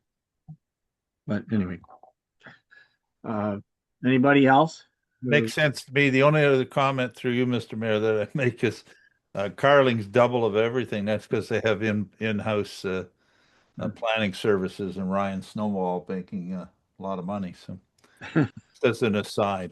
Well, they're recovering his salary. Well, they're recovering because they're paying him so much money because they have their own in-house planning, right? That's my point. Yeah, that's but so if I might, through you, Mr. Mayor, just following up, do other people want to see just 1,000 and everybody has to submit their own application? I know that's what I was for, and the mayor was for still having the group application. Then we can just move on. I'm just trying to speed it up here. What other people think so we can get a majority and move on. I'm with you, Councillor Nash, with your position on this. Anybody else? Mr. Mayor? Yeah. I can see I can see both sides of this argument, to be honest with you. I just think I get it, $1,000 for each individual one. I know when you see group applications come, it might be, 3 or 4 different families with 3 or 4 different properties side by side. But then I always think about the person that maybe owns 2 or 3 side by side, and they want to try and do it, and they got to pay $1,000 for each one. I mean, if you want to leave it just at 1,000 across the board, I could go with it. I don't know. I can see both sides of the argument, to be honest with you.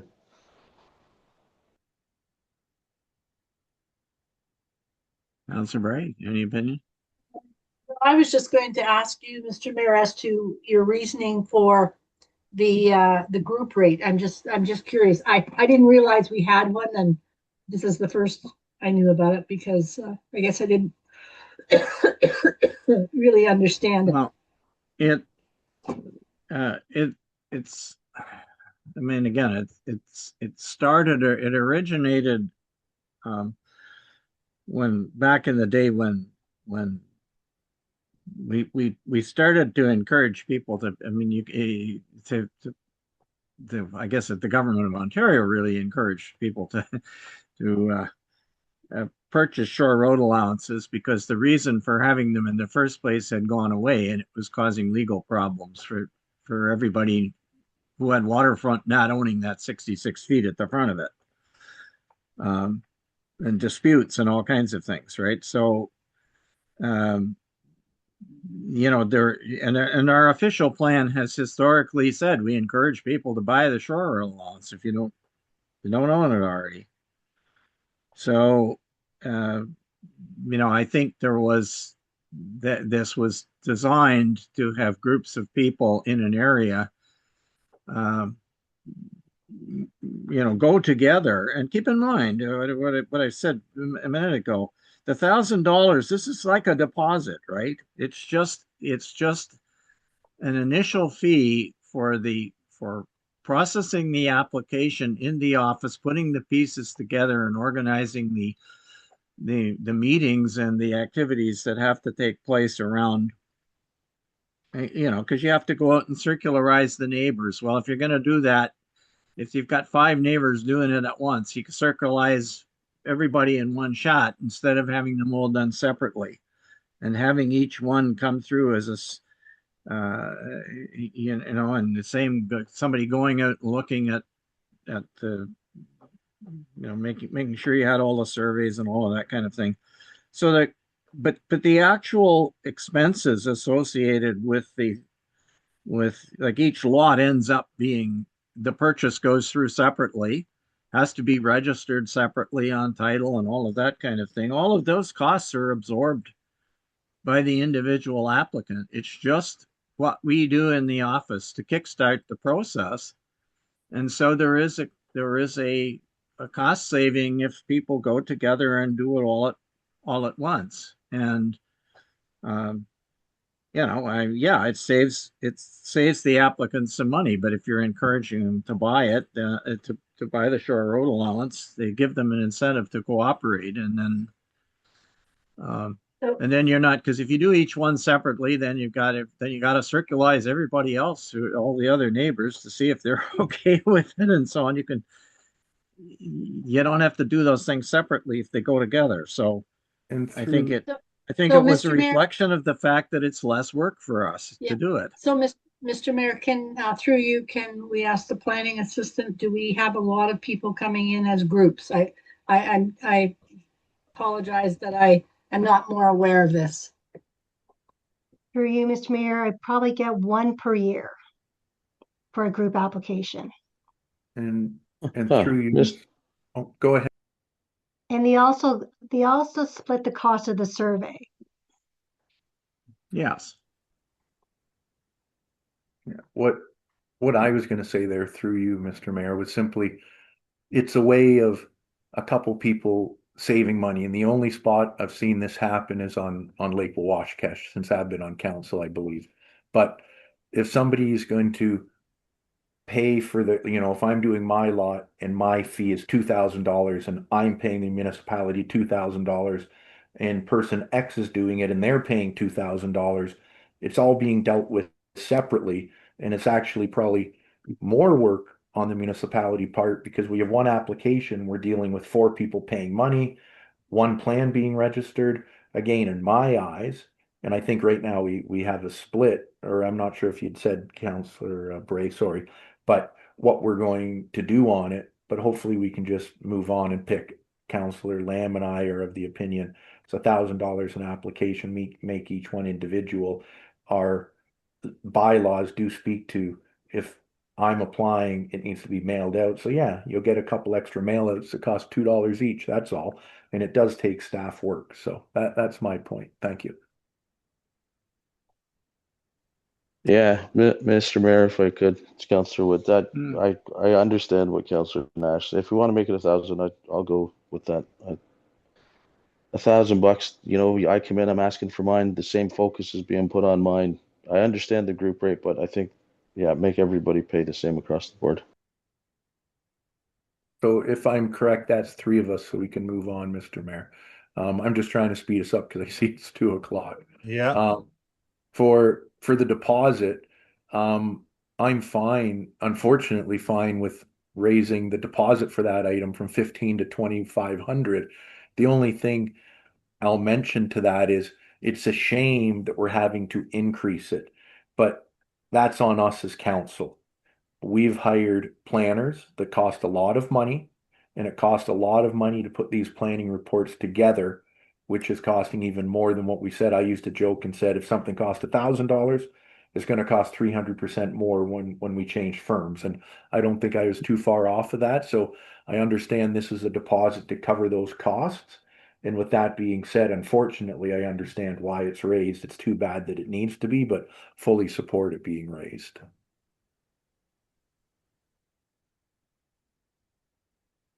So again, I don't understand that um, I guess this is going towards the municipality's legal expenses. Normally, we would not have a planning consultant involved in a shore road allowance. Why is the legal cost going up by $1,000?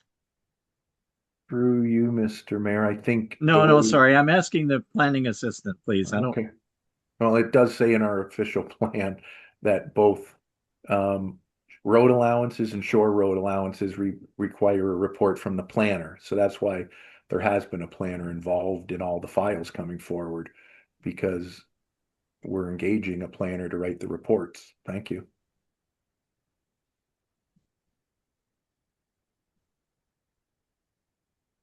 Is that again? I'm asking Paula. We don't always get a planning report, do we? Through you, Mr. Mayor, yes, we do receive a planner's report. In regards to the $2,500 deposit, it'll be minus the cost of the planner report, and whatever's left over, it gets applied to the cost of the shore road allowance.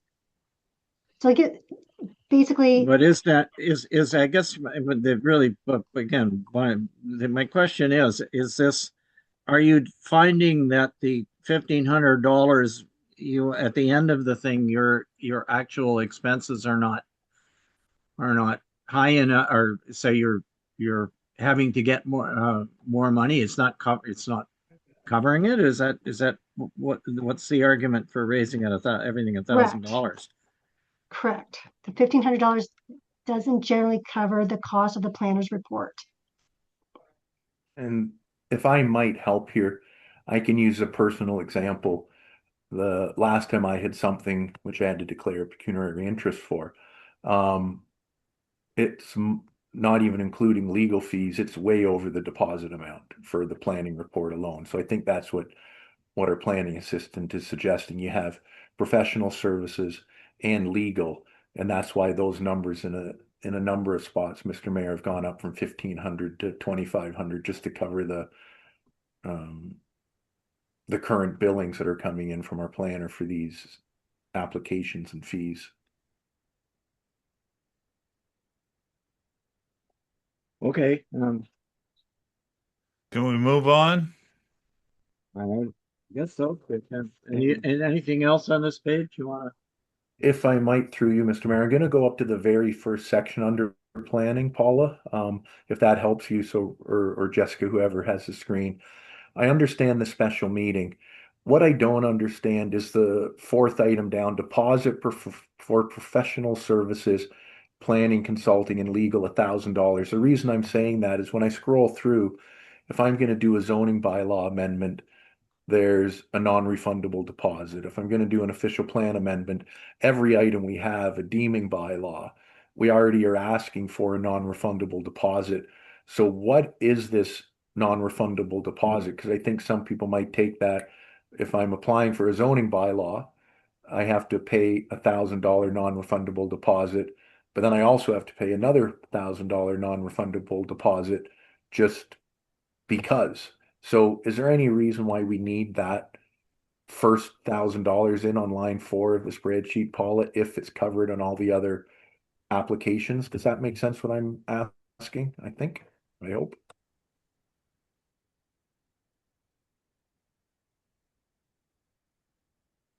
Through your worship, I just wanted to clarify as well, there's two things we're talking about. There's a non-refundable application fee. That's non-refundable, but the deposits are refundable. And they get applied to any expenses that get billed back to the applicant.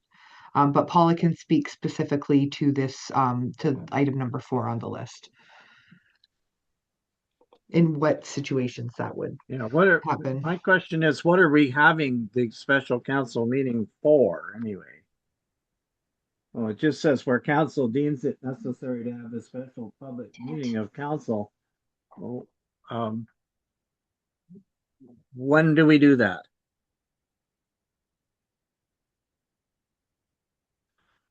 Well, didn't we have one for the industrial complex out on 124?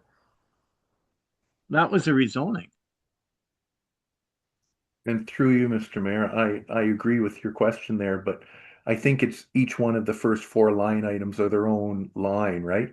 Pre-consultation fee has nothing to do with the special meeting. And that's why I'm asking this deposit for professional services, what that $1,000 is for, what line item on the spreadsheet is that referring to? Because I think we have it covered in other stuff. Yeah, is that just if somebody walks into the office and says, I want to talk to your planner or something? Is that? For you, Mr. Mayor, it has to deal with the pre-consultation fee with the municipal planner, which the current fee is $250. Accidentally, there was a line in between pre-consultation fee and deposit for professional services. So if a ratepayer came in who wanted a pre-consultation fee with our planning consultant, I would request a fee of $250 and also a deposit of $1,000 in order to obtain the consultant's report, if that makes sense.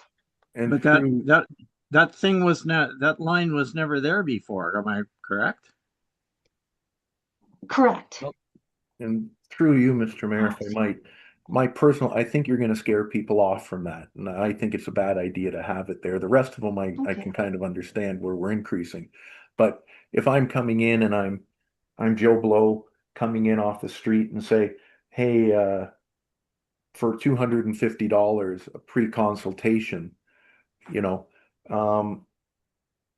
and it could be speaking to our planning assistant or our planner, what could I do with this lot if I wanted to rezone it? Or what might I need to do if I'm going to do this consent application? And then if we go in and say, well, for us to tell you, it's going to actually cost you $1,250 and you have to give us a deposit, the first thing people will say will be, well, then I'll just do my application and I'll save that $1,000, probably won't have to write 2 checks for it. So I think instead of helping, it's going to scare people off. And I think that optional $250 is really just for a simple, am I able to do this if I want to at this property? That's how I look at it, Paula, instead of getting into the nitty gritty.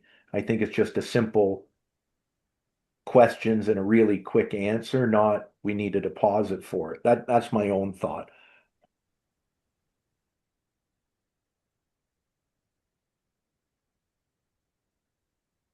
Yeah, I would take it out if it were, I'm sorry, I don't get the rationale for it. Okay, Take it out. Let's move on. Anything else in this,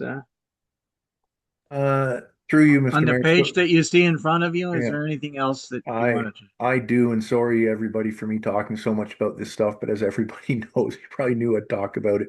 So, Paula, it's just a question on the zoning bylaw amendment. We have a deposit for professional services of 3,000, but if I look at official plan amendment, it's 2,500, or um, Shore Road allowance is going to be 2,500. You know, I can go through the list. A lot of them are $2,500 on that page. Why is that one going up to zoning bylaw to 3,000? Could we be consistent and just have that one at $2,500, Paula, by chance? Would you have any issues with that from your view? Through you, Mr. Mayor, I don't have any issues with it. Make it 2,500. Let's move on.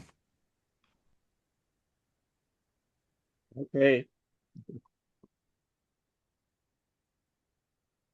And then are we on the next page now, if I understand correctly, Mr. Mayor? If nobody else has anything on the first one, then I guess we are, yes. Okay. So Well, I have something on the second page. So All right, go I can ahead. pipe in here. Is that okay, Councillor Nash? Of course it is. Go ahead. I guess I'm onto the subdivision application. A non-refundable application fee for a subdivision is $1,000. Everyone else is 4,200, 4,000. It seems to me that if I'm coming forward with a application for a subdivision, I am going to make hundreds, if not millions of dollars. And to say your application is $1,000 seems really, really low to me. So I'm going to suggest, and not that we have that many. I think, I don't know, have we ever had a subdivision application, Paula? Through you, Yes, Mr. Mayor, yes, we have. Is There that was- Keene up in Wawashkesh? Was that a subdivision? Yes. Yes, it was. Okay, so anyway, I just think 1,000 is way too light, so I'm going to suggest it be 4,000, like most of the others. And through you, Mr. Mayor, I have no concerns with what Councillor Lamb is saying, but the question I had is, as part of the planning board, there's a subdivision application fee. So Paula, are these fees in addition to the planning board fees? I believe they are. Just want to get that out of the way first. Through you, Mr. Mayor, yes. I guess first off, I'm just going to say we should make sure the council representatives on the planning board that we make sure under the planning board application, we note that there's additional fees with the municipality when people are paying for their applications. But with that said, the security deposit to cover actual costs, I would say, I think the $4,000 is adequate here.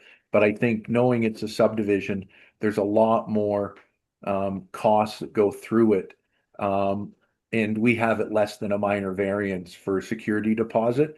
And I see some numbers of 10,000. So maybe that number should be increased at least to the same as the application fee of 4,000 or even more. I don't know what others feel, but I'm just looking at that and we're giving more of a deposit than if we're doing an unopened road allowance or things like that. So I think that number should come up too.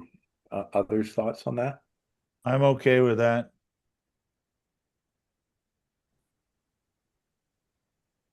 I'm sorry, I'm not really sure that I understand where this is going, but I do have to reiterate that this is not the argument that a subdivision is an opportunity to make more money than severing a single lot or something is not germane to the fee, especially to the application fee. It's a question of how much work does that application process create for our office, because they're going to pay all of the extra costs that are, I mean, the subdivision has a whole lot of extra costs associated with it, but they're going to pay those separately, and they're going to pay them, as you pointed out, separately to the planning board and to the, whatever the planning board consultants they have, and whatever other people are involved in, consultants doing environmental assessments and all kinds of other things, so it's not, again, there has to be some justification for us to, I mean, I could say, well, you know, it's pretty clear subdivision is more expensive, is more, there's more work, so maybe our fee should be $2,500 or something, but I don't think, it's, and maybe you want a bigger deposit, but you've increased, well, you've increased it to 3,000 from 2,500, the total amount up front. What's the amount that we anticipate these we're going to end up trying to recover? We, the municipality of Whitestone, not anybody else, are going to have to recover from the applicant. Yeah, and through you, Mr. Mayor, That's what should determine what these two numbers are added up. and through you, Mr. Mayor, I think the 4,000 is, in my eyes, as Councillor Lamb said, is good for the application fee. It's normally based on at least 4+ lots. So you're kind of doubling, you know, we've done something similar, just so everybody knows, on the planning board side. I think it's 4,000 now for a subdivision, but the security deposit, when people are doing subdivisions, you need to do a whole agreement called a subdivision agreement. And just for our planners, so, you know, you'd have the Parry Sound and Area Planning Board write a report. You'd probably have the applicant write a report. And if we had our planners write a report for an application for a subdivision, just the report, forget a subdivision agreement or anything legal that we need to do, you'd be way over $4,000. I'd say probably on our average consent application, or rezoning application, if we have our own planners involved, you're probably talking at least $5,000 fee for them to write a report and attend a meeting. So I think increasing that number to 4,000 is just a small amount of what the actual bill would be. It would probably be thousands upon thousands more than that for a subdivision. Like consents, I think you'd be surprised that our planners, if they're writing reports on those, or zonings, like I said, are $5,000 or so just for a single report from our planner. Thank you. And through you, Mr. Mayor, if it's less than 4,000, if we put it to 4,000, they get their money back. Right? We're not making money here. Well, I thought you were trying to raise the non-refundable application fee to 4,000. They can't get any of that back. No, I realize that, but we had already passed that, and now we're on the security deposit to cover the actual estimated costs. Okay, but why are you leaving the non-refundable application fee at $1,000 and cranking this? I can't tell what you're doing. Well, yeah, we discussed it. Councillor Nash and I said it should be $4,000. I thought Councillor Wood said that, but anyway, I guess weigh in. You're against taking it to 4,000. What do the other two think? Well, I'm looking at the two numbers together. One of them is proposed to make it's 1,000 now. It's the non-refundable fee. You want to make that $4,000. Am I right or wrong? Right. So what do you want to do with the security deposit? Councillor Nash is suggesting that be 4,000 also. And I'm saying, doesn't matter what it is, really. You make it 4,000, because if it's not 4,000, they get their money back. If it's way over 4,000, they have to pay it. So it's sort of like, give me 4,000. You're creating a subdivision of at least 4 lots, right? That are worth, which is one lot more than you can do with a consent. Well, through you, Mr. Mayor, just for the record, there is no 3+1. I know everybody likes to say that. The planning board, time and time again, along with their planners, have said you can do many more than 3+1. That's just what we like to see, not what the province likes to see. It always gets overridden. So we have to remember a subdivision or a consent is not limited to 3+1. It can be more than that or less than that, for the record. Thank you. Okay, well, that's irrelevant to this, because consents are only cost $1,000 for an application to create 4 lots. Yeah, but Mr. Mayor, we've already passed that, and there's been 3 councillors that have said $4,000 for the application. Now we're just simply talking about the deposit. I've said 4,000. Councillor Lamb was in support of that. I think we're just waiting for Councillor Bray. Councillor Woods and yourself to either say yes to 4,000 or no, so we can move on. Well, if you want to make them both 4,000, I'm going to balk at that. I'm sorry. I don't see the justification, and I think, and I'm what concerned. are the Keep other in two mind, things? all we're doing here is we're trying to create a revenue budget for these things. We are going to have a meeting to discuss amendments to the fees and charges bylaw to make put any of this in effect. And we're going to be redoing this whole thing again. Well, that, I think, Mr. Mayor, in all due respect, that's what we're trying to do here to stop all that discussion next time it comes up, because we've Yeah, already but you had some can't votes on it. do that legally. We have to But- have, this is our fees and charges bylaw is where this thing gets teeth. We are Yeah. just postulating what kind of revenue we might get. We're trying to set a budget. Yeah. And that's why we're just waiting. You're a no.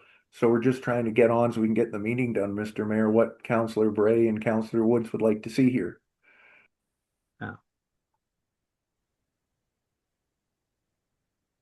Mr. Mayor? Any comments, Councillor Bray or Councillor Woods? Councillor Sure, Woods, you go ahead. Mr. Mayor. So we're putting the numbers in here, and then eventually this has to come back to the bylaw stage, correct? Right? That's correct. Okay, let's put it at 4,000 and we can argue about it at the bylaw stage then. And let's get on with it, because we're taking a lot of extra time here. Yeah, so that's 3. So the last question on.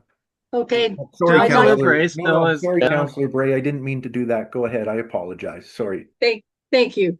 Yeah, and I, when looking at the other fees that the other municipalities around us, Magneto one is the only one that isn't, and we don't know about McKellar, I gather. But when I look at Magneto one and see that their security deposit is 10,000, so obviously they realize just how much it's going to cost and making sure that they're going to be able to recover the money for the cost of the actual costs that is going to be incurred. I don't have a problem with it going to 4,000, and as Councillor Woods has said, we can discuss it further when we actually have the bylaw and see Perfect. what happens. That's 4-1. Let's move on. And through you, Mr. Mayor, and again, I apologize, Councillor Bray. I didn't mean to speak over you there. I was just trying to move the meeting along. The last one I have, it's the one right above that says new agreement section 5126 Planning Act. So I have a problem having this whole section in, but there's a reason to it, and I'll explain why. If you're doing a consent application, and you've already given a deposit, you've already given your non-refundable application fee, people don't know if there's going to be a 5126 needed until it goes through a planning board approval. And if it goes through a planning board approval, we already have the application fee of $1,000. It's because we as a municipality have asked the planning board to put something into it regarding a 5126. Maybe it's about a road, or maybe it's about the water's edge or a septic system, whatever it might be. And we already have the deposit of $2,500 that covers us for our planning fees and for our legal fees. So I think this 5126 is already covered under the other fees, if that makes sense. I'm not sure if you could speak to that, Paula, but I look at it and say we're kind of double billing for a consent application. Does that make sense? Because we are already receiving deposits. Thank Through you. you, Mr. Mayor, regarding the consent agreement, it was based on the severance that we would receive the Perry Sound Planning Board. They would receive the deposit of $2,500, but in regards to the municipality, we don't receive any application fees or security deposit in order to prepare the agreement. So when I do receive a consent application, the municipality doesn't receive any costs based on the severance. Okay. Mr. Sorry Mayor, about that. Through you, Mr. Mayor, it appears everyone else charges and we're just in line with them, so. Yeah, I'm and I was agreeing. gonna say, sorry about that, Paula. So yeah, so basically this is if something is passed at the planning board, we'd be asking for a security deposit to do that undertaking of this 5126 because we don't have a fee, because the fee goes to the planning board. Do we have, it says non-refundable application fee. Do we have a form that somebody would fill out for that right now? Through you, Mr. Mayor, currently, no, I have not prepared a form yet. Okay, But and people, so excuse me, sorry, but people do not apply for a 5126. A 5126 is a condition that we impose on them after the fact, as Paula has said. So how can you charge them an application fee? I can see how you could charge them the deposit for the actual costs of well, I don't even know why it's a deposit. You don't know in advance that you're going to do this. You we get to charge them what our what our costs are for preparing the agreement, right? We get to bill that back to them. And through you, Mr. Mayor, I was just going to say the same as you. I didn't understand the application fee part, but where I was going was right now, our planner or the planning board will write a report and we have time to comment on it. And as we all know, at that time, we'll say we want to make sure there's 911 addressing. But in that approval, we also say that we want our planning fees or legal fees to be covered. So I think that covers it off. Why would do another deposit for it when we're already saying, as part of an agreement with the planning board, that they're responsible for it? So I don't agree with the application fee, but don't really fully agree with the deposit because we've already made a condition of their consent. So if they don't pay us for that fee to prepare that agreement, then they're not going to get their consent fulfilled, right? That's the way I look at that a little bit, which is different than a subdivision because we have to do subdivision reports and a whole bunch of extra stuff on top of it. So I'm not really in favor of this because we put the conditions on and it's up to the planning board to say yes or no. And then if they say yes, the consent would never be done until we give a clearance letter, and the clearance letter will make sure we've been paid for all these services. So that's my take on it. Thank you.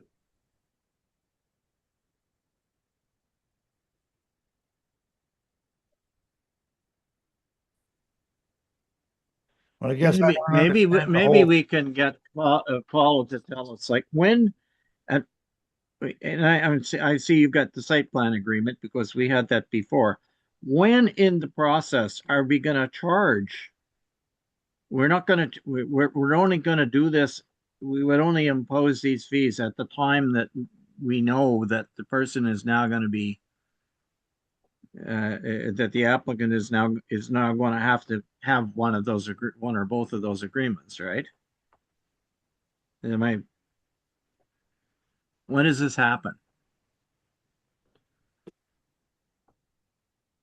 Through you, Mr. Mayor, it generally happens closer to the time that the survey has been almost deposit. And that's when I would bring a consent agreement to council for their approval. So it's not an application fee. It's a non-refundable fee that occurs at the time that the agreement is needed. Is that correct? Through you, Mr. Mayor, that is correct. Okay. How about we take the word application out? Does that solve the concern? We can So I also guess just, my we can also position on this is if we're not if we're not getting any monies for drawing up and doing the 5126 agreement, which is I think what Paul is saying, then I want to correct that. I think if she's doing work and we're doing work and it should be covered by the applicant. And through you, Mr. Mayor, currently Councillor Lamb, and if you can confirm this, Paula, the applicant does pay 100% of the cost for writing up that agreement. It's already done because it's part of our approval process requires them to pay for that before we give a clearance letter. So right now, if you were doing a property, Councillor Lamb, and you had a 5126 agreement written up, 100% of those costs that are incurred by the municipality for their lawyer to review it or go through it is already paid by the applicant. That's why I'm not sure why it's here. Okay, and what about Paula's time? Paula, can you answer, please? Are we currently getting So currently, recovering our currently, costs to prepare the agreement? no. Currently, I prepare the agreement and then I forward it to the applicant's solicitor for them to review it. And the applicant covers the solicitor's cost for reviewing and registering the agreement. It's myself that prepares the agreement and adds in the necessary paragraphs in regards to septic or any other items that it's stated in a study report. Through you, Okay, Mr. so Mayor. yeah, this is to enable you to collect to be compensated for your time in doing that then. Through you, That Mr. is Mayor, correct. what would be the hourly rate we compensate back for staff doing this? When in fact, I know from personal experience again that sometimes the planners look at a 5126 and comment back to staff on it, or the municipality uses a lawyer to do it. So why are we saying that staff write it up? Is it not correct, Paula, that in some cases our planners look at these 5126s and our lawyers look at them, and in fact those costs are already passed on to the applicant?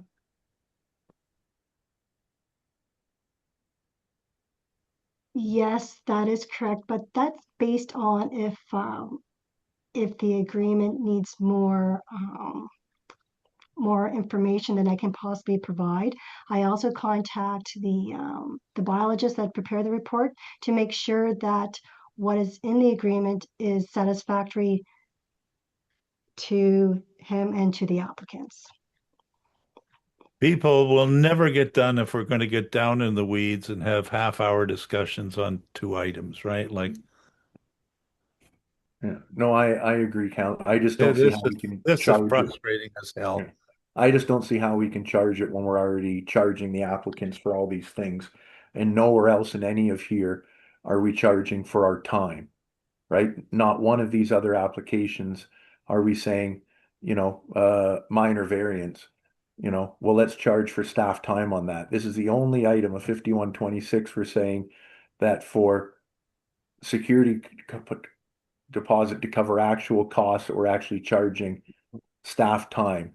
Everywhere Sorry, else, everywhere else it's for legal or planning consultants. This is the only application we're saying we're going to take staff time into consideration for doing this. And what you'll have is just people writing up their own agreements, which I've personally done, and then sending it to staff and saying, please review this, but I'll do it.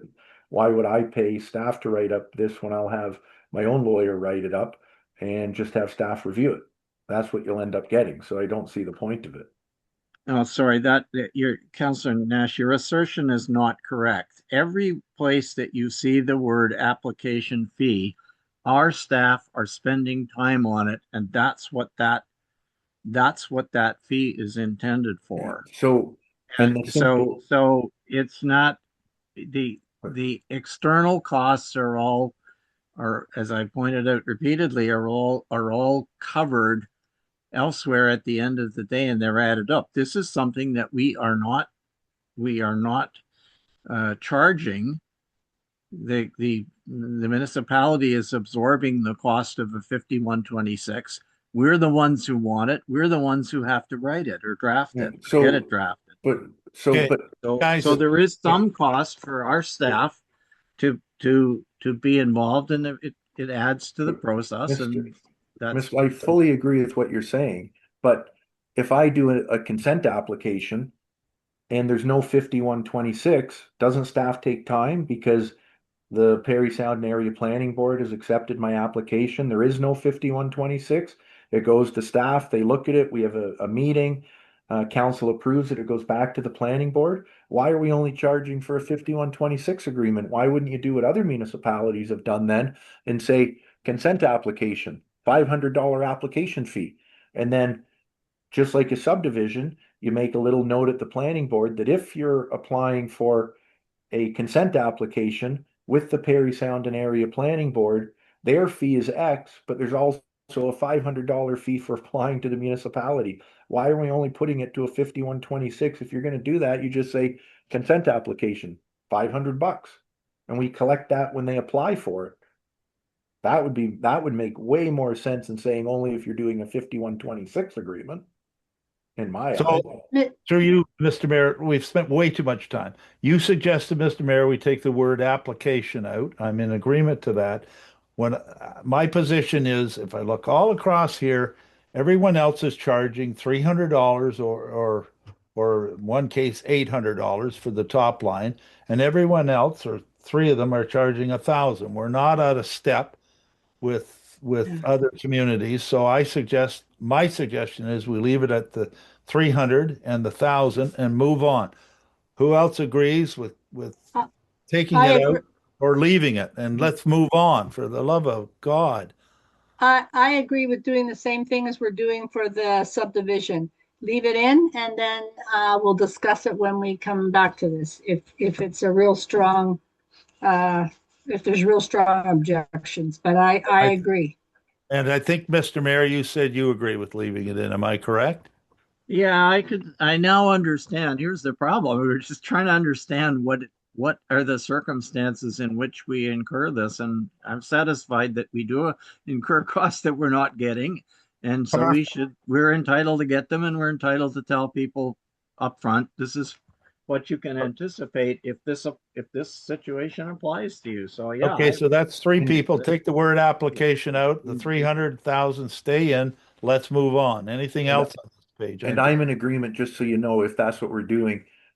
Just one final thing I think is very important when we're providing recommendations to the planning board, we now don't say including legal fees and things because we're already covering it on this 5126. So we just have to be careful in our wording. We can't be double billing applicants for this work, just to let you know, if not people will.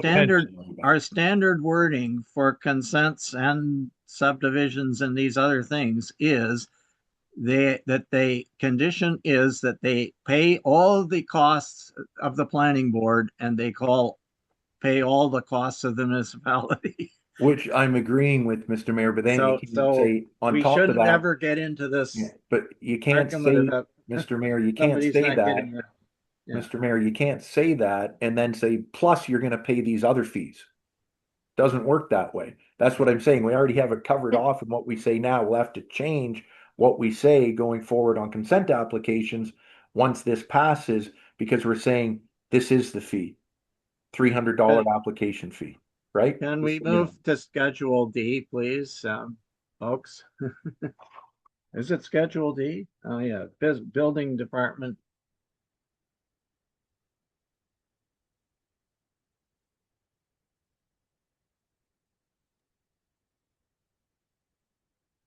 So we have our CBO on the call, and he'll be walking through the proposed changes for building. Okay, welcome, Jamie.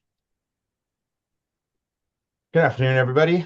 So yeah, as you can see, based on the sample calculations done, the increases that were proposed put us pretty much in the middle of the four closest surrounding municipalities, like two higher than us, two lower than us.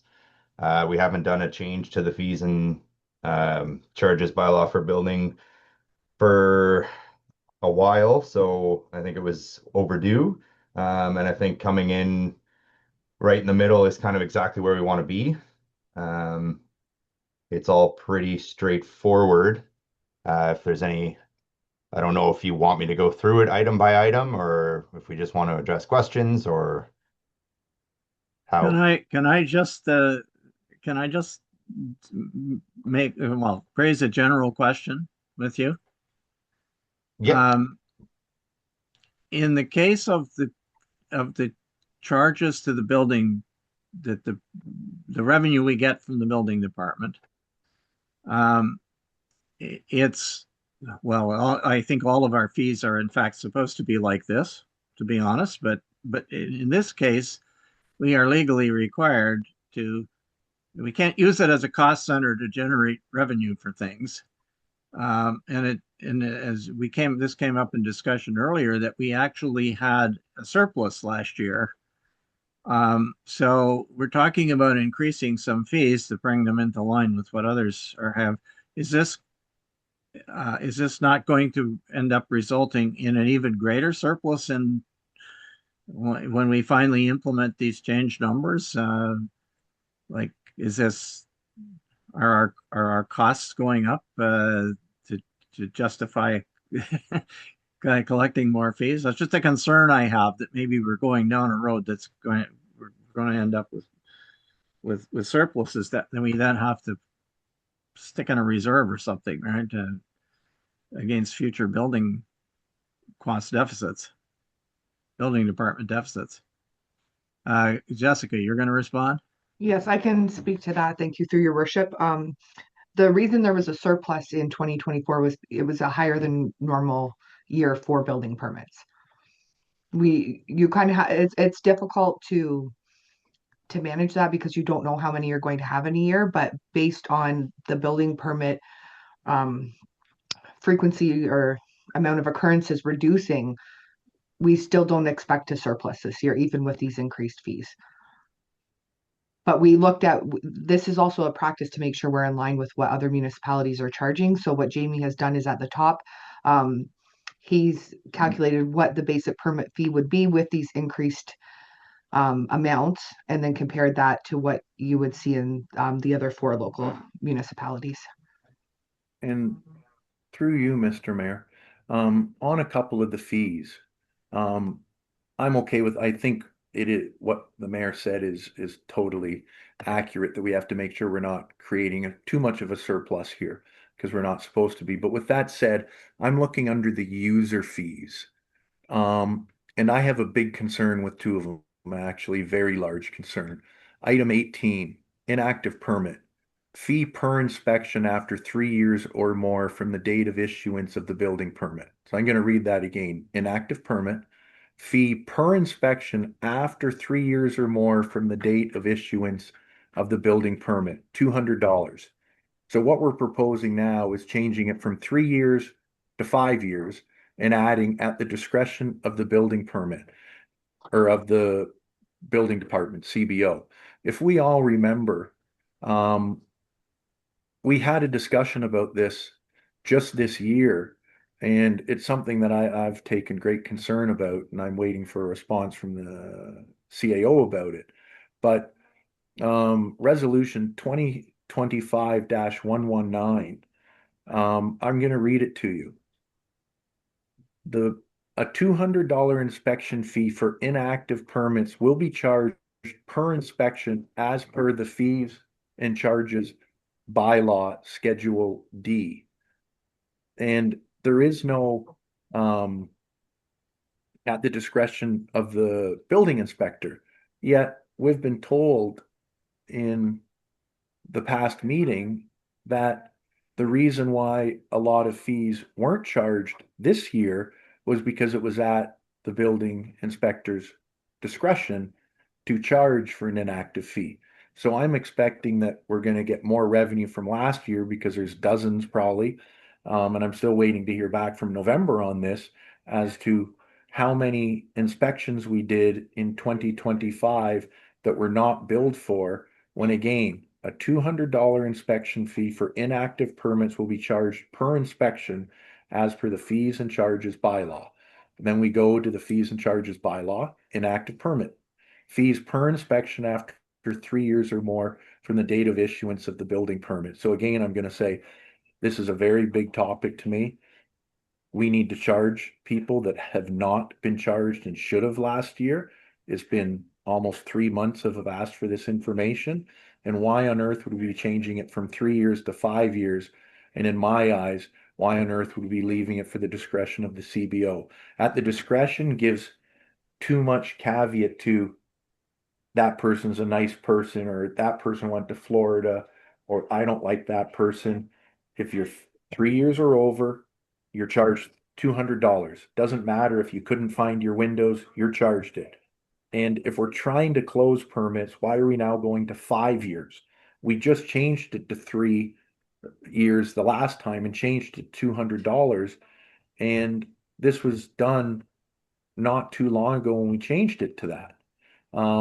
So that's I have another one, but I want to get 18 finished with first. And I want to see if others want it left at 200. But if you want it changed from 3 years to 5 years, and I'd like an explanation from the CAO if possible, why we have not billed for all of them in 2025 and why it's taking so long to get this information back. When it clearly states it's not at anybody's discretion because we passed a special bylaw for it. So it's been irking me for months, to be honest. Thank you. Okay, I'm going to invite the CBO to respond on the subject of why the 3 years, the inactive period is being expanded to 5 years. Through you, Mr. Mayor, thank you. The extension from 3 years to 5 years. I'm now in my 5th year working here in Whitestone, and I just having looked at the past 5 years of permits. This past year is kind of when most of the older ones were wrapping up. We have a limited building season, and 5 years is a little bit more. That's what McKellar does for their inactive permits is 5. As for the $200, or as for the whole inactive permit thing, if an inspection has been done in the past year, that permit isn't inactive. So that's basically where it's coming from. Is an inactive permit would be, you haven't had an inspection for a year and it's been 3 years since the permit has been issued, then it would be $200 to get your inspection started up again. And then once I do an inspection, it's now not inactive again. And yeah, like I said, the 5 years was just basically that's more in line with what McKellar has and what a trend I'm seeing in building permits getting completed. Okay, thank you. If I Other might, I think other councilors should have an opportunity to see whether they have issues with this particular item before we move on to I fully something agree, else. but I also have, since I asked a question, I have the right to respond back. So, Jamie, where in our current bylaw, when it says 18 inactive permits, fees per inspection after 3 years or more from the date of issuance of a building permit, where does it then say or after 1 year of no inspection? It doesn't say that. Why are words being put into what our bylaw says? That's not what our bylaw says. It says inactive permit, and then we're defining it after that. Fee per inspection after 3 years or more from the date of issuance of a building permit. Then, because the building department wasn't really listening to what we were trying to say, we went and passed a motion. And it says, I'm sorry, but I'm going to call you out of order, Councillor Nash. If you may not continue to attack the CBO, please. Just ask the question. Okay. It then says a $200 inspection fee for inactive permits will be charged per inspection as per the fees and charges bylaw. We passed that bylaw with a recorded vote with everybody saying yes to it. So if I can't attack the CBO, I'm going to ask the CAO. Nigel, can you please explain why this has been going on since November, why there's been no response back to it, how many inspections were done last year that weren't charged for, and where did the building inspector or the building inspector department get to honor or arbitrarily say that our fees and charges says about the 1 year? Please tell me where it says that in that document, because I'd like to know, because I'd like to say that I'm either right or wrong. and why we haven't billed them and why it's taking 3 months to get the information. I'm tired of this, and this needs to be put to a rest. And this is why we can't have at the discretion of the building department, because it doesn't work. I do not agree with your interpretation of of that bylaw. The bylaw is intended to deal with situations where there is no work being done and there is no inspections for 3 years. And Mr. Mayor, where does And that that's- say? I'm just that's- looking at I'm just looking at number 18, Mr. Mayor. I know the CAO has his hands up. I'm reading it again. Inactive permit. Fees per inspection after 3 years, period. Where does that say? But it's only if somebody doesn't have it inspected in a year. You might not like the wording it says here, Mr. Mayor, but that's what it says. So where do you get that defines that you can throw in 1 year in that, Mr. Mayor? I'd like to know where you get that Well, from. this is just that what you see in this schedule is just a short form of the it's not intended to be the exact wording of the thing. It's just it's like in a in your schedule of set fines, you have you have detailed words in the actual bylaw, and then you have this table which has only so much space in the column. That's Mr. all. Mayor, we don't have a bylaw that is in any more detail about that fine than what's in front of you here. We don't have it. Why? Because we Okay. don't have standard operating procedures. But anyways, all I'm right, waiting but you're for an getting answer off the from topic. CAO. Jamie has explained what the intent of it is, and that Well- is why always been what the intent of it was in any discussions that we've had about this over the years. Yeah, and I'm asking the CAO because it's not at the discretion of the CBO building department, it's at the discretion of what council is saying, and that's what council passed that motion for, which is why I've asked a detailed question, the CBO or the CAO to answer my concerns. If I could, Your Worship, have a word? You may.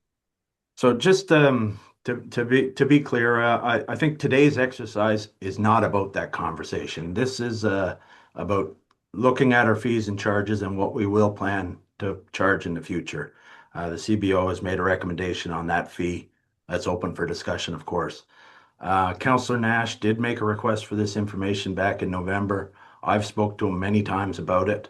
And the indication I gave to him was that we would just have that discussion when the fourth quarter stats were available to us, so that we could go through all of what happened in 2025.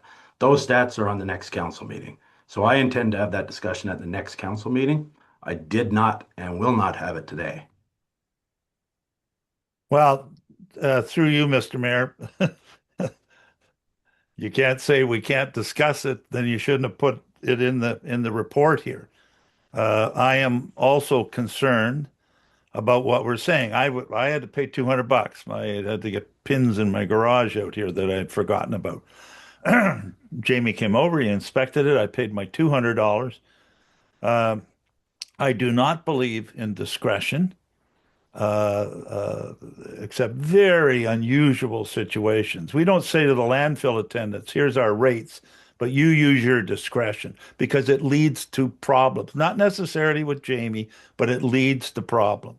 You know, you're on my team. I know you're my cousin's wife. All kinds of things can happen. And again, not Jamie, but maybe the person whoever replaces Jamie. I believe that if you have a building permit, you have 3 years to complete it. And if you haven't completed it and Jamie has to go out after that, we have every right to collect a fee. And we don't say, well, we collected the fee one time, so now I'm going to use my discretion because now you're now re-triggering another 3 years. And I don't agree that it should be 5 years. Councillor Nash is right of what we discussed and the direction that we gave to staff when it came to this thing and whatever it was earlier in 2025. And I believe we should follow what we said there in the intent. There's also in here 2 other places where it also says at the discretion of the CBO, and that's line. There's line 18, line 17, line 23. It's all sort of at the discretion of the, I don't believe that should be at the discretion. I believe that if there's the rule, you don't follow the rule, you know it, you get penalized. It makes Jamie's job easier, and it makes our job easier because, anyway, I'm in agreement with Councillor Nash, and I will be when it comes to council. Is it coming this month or next month? Through you, Your Worship, that'll be on the next council meeting, the fourth quarter stats, and like I said, that was when I intended to have that discussion about what would have happened in 2025. In terms of this draft of the rates, if council's intent is to take out the discretion, I don't have a concern with that if that's what you want to do. I'm just saying that discussion about what happened in 2025 was intended to take place at the council meeting. I don't know, through you, Mr. Mayor, I don't know about 2025. I'm just saying that council debated this whole issue about all the outstanding building permits that we had, and we wanted them addressed. And Jamie's doing a good job of addressing them. And we set the rules and said, do it, right? We didn't say, do it, but at your discretion. And it seems to me, and I'm not trying to criticize, and I guess I could be called out of order, that what council says, I don't know, this is an area we always seem to get pushback, right? And ultimately council decides and staff implement legally whatever council decides. And this has been debated and decided. And I'm not for discretion. Councillor Nash isn't for discretion. So we can set that if one other person, I don't know, I guess the mayor is for discretion, but anyway, we can settle that by just doing a quick straw poll and moving on. And I don't believe it should be 5 years. I don't think we put the bar out 2 more years. I don't care what McKellar does. We're here and we've got, I don't know how many outstanding building permits McKellar have, but we had many. And again, Jamie's doing a good job of trying to corral that all in. So, and I thank him for that. But anyway, thank you. So with that being said, through Councillor Lamb, thank you for your comments in regards to what I was saying. So we have 2 people that had said in regards to item 18, leave it at 3 years and take out the discretion. Is there one other councillor that would like to see that left at 3 years and take out the discretion, and then we can move on to the next item for that? Well, I am in favor of discretion for the simple reason that the Building Code Act itself does give the CBO discretion. And so the building, as I think I've pointed out before, the Building Code Act is provincial statute. It has precedent over any municipal bylaw. Yeah, but Mr. Mayor, so this is not, you cannot take away the building. You can, I get where you're coming from, but you can't take away the building the building officials' ability to deal with special circumstances. As far as the 3 years is concerned, I don't, I'm in favor, clearly in favor of trying to get building, council's concerned to get building permits closed. and So I'm not hung up about leaving it at 3 years, and we're not changing the fee or anything like that. But whether you put the in the wording, whether you put at the discretion of the CBO or not, I don't care. I don't think it's necessary to put that there, but I'm trying to point out to you that in the reality, the CBO has discretion. And secondly, council cannot micromanage building permits. I mean, that's why we have a CBO. So, he can report to us. I've as he does every quarter, he can provide a report that says, yes, I charge these people these fees for these various things, and we can all see what it is, and I have no issue with that at all. I think that's useful information, but um, none of us has any way of knowing whether in a particular circumstance he waived a fee or he didn't. So I don't know Mr. why Mayor, we're having this discussion.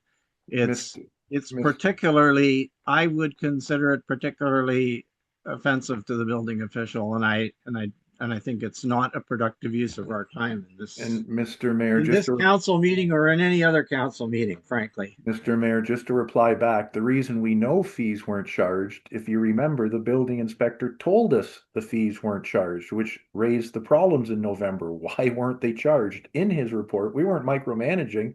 He came back and told us they weren't charged for. So we asked questions based on the report. That is what council is there for, to make sure the rules are being followed. It's not micromanaging, but at the same time, when you're saying, well, if it has the word at discretion, here's a simple question. Between the building department and the bylaw, if somebody complains about an illegal building, should it take 5 months before there's even a sign put up if there's no building permit put there or taken out? I'm sure the building code would say that should be addressed faster than that. That's what's happening behind the scenes. I know because some of the complaints would come from me and some from others that things aren't being addressed in a timely fashion, Mr. Mayor. You don't know about them all. And as Councillor Lamb said, I think we already have 3 people that had said leave it at 3, so that's done. And I think you even said you don't care if it says at the discretion. It's not micromanaging. You can't leave it up to staff if they want to charge somebody or not to charge somebody. We have the right as a municipality to do that. It's not breaking a building code violation if we say, if your permit is over this amount of time, we're going to charge you. That's why we have it in. We're just saying it's not up to the building inspector to say, well, I won't charge Joe Blow, but I'll charge Mary Jane, because it leads to too much problems in a municipality. So can we move on to the next line? Or I think Councillor Woods has his hand up there just to see if we're leaving it at 3 years and 200 and taking out at the discretion.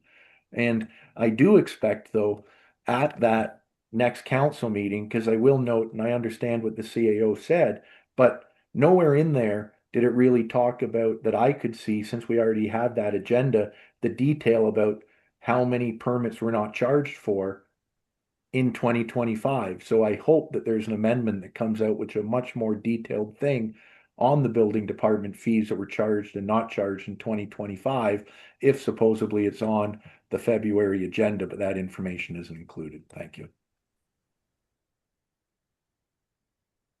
Okay, I wasn't quite finished when you cut me off, Councillor Nash, but the other point I was going to make to you is that I think that there are, and I believe our CBO alluded to this, there are in our particular municipality, it's been my experience that people take longer to do things. A lot of folks are doing building on their own. And even sometimes when they hire a contractor, they take longer to do. And sometimes availability of money and supplies and things that crop up in terms of the first person's work commitments and so on, who's doing the work, these things may cause a building project to take longer than 3 years to complete. And I guess my understanding of this, I wasn't worried about this because my understanding was that as long as you were making some progress, you weren't going to hit that 3-year period of complete inactivity with no inspections. And then, but if there is an expectation somehow or other that once you hit 3 years, if the building permit isn't closed, every inspection costs $200. That's going to be a serious deterrent to building for some people in this municipality. So again, that goes to whether this number of 3 or 5 years is is appropriate as in terms of the interpretation of it. And In through any you, case, Mr. Mayor, all due respect on your comments there, but I think the problem arises. 3 years is an awful long time for somebody to build a cottage or a house in cottage country. It's a long time. And if somebody's building something, they aren't going to mind paying $200 more. What you get is when you have open permits, I'll call it the TIVAC syndrome. I'm not going to finish my house. I'm not going to close all my building permits. Why? Because MPAC won't be updated. And MPAC can only go back 2 years. So if I leave a couple things undone for 5, 6, 7, 8 years, and I just do a little bit here and there, MPAC doesn't get an update the same as they should. We all know that. We all have personal experience from that. So it delays us getting income. You want them to close it in a shorter period. You want them to be charged because the idea is to close permits, not to drag them on for years after years after years. It's to get them done, get them into the MPAC system, get the back taxes for it, and move on to the next job, not to let somebody sit for 5 years building their own place. They can, they're just going to be paying $200 when they do it. Very simple. Thank you. Mr. Mayor, our building yeah, Councillor official. Woods, we haven't heard from. Yes, go ahead. Yeah, I'll chime in, but our building official has had his hand raised for a while, so I think Jamie wanted to say something. I just wanted to acknowledge him there, and then by all means, I could say something after him, Mr. Mayor. Fine. Yeah, go ahead. Thank you, Councillor Woods. Through you, Mr. Mayor. The conversation surrounding line 18, which is titled as an inactive permit, the comments that have been made would be more in line with an annual maintenance fee as opposed to an inactive permit fee. The implementation of an annual maintenance fee is something that I brought forward in a previous report to council, and no comments were made at that time with regards to implementing an annual maintenance fee. I believe Magnetawan does an annual maintenance fee where after 3 years to keep your permit active, you have to pay X amount of dollars every year, regardless of inspections or regardless of progress. But as of right now, it's an inactive permit fee, not an annual maintenance fee. So that may be something that needs to be addressed again. Okay, thank you. Mr. Mayor? Yes, Councillor Bray. Yeah, I'd like to weigh in here. I can see both sides of this in certain ways. I can see discretion of the CBO, and I can also see not having discretion of the CBO, making it easier for the CBO to not have to worry about complaints or things like that. I think though that if the CBO is bringing this forward to say to us that there are times when he needs some discretion, then I think I would go with him. He's doing a really good job of clearing up the mess that so many other building inspectors never got to. And I don't think we give him enough credit for the work that he is doing to get that done. And if the inactive permit, if that's not the right terminology, then I think that what the CBO is suggesting for that maintenance one, I think we should be putting something in like that so that people have the opportunity, if it takes them 5 years to build, which it may, because people can't always get things done as quickly as you think, then they can keep that permit open for the extra time to be able to get that work done. I think we need to remember that we councillors are not out there doing the work. We have to give our staff the ability to do the work they need to do. We need to listen to them, to what they feel is important. We're spending so much time on this, on things that could be discussed at another time. This is supposed to be about the fees. I look at all these fees and I don't see that there's any problem with them, because I see that the CBO has done a fabulous job of showing us what it would be and what the current fee is and what the proposed fees are. And we're coming in the middle between all of the municipalities and around us.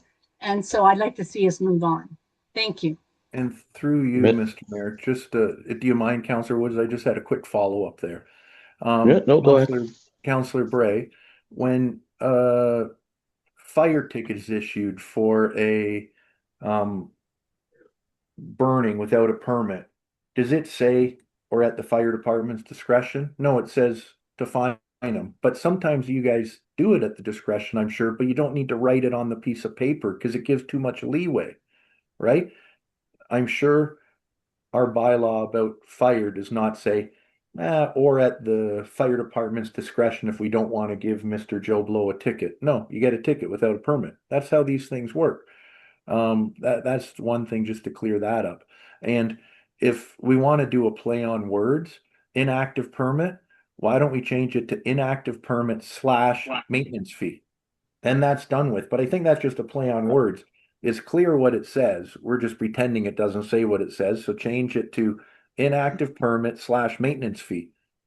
There, very simple. We'll just add that word, see if we have two other counselors that want to add the word next to inactive permit / maintenance fee, and see if one other counselor wants to say take out at the discretion. And then we can move on to the next item. I agree with everybody that we shouldn't be talking about this today, but the problem is I asked for this to be on a council meeting 3 months ago. And Okay. guess what? It's not on the council meeting coming up again, Mr. Mayor. It's Okay, here. so So hold on. Miss- So wait, just let me finish. So when am I supposed to talk about these things if I'm asking, and as a counselor, I have the right to put things on a meeting, but they don't make it on the meeting. They make it on this one, but we'll talk about it another one. So the staff, if people ask for things to be put on an agenda, put them on the agenda. Don't delay the inevitable. Like it's so frustrating from a counselor. People are trying to talk about this here. We're saying, let's talk about it somewhere else. People, counselors are asking for this exact document to be put on to council meetings, and it's not being put on. It's so frustrating. Sorry, Councillor Woods. Just very frustrating. Councillor Woods. Thanks, Mr. Mayor. To talk about how much longer it can take to finish a construction project up here, I can personally attest to that. Everything seems to take longer. It doesn't matter what you have, you're always going to have a hiccup, and it's taking you longer. It's an absolute fact. Jamie, the maintenance permit fee that I know you had brought up before. So what do you think? What would you charge for a fee for an annual maintenance? And then would that be, after 3 years that the building permit's been open, it's not finalized, you would then automatically there would be a trigger of X number of dollars to that permit holder? Through you, Mr. Mayor, to Councillor Woods. Thanks for your question. As for how much to charge, I'd have to just look around at some of the other municipalities that do have an annual maintenance fee. My guess would probably be putting it between 200 and I would say definitely no more than 5. I think that's getting a little high. Yep. But basically it is 3 years from the issuance, or essentially it would be from the day it was issued. But for a record keeping and management standpoint, it would probably be per quarter, just so that you could do a lump, notice to these group of permit holders that, hey, your 3 years has come up, as opposed to having it to do it month by month or day by day. I think quarterly would be the best way to address that. And basically, yes, it would be, it's been 3 years since your permit has been issued. To keep your permit, valid and open, you have to pay this annual maintenance fee. And in my mind, if I had a garage open and you called me and said, hey, if you don't get this closed by, December, you're going to end up having to pay me $200. That is an incentive for me to, get off my keister, Get cracking. and get it done, as opposed to me saying, hey, your permit's open. If you'd like me to come do an inspection, it's going to cost you $200. It's more of a like, oh, well, if I get it closed, then I save myself $200. Then I'm going to go to Home Depot and get that last little bit of siding I need and get the gable end done so that you can come close it. Yeah. So again, I'd have to look and see what other municipalities were charging. But I would say $200 to $300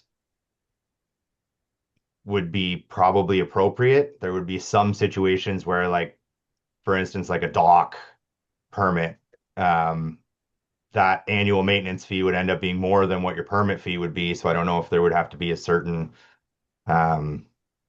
caveat in there for that or what, but that could be discussed at a future meeting. But an annual maintenance fee, I feel, would be more of a consent or consentive to close your permit as opposed to a deterrent. Yeah.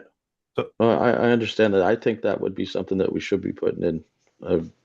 Now, in saying that, we did, and this isn't a question to you or anything, Jamie. It's more a comment to everyone on council. We passed a motion telling Jamie that he had to do something, right? So if we pass that motion, if we're going to make any change to anything, we'd have to rescind that, no? And this is part of a discussion that most definitely would happen at a future meeting, I would think, right? This is just the point I'm getting at. And I mean, I know Jamie has discretion. Every CBO has discretion under the Ontario Building Code Act. And you're right, Mr. Mayor, it's a statute. That's where the powers are drawn from. And we can't tell him no. But from what I understand, and maybe I'm wrong, and Jamie, you could tell me I'm wrong, that's more of a, I'm going to change up a fastener. So say I was going to, the plan says I got to use a nail, but instead I bought a box of structural rated screws that were okay. You could use that discretion without having to go get something re-stamped. Is that more like a discretionary kind of thing that you could do? Through you, Mr. Mayor, Mr. Mayor, to Councillor Woods, like, are you talking about asking for revisions because of a change in something like that? Yeah, I'm just at your discretion. You could say yes or no to that type of thing without, I want a stamp on that. Correct. Correct. Okay, that's where I know that the building inspector has discretion, right? That's what I was trying to say there. But I mean, the 5 years, I know it takes longer, but this annual maintenance thing, I think, would be a good thing. But again, I don't know, Mr. Mayor, maybe you have the answer to the question. We passed the motion, so do we not have to rescind that if you want to make a change here? If not, unfortunately, or fortunately, whatever way I want to look at it, council passed a motion, and that's what staff should be doing, right? If we talk about it future and we think it was a mistake, then we got to follow the steps and procedures in order so that our staff has clear direction on what we're expecting, right? Well, I guess you're right about that. I'm not suggesting that we amend this chart right now. I mean, what we were hoping to do today was to simply say, are these changes in numbers reasonable in terms of the expected revenue that they will generate in 2026? And that's assuming we get them implemented by when we go through our fees and charges bylaw. So now we keep it's not that I don't think we should have this discussion, but at the end of the day, we're not changing anything. All we're doing is we're other than the numbers that are in the chart. And I think that Jamie's proposal for the maintenance fee, if I understand correctly, how something that extends the building permit for 1 year, that's actually a good way, because if you treat this literally, as some people this number 18, as some appear to be doing, if 3 years goes by, then every single inspection that happens after that, and there could be several of them, depending on what state the project's at, costs $200 over and above whatever fees were already paid. And the fees that were already paid were paid for inspections that haven't taken place because the work hasn't been going on. So I think I'm trying, not to provide a disincentive for people to finish their projects and and Through you, Mr. Mayor. keep the thing being fair. But look, Let's, this through is you, a Mr. this is a discussion for another meeting. I think Yeah, and that, Mr. Mayor, 20 minutes ago at least, Nigel said the whole idea is coming back in March. Hmm. What we're doing, if we're just looking at the numbers, I don't think people have a problem, but I don't want staff to think that the commentary about 5 years and discretion and whatever is over. We're going to pick that back up in March. I don't know enough about maintenance charges, and nor does anyone here, including Jamie. He has to go out and check. So let's just move on. We get so far down in the weeds talking about this for, we must be doggone near a half hour talking about this, right? Like, let's move on, please. I'm so frustrated. And the problem was commentaries in there, and just to say, well, we're not going to discuss it, then it's been implied that we're okay by it, right? And we're not. So at least some of us aren't. So let's move on and take it up in March. So, do we have other fundamental things about the numbers, the new numbers that are on this chart? Schedule D. Anybody want to raise any?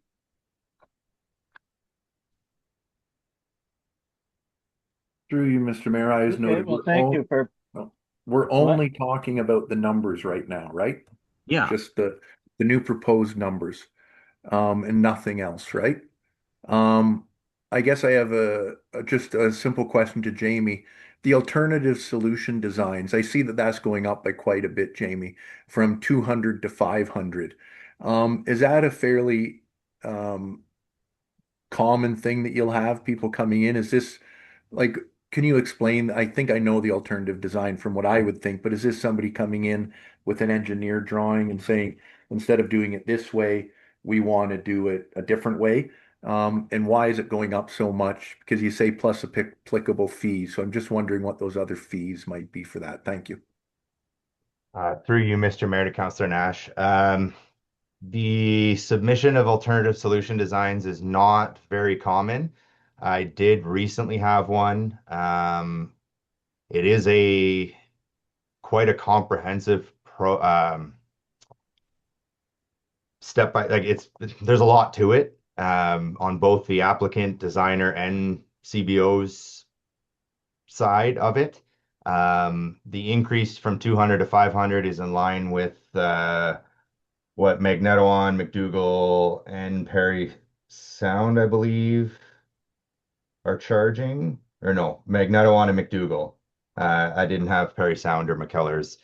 But there's a lot of work to it. And essentially it's the building code says that this is what you have to do to comply. You can't do that or are suggesting an alternative to that functional and objective statement. So then there's a lot of review going forward saying, instead of doing this, we're going to do this, and it's going to meet the objectives and functional statements of the building code. As for the other applicable fees, if I needed to reach out to outside sources or colleagues for other additional opinions with regards to the proposed alternative solution, that's where that fee would come in. In the last one I didn't have to. I simply just talked about it in my chapter meeting.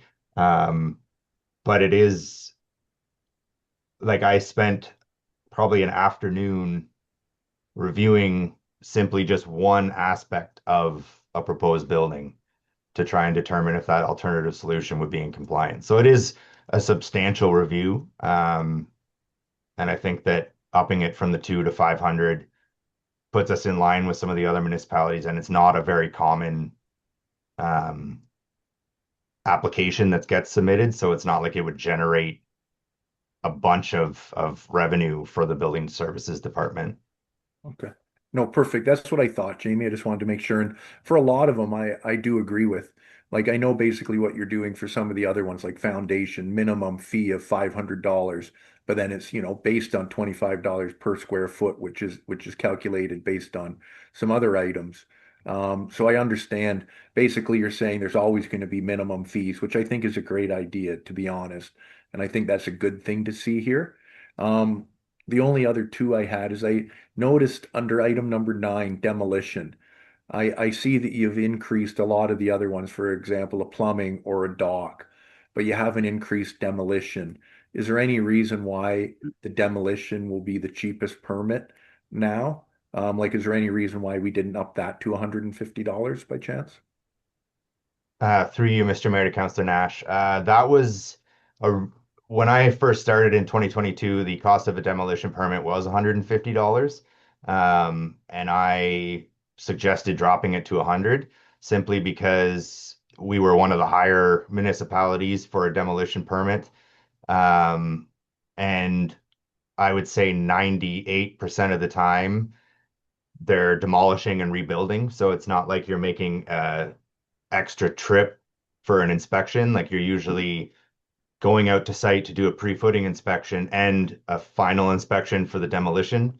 Um, so when I originally pitched it being 100 in 22, it was simply just as an incentive for people to actually come get demolition permits, um, so that MPAC would know that building was demolished.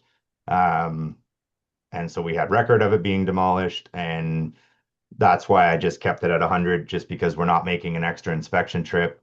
It's usually demolish and rebuild. Um, so they're paying a substantial permit fee for the new build, and just $100 to demolish the existing. Whereas change of use, plumbing, docks, like you're usually making an individual trip. Okay, no, that makes perfect sense. And just a couple more here, Jamie. I just want to understand a couple of them. Some of them I just don't quite understand the descriptor. Um, One of them was, where was it here? Permit transfer special inspection. You're suggesting $200. So would a permit transfer be if I sold my property to somebody else with an open building permit? Would that be one example of that?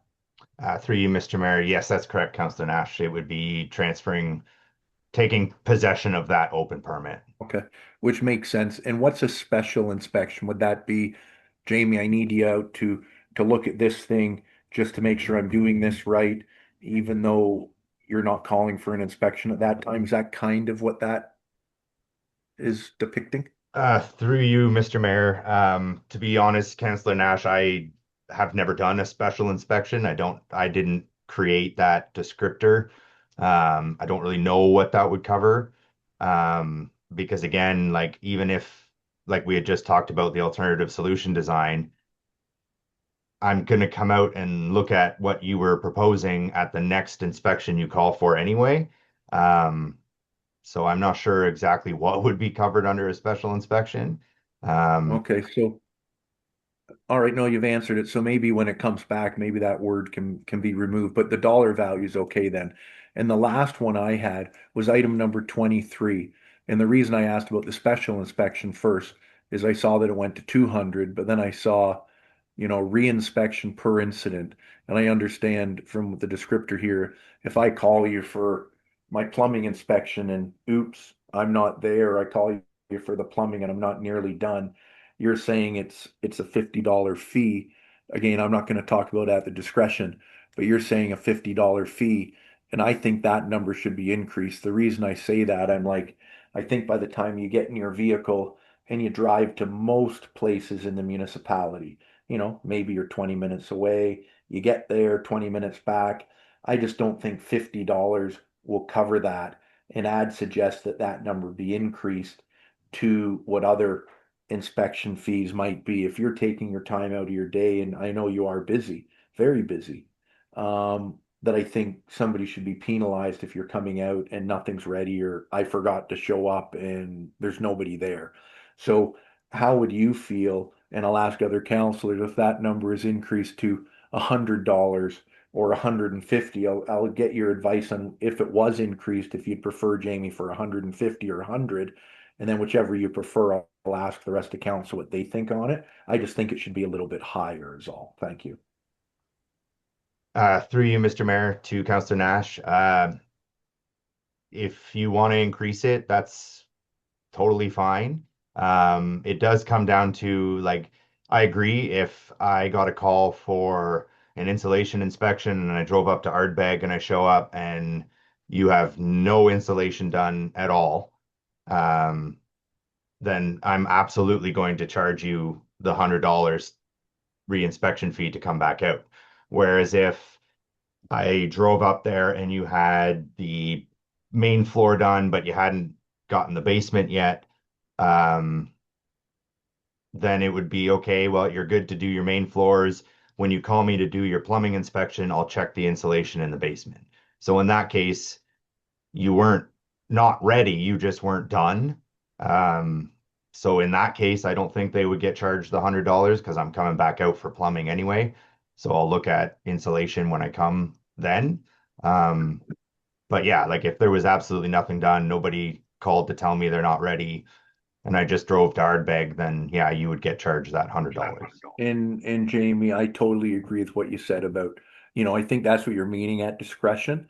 I just don't think we need to put it in, to be honest. Like if you show up and somebody's 90% done and you go, oh, next time I'm in the area, I'll pop by again to make sure the last 10%. And I don't think anybody on council is expecting, let's nail everybody for that stuff. It's more the first thing you said, which I totally agree the other side of that as well. And I think that leaves a little bit of, you might just not write up a report for something sometimes, and it's just another inspection, right? So I totally understand that, but I'd like to see it raised to $100 instead of 50, then, just as a starting point, if any other council members are in agreement to that. And that's the only question. But again, Jamie, you do good work, and you have closed a hell of a lot of building permits, and your computer work is very good. I just did want to compliment you on that.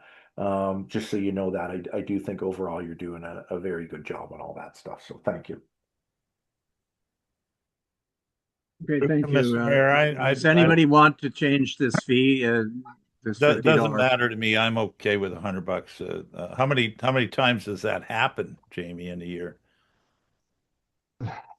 Through you, Mr. Mayor, to Council Lamb, very rarely do I actually show up and they're not Yeah, ready. that's- Like normally they'll give me a call in the morning and say, hey, we didn't get as far as we did yesterday, so don't come. Or in the situation I mentioned, they have the upper floor done, but not the basement. Yeah. So it's very, very rarely that I actually show up and they're not ready. Council doesn't want you to, someone calls and says, I need an inspection tomorrow. You need to come out, and you go out and the husband's been carted away with a heart attack, and you say, well, you owe me $100, right? I guess that's discretion. But so I'm okay with the $100. But I wanted to just echo sort of what Councillor Nash says. I know this is easy to, take personally. And from my standpoint, it's not a personal thing at all, Jamie. It's we get calls from taxpayers saying, there's a whole building out here that I don't think there's a building permit. And I say, well, report it, right? No, I'm not reporting it, right? That kind of stuff, right? Or on our lake, there's 2 cottages that have gone up, and I don't think there's a building permit, blah, blah, blah, that sort of thing. And also, I'd like to point out that you inherited a whole heck of a lot, right, from previous building inspectors. And although we spent a lot of time today talking about 3-year time limit, many of these were 8 and 10 and 12 and 15 years out, right? And that's what you've inherited and are trying to work off. So, the idea that it takes a little longer than 3 years is one thing, but when it's 15 years, as Councillor Nash said, they're intentionally doing that. They think that if they don't get a final, if they get a final, that MPAC's going to come out and, their taxes are going to go up. That's the motivation of many, many people. And although they're wrong, or I think they are wrong about that, that's why they don't clear out the building permit. So good job, carry on, and none of this is personal. It's about doing the right thing to make sure that people are all paying their fair share. So thank you.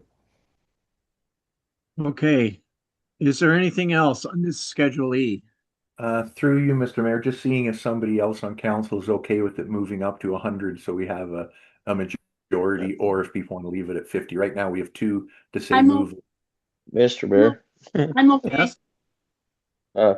I would just say $100 because if you drive to one end of our township and back, it's an hour no matter what for Jamie. So $100 for him to go out for an hour is, it's to me that's most definitely reasonable. Okay, let's do it. All right. And Anything else?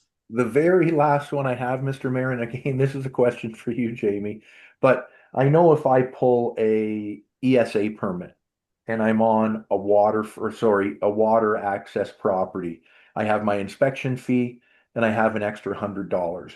I've asked them why, because ESA won't show up with the boat. You need to take them across with the boat. But it's because it takes extra time. So what would you think, Jamie, of a fee for the water access properties again? And I'd be the one for a property I own, I'd be the one paying more money. But I understand also if you show up, I got to get you in my boat, take you across to my property, you look at it, bring you back, that it takes you a lot longer. Do you know if anybody else in our district has uh, an additional fee like what ESA would do because it's a water access property, harder to get to, takes longer? If anybody has that or what you'd think of that, I know some residents might not like it, but what do you think of a standpoint of knowing it takes a bit longer? Is there use of a charge for that? Thank you. And that's my last question on building. Through you, Mr. Mayor, to Councillor Nash, I am not aware if any of these surrounding municipalities have a charge like you had mentioned. As for my opinion on it, the ratepayer or applicant or contractor is already coming and picking me up in the boat and using their gas to get me to and from the site. I think adding an additional fee on top of that would be a little excessive. And when I do book water access inspections, I usually like if I'm going out on Wawashkesh or Bolger Lake or anything like that, I'm not just doing one. Like I'm gonna try and do multiple site visits while I'm out there. And for the most part, the applicants and homeowners or contractors are very good at taxiing around the lake. For instance, when I went out to Bolger, I had 4 inspections, and I went to the first one, did that inspection. The owner of the next inspection met me at that site, picked me up, took me there. Then Domino, the next person came and met me at that site and took me to the next one. And then the last guy brought me back to the landing. So it worked out really well. I wasn't, back and forth to the landing 4 times. I wasn't just out on the lake for one. So I don't see the need for it at this time. Okay, thanks, Jamie. And that makes sense, and that's good planning. And the last part of that, what about in the winter? Again, if I'm a water access property owner and I say, I want you to come and do an inspection, for example, I know ESA won't come out in the winter because they don't want to go across the lake, even if I say, well, I have a snowmobile. Do we do winter inspections on lake access properties or not? It's really just a question that I thought of when I was talking about the boats there. Thank you. Through you, Mr. Mayor, to Councillor Nash, no, I do not conduct winter inspections on water access properties. Okay, thank you. Okay, thank you. I'll ask again, is there anything on it, more on the schedule? Could we move then to the road name and 911 signs? Through your worship, I'd like to propose that staff take a quick break because we've been going for about 3 hours now. So a quick 10-minute break, and then hopefully we can finish everything up in the next hour. Okay, yeah, that's a reasonable request. I see it's Thank 3:55. Yeah, we've been a while. Yeah. Okay. 10 minutes. We will resume. Is our recording back on? Yes, it is, Your Worship. Okay, thank you very much. Okay, so we're back from our short break, and we're on page 48 at the bottom of the page, and my big sheet here. It's road name and 911 signs. Slight increases to the cost of the sign with or without the post. And through you, Mr. Anybody Mayor, want to raise an issue with this? I had a simple question on it. Well, it might not be that simple. And none of my questions are simple.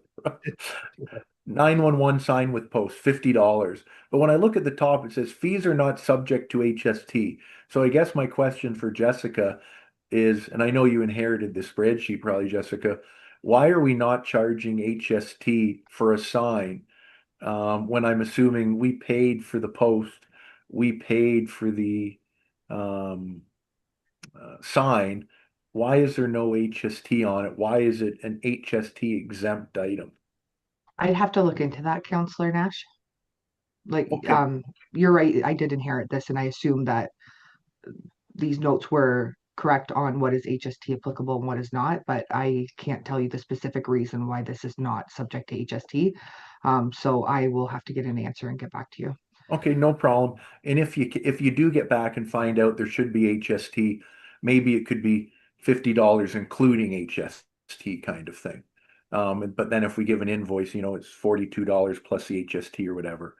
And the road name sign and post, that's really for a larger, like a 4x4 post and a wooden sign with the road name on, if I'm correct. Yes, that's correct. And we would just order the supplies, give it to the applicant, and then bill them back what our cost was. Okay, perfect. Thanks, Jessica. And yeah, let us know at the next meeting about the HST. Thank you.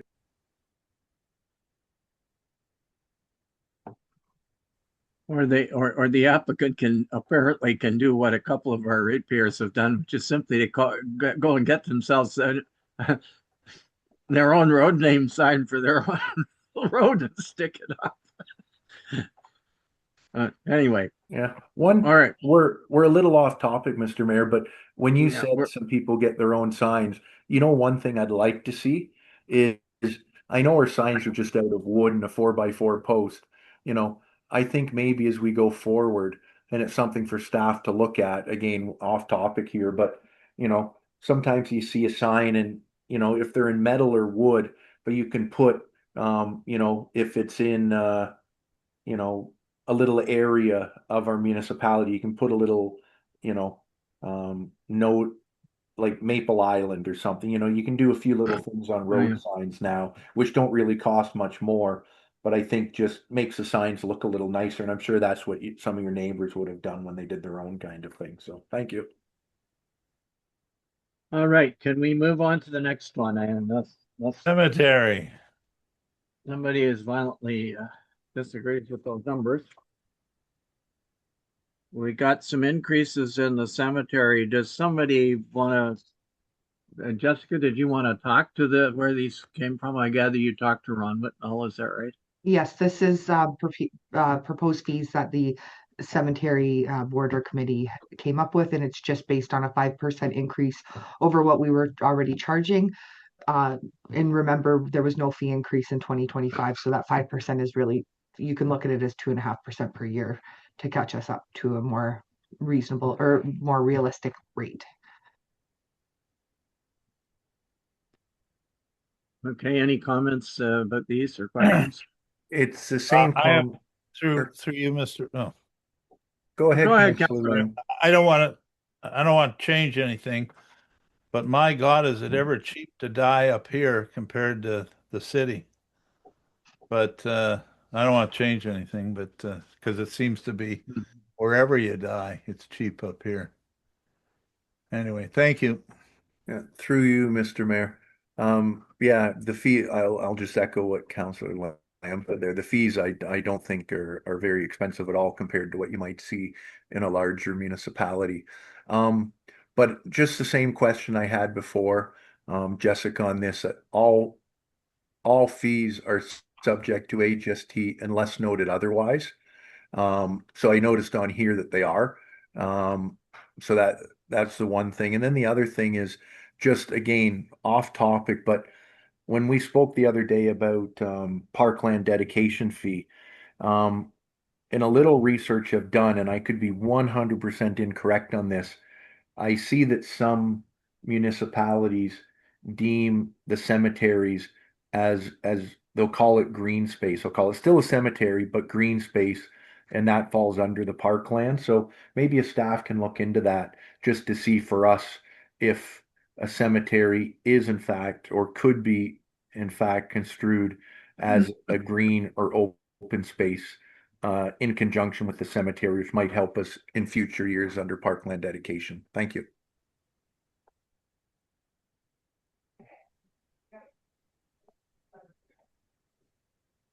I guess the only thing is the cemetery basically is totally a cost recovery. Like we don't, well, Make I don't know. money. I guess we invest in grass. We do invest in grass cutting and things like that, don't we? So maybe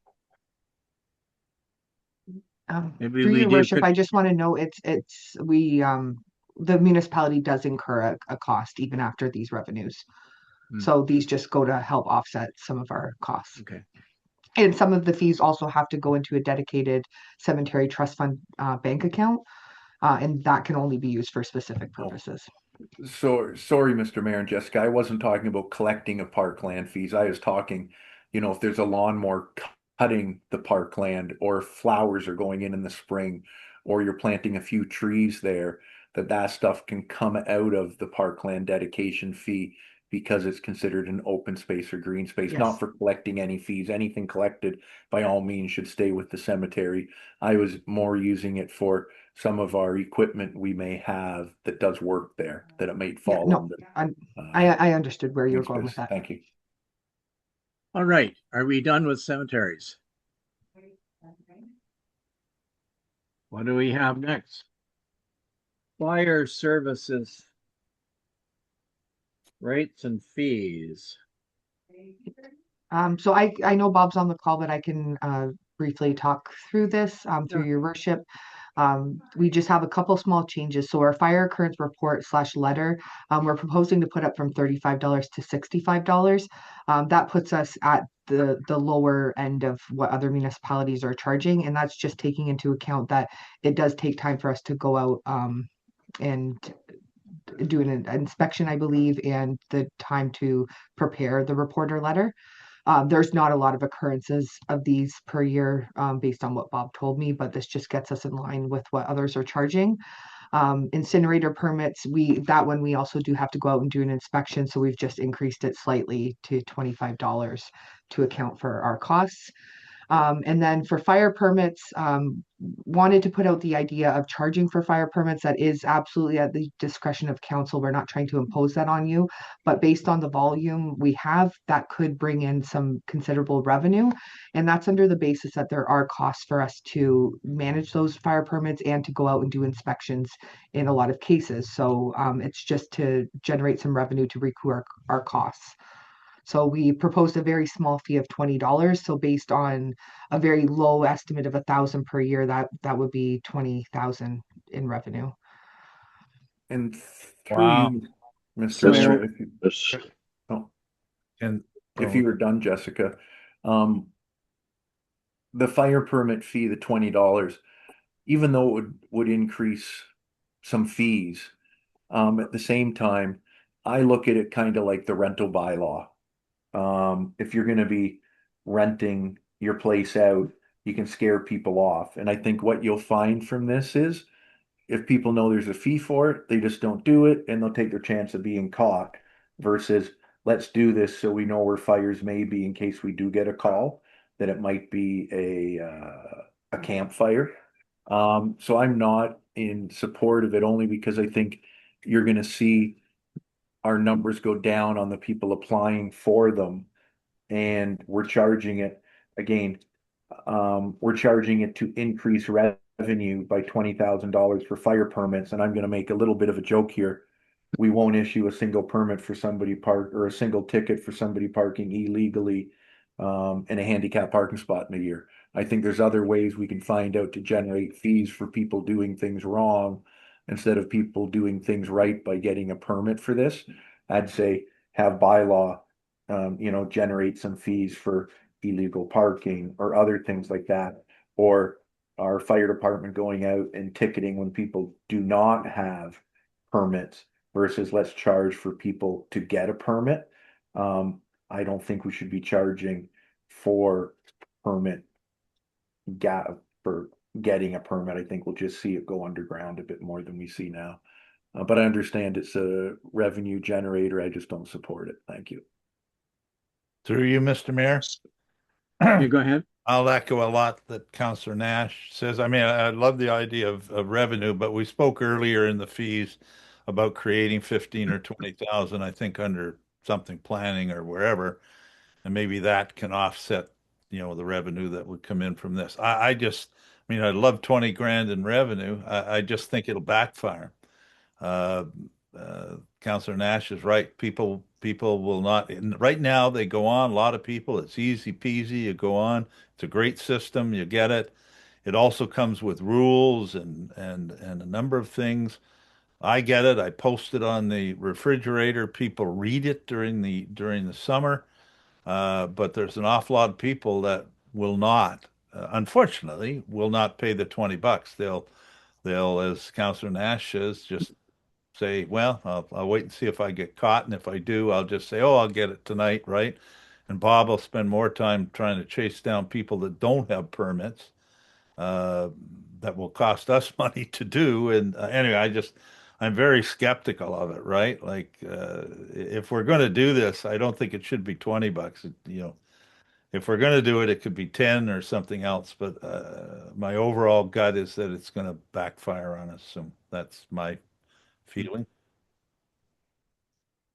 Yeah, when we did the outdoor burning bylaw, and I was heavily involved in that, if you recall, there was a fair bit of discussion about this subject, and originally there was a suggestion, well, I think we put it to council that we could charge a nominal fee like $10 or $5 or something like that.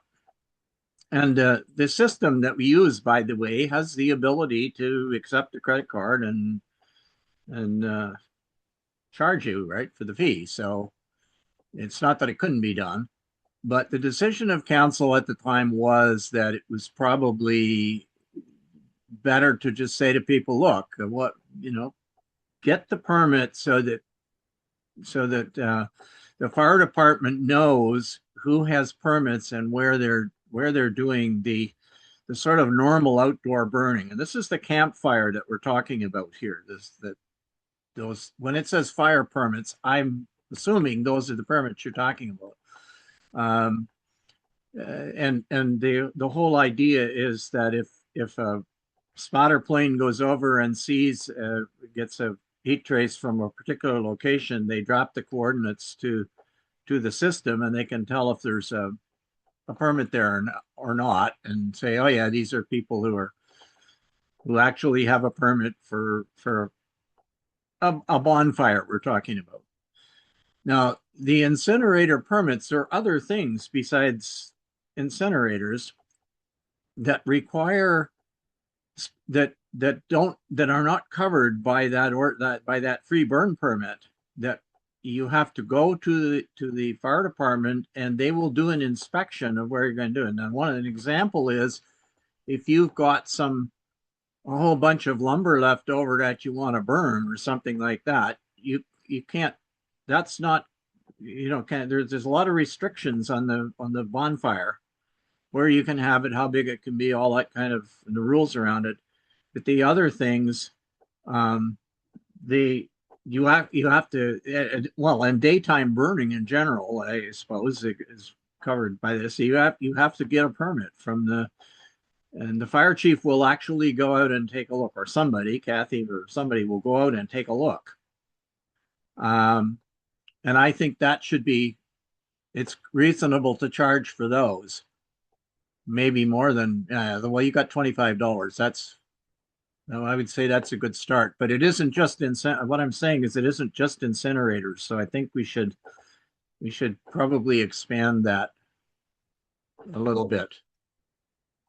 It doesn't what you have here doesn't exactly match the outdoor burning bylaw, if my memory of it is correct.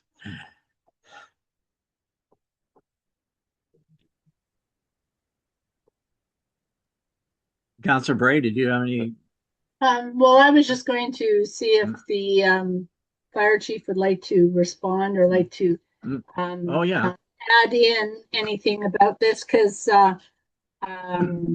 he and I have had a few discussions, so I think it'd be good to ask him his opinion on some of these things. Oh, super. Yeah, I'm sorry. I didn't realize he was on the call still. So, Bob, if you're there, if you have a comment, that'd be. Yeah, through you, Mr. Mayor, we don't do a lot of brush burning. Can you get closer to the mic, please, Bob? Sorry. We don't do a lot of brush burning anymore. Most people, now that you can burn all day long, they just cut up the wood and have a small fire all day. So we don't do much brush burning as such anymore. It's not as much as we used to. So I think what you have other than the permits, I think is good. $20. Do you have an opinion though about charging for the regular permits, the electronic? Yeah, I think we should just give, it's the taxpayers get it for free. I think it's a good thing. And, I think it's going to be more of a pain, people not getting them or taking the chance. So, I mean, if it's free, they have no reason. So when they get it, you had no reason to not apply for a permit. So, no, I'd leave that. I'm good with that. So, okay, Bob, sorry, through you, Mr. Mayor. Bob, were you saying that you'd leave it at no fee or leave it at the $20? Just wanted to confirm that. And then I had one question after that for you. No, sorry, through you, Mr. Mayor. I would leave it as the permits being free. Can't hear you, Bob. Leave it free, he said. Okay, leave perfect. The permits as free. And the one thing, again, off topic here, because not talking about fees, but you said now you can have a fire all day. Can you just explain that a little bit to me? I thought before it was, half an hour before sunset or something. So now if you get a fire permit, you can burn all day? Yeah, through you, Mr. Mayor. When we changed the bylaw a couple of years ago, we allow people to burn all day. As long as the fire danger rating is at moderate or lower, you can burn all day. And when it hits high, you can only burn after 6 p.m. And when it hits extreme, you can't burn at all. So if people have a little pile of brush to burn up, they just have their fire and their hot dogs and burn it up all day. Okay, thanks, Bob. I didn't know that. Thanks for that info. Okay, is there anything else on this Mayor? one? Mr. Mayor? Councillor Bray. Yeah, I just add in that, the more permits there are, the easier it is for the fire department and for the chief and the fire prevention officer to get messages out to people and to get messages when it goes into high and extreme or whatever the things are. So I think it's more important for us to have permits, people getting permits, than it is for generating income on this part. If there's somewhere else you want to generate more income, then maybe, but I really agree with everybody on this one. Good point about the communication, because when it goes to high or extreme or whatever, we all get an email, right? And yeah, that's a really good point, Councillor Brain. Yeah. Mr. Mayor. Okay. All I'll say about the fire burn permit is, don't make me pay to have a campfire and roast hot dogs. I mean, to me, that's absurd. I don't care where it is. That's absurd, right? I mean, my family, we have multiple properties, and I take out permits for all of the properties, even though I might not have a fire there that year, because if I'm, in the back bush and I might decide to have a little fire, I'm covered. And it's because it's free and it's so easy to get, right? And that helps the fire department more, I think. Okay, great. Can we move on to dog licensing? We're getting close to the end here. Through your worship, I can speak to this schedule. There's only two fee increases proposed here. One is for the dog tag. We're proposing an increase to $15, and that's the minimum charged by the comparator municipalities. And the kennel licensing fee, we're increasing to put that up to $100. There's only a couple of those that we issue annually. And through you, Mr. Mayor, if you were done, I think you were, Jessica. I have a question on this. If I, again, it says fees are not subject to HST. So maybe just check on that again, Jessica. But Yeah, I will come back with a report on on all of the user fees, why things are HST applicable and why they're not. perfect. But where my other question was, I know somewhere, and it doesn't say it in here, but maybe we should have it under dog licensing just as an asterisk, because what I understood, if I have my dog registered in Toronto, I don't need to get a dog tag up here if I'm correct.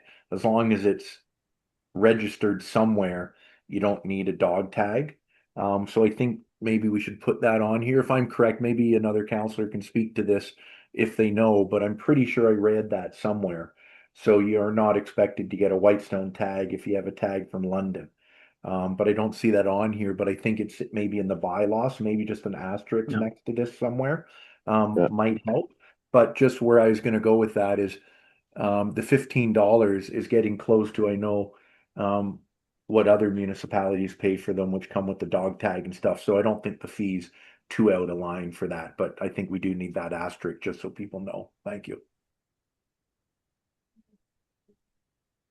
Okay, thanks. Anything else on this one? Okay, sounds like it's good. Just when we're Yep. rolling up, is there any other counselor that remembers that it said like that am I remembering correct that you can have a sticker from somewhere else, or am I I? believe you are, that the rule is you only have one tag on a dog. It's got a tag Yeah. from. Through you, Mr. Mayor, that's what I remember from doing Yeah. the dog bylaw review right there was if you have a license in wherever in Ontario, your home address and you're up at the cottage, you're still covered. Your dog's still covered because they're actually licensed. Yeah. The My son- important my- issue was being able to locate the owner of the dog if the bylaw officer finds the animal at large. Right? Yeah. So So through you, Mr. Mayor, I have a son who's got short arms and long pockets, and he actually compared. He's got a golden, or he got a black lab. He compared the cost in Milton to the cost up here, and he was going to decide whether he's going to register his dog here or in Milton over a few dollars. So anyway, uh, so can I guess a non-resident could register their dog here, or is it only residents? You don't have to answer it now. Look at. I don't know. I have a hunch that the office would take the money if you walked in and said, I I'm want a sure they dog tag. would. If you got a dog and you want a tag. Yeah. And it would be Okay. Rabies and stuff like that. Do we still have clinics? Sorry, Councillor Bray. We used to have a Well, rabies clinic here. Unfortunately, we don't, right? Through you, Mr. Mayor, I'd like to say something to that. Yeah, I figured you would. Thank you very much. This is something that I've talked about multiple times over the years, and nothing was ever done with it because we did used to have a rabies clinic here, and that's kind of, to me, you go to any other municipality, your licensing fees goes towards programs like, the SPCA kennel or taking your dog in if the dog gets found. It pays for that stuff. But we're taking fees and we're not putting on a clinic for rabies vaccinations, right? It used to be a requirement that you had to have your dog's vaccines up to date, which I didn't agree with, in order to get a license.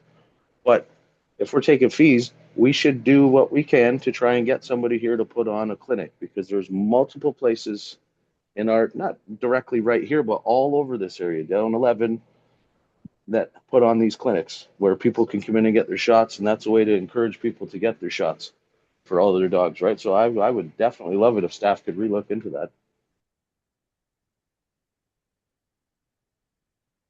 Yeah, I actually raised that issue a few years ago and I got a kind of a bit of runaround and it used to be coordinated out of Perry Sound and they did Councillor Woods is right, they did put on clinics and the SPCA had a place in down by Sobey, where the Sobeys is in Perry Sound. They have a place down there, and they for a while they did them, and they did them from there. It was the vets in Perry Sound, and I don't know when that operation shut down, it stopped, and I don't know. And I never did get a good explanation as to why they couldn't do it, but it seemed like an excuse to just let the vets charge the owners the standard fee for things. Yeah, Anyway. which is not even remotely close to affordable for most people anymore, Mr. Mayor. Well, And that's yeah. the problem, right? So if we can look at that, that would be, to me, would be a good thing to ensure that people have their dogs at least with the rabies shot, right? Yeah, I agree. Okay, we're on general government.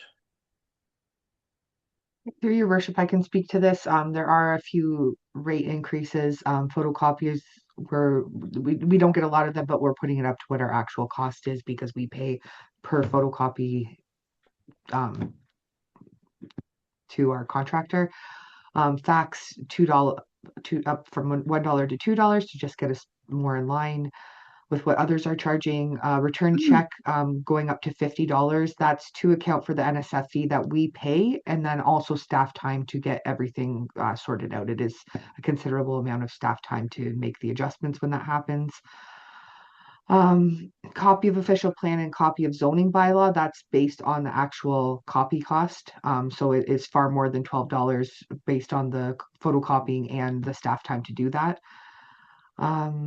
Tax certificate going up to $50. That's to get us more in line with what others are charging.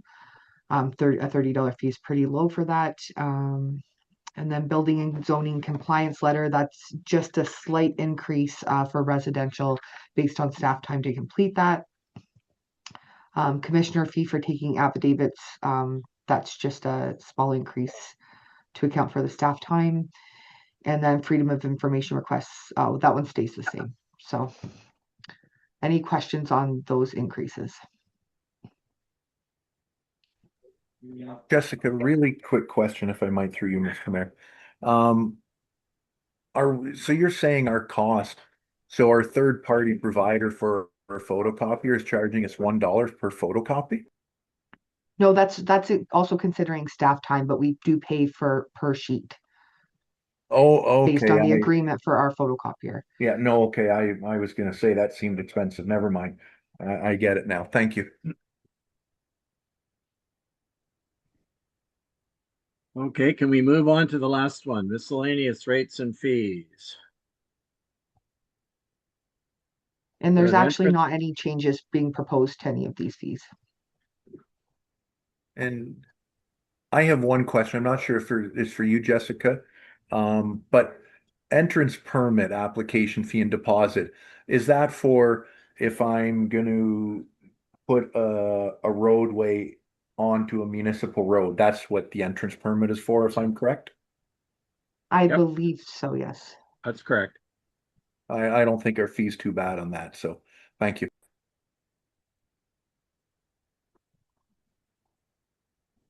All right. I'm not hearing anything else about this one. Are we done? Yes, that completes our review of the user fees. And then just to go back to where we were at with our changes, based on all the changes that council had discussed over the 2 days, we're sitting at a 3.57% increase. One update we haven't given is on the Zamboni, but what we were going to propose is bring back a staff report on that.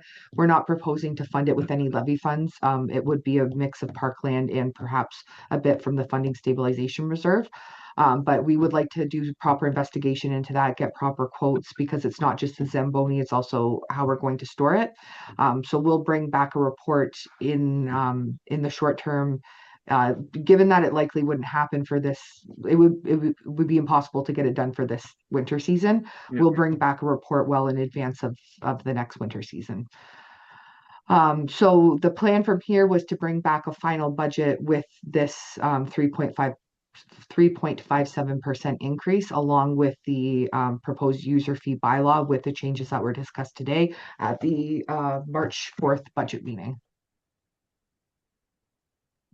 Through you, Mr. Mayor, what is that taking into account the education tax? Oh, with the education tax, let me just do the math on that.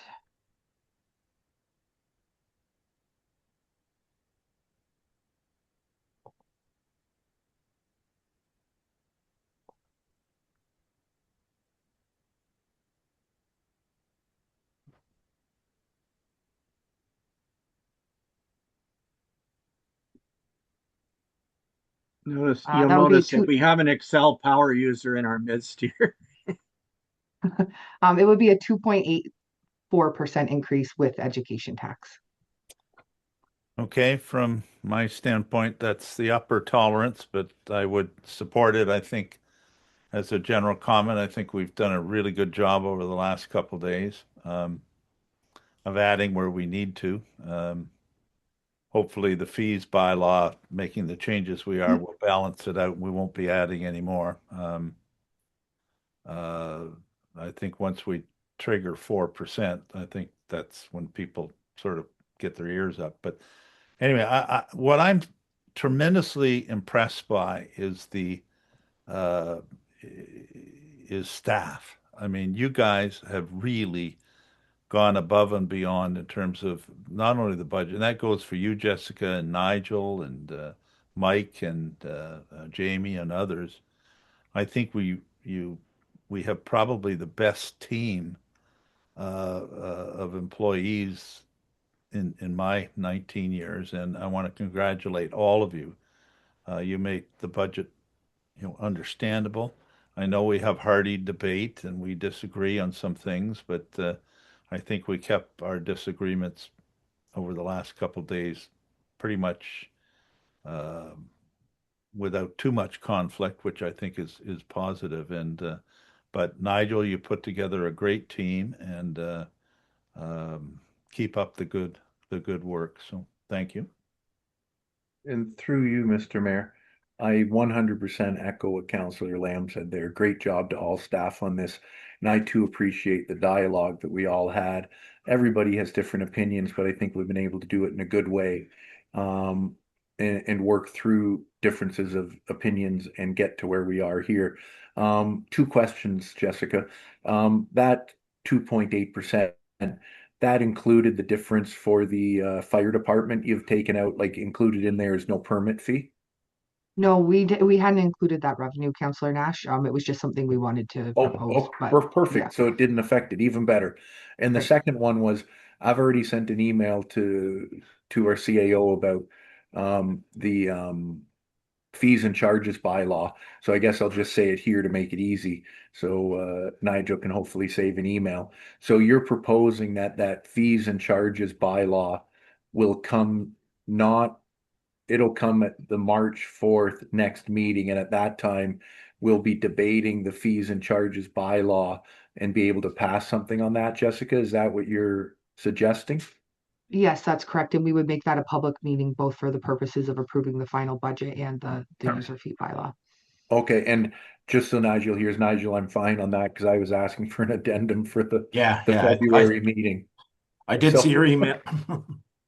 So I'm just saying it to everybody. As you could tell, I was a little agitated with it. So that's perfectly fine for me, and I appreciate it being on the March one just to get it out of the way, because I think that'll put a lot of nerves to rest on that one for everybody. So, and again, I appreciate it might not mean a lot to some, but the little charts and like the little picture you have, Jessica, on the left, I think that really helps a lot of people from the public. A couple charts, even though we skipped over the charts, those charts I really think really help people, especially that don't understand the numbers. And as the mayor said, when I can see you doing this Excel, I do Excel for a living, and I can see how much quicker you are than myself on it. But I find it very interesting that you're able to do all of this on Excel. I think previous staff weren't using Excel for some of this, so it was hard to provide counsel with some of the information, but yet you've been able to put everything on Excel, which is easy for us to follow. So again, I applaud you for that, going to the Excel version. So thank you very much. And again, thank you to all the staff, from Nigel to Paula to Mike, to the library board this morning, to Wendy, everybody for putting this together, and especially you, Jessica. Thank you very much.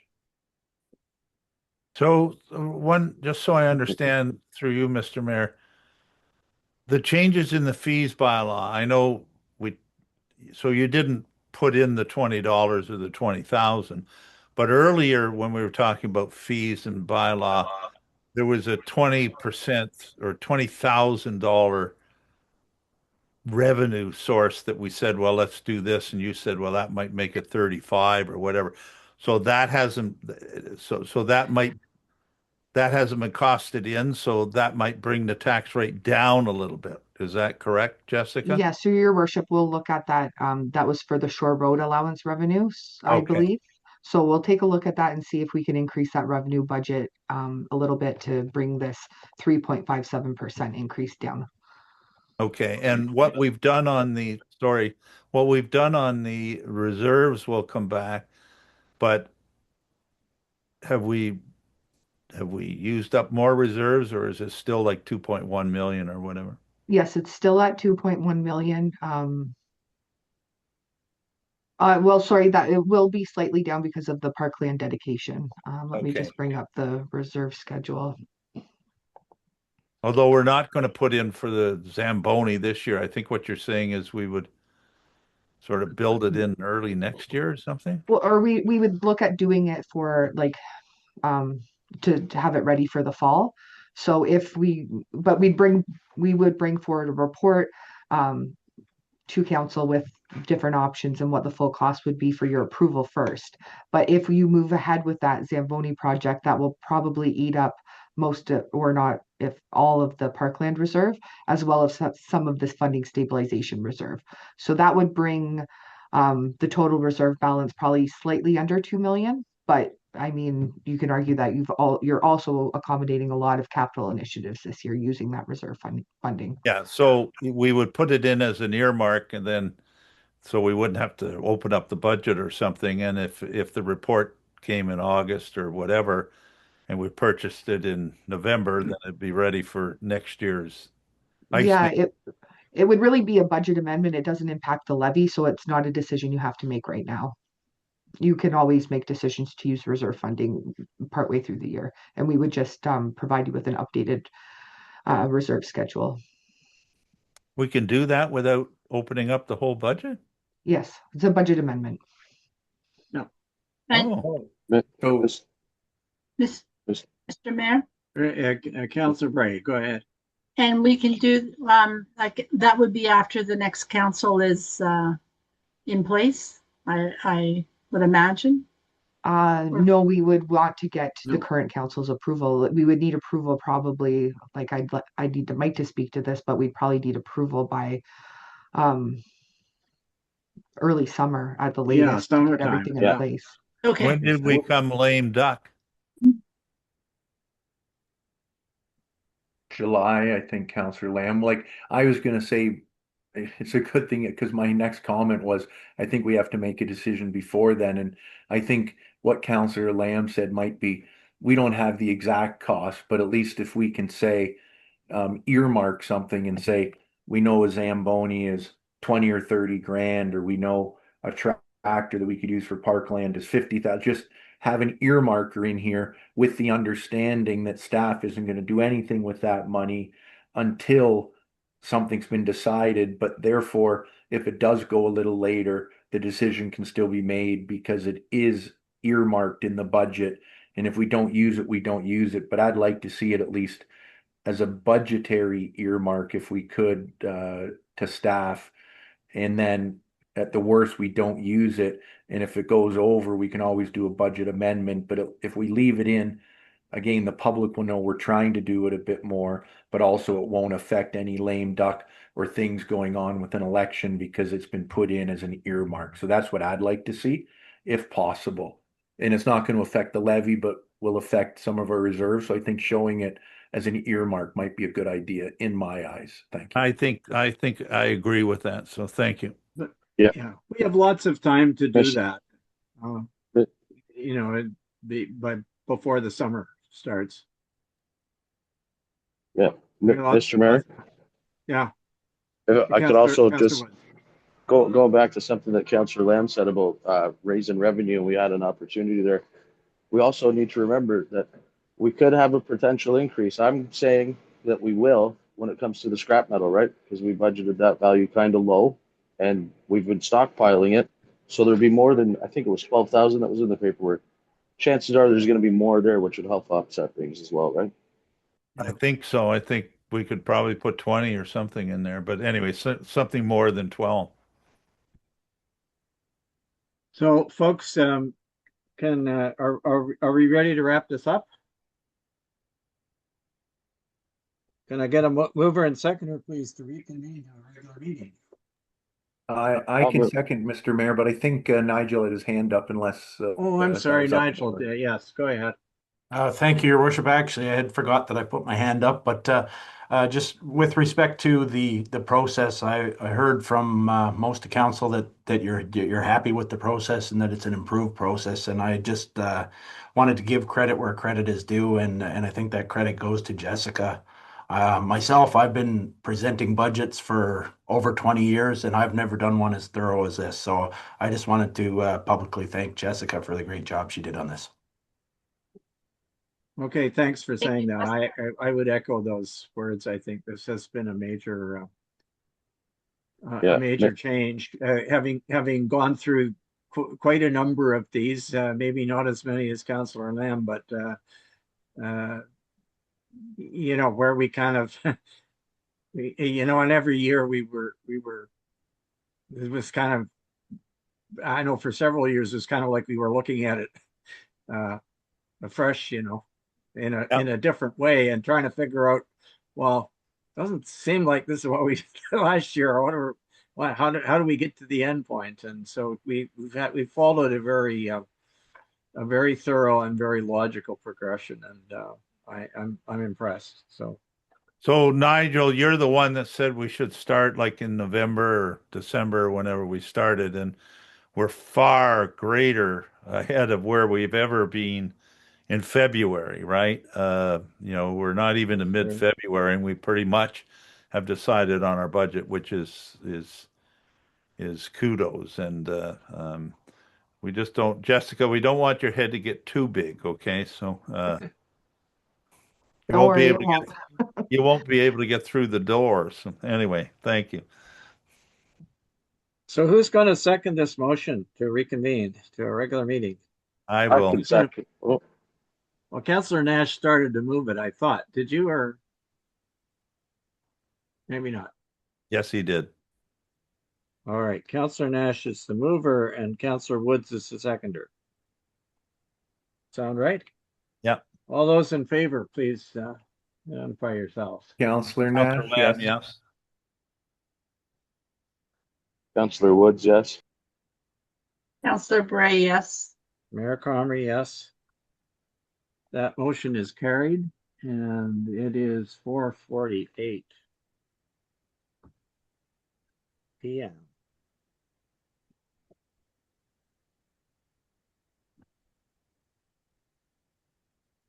So that's that one. Matters arising from Committee of the Whole. Can I get a mover and seconder, please, that the Council of the Municipality of Whitestone hereby receives report FIN-2026-03, which is the 2026 draft consolidated operating and capital budget for information.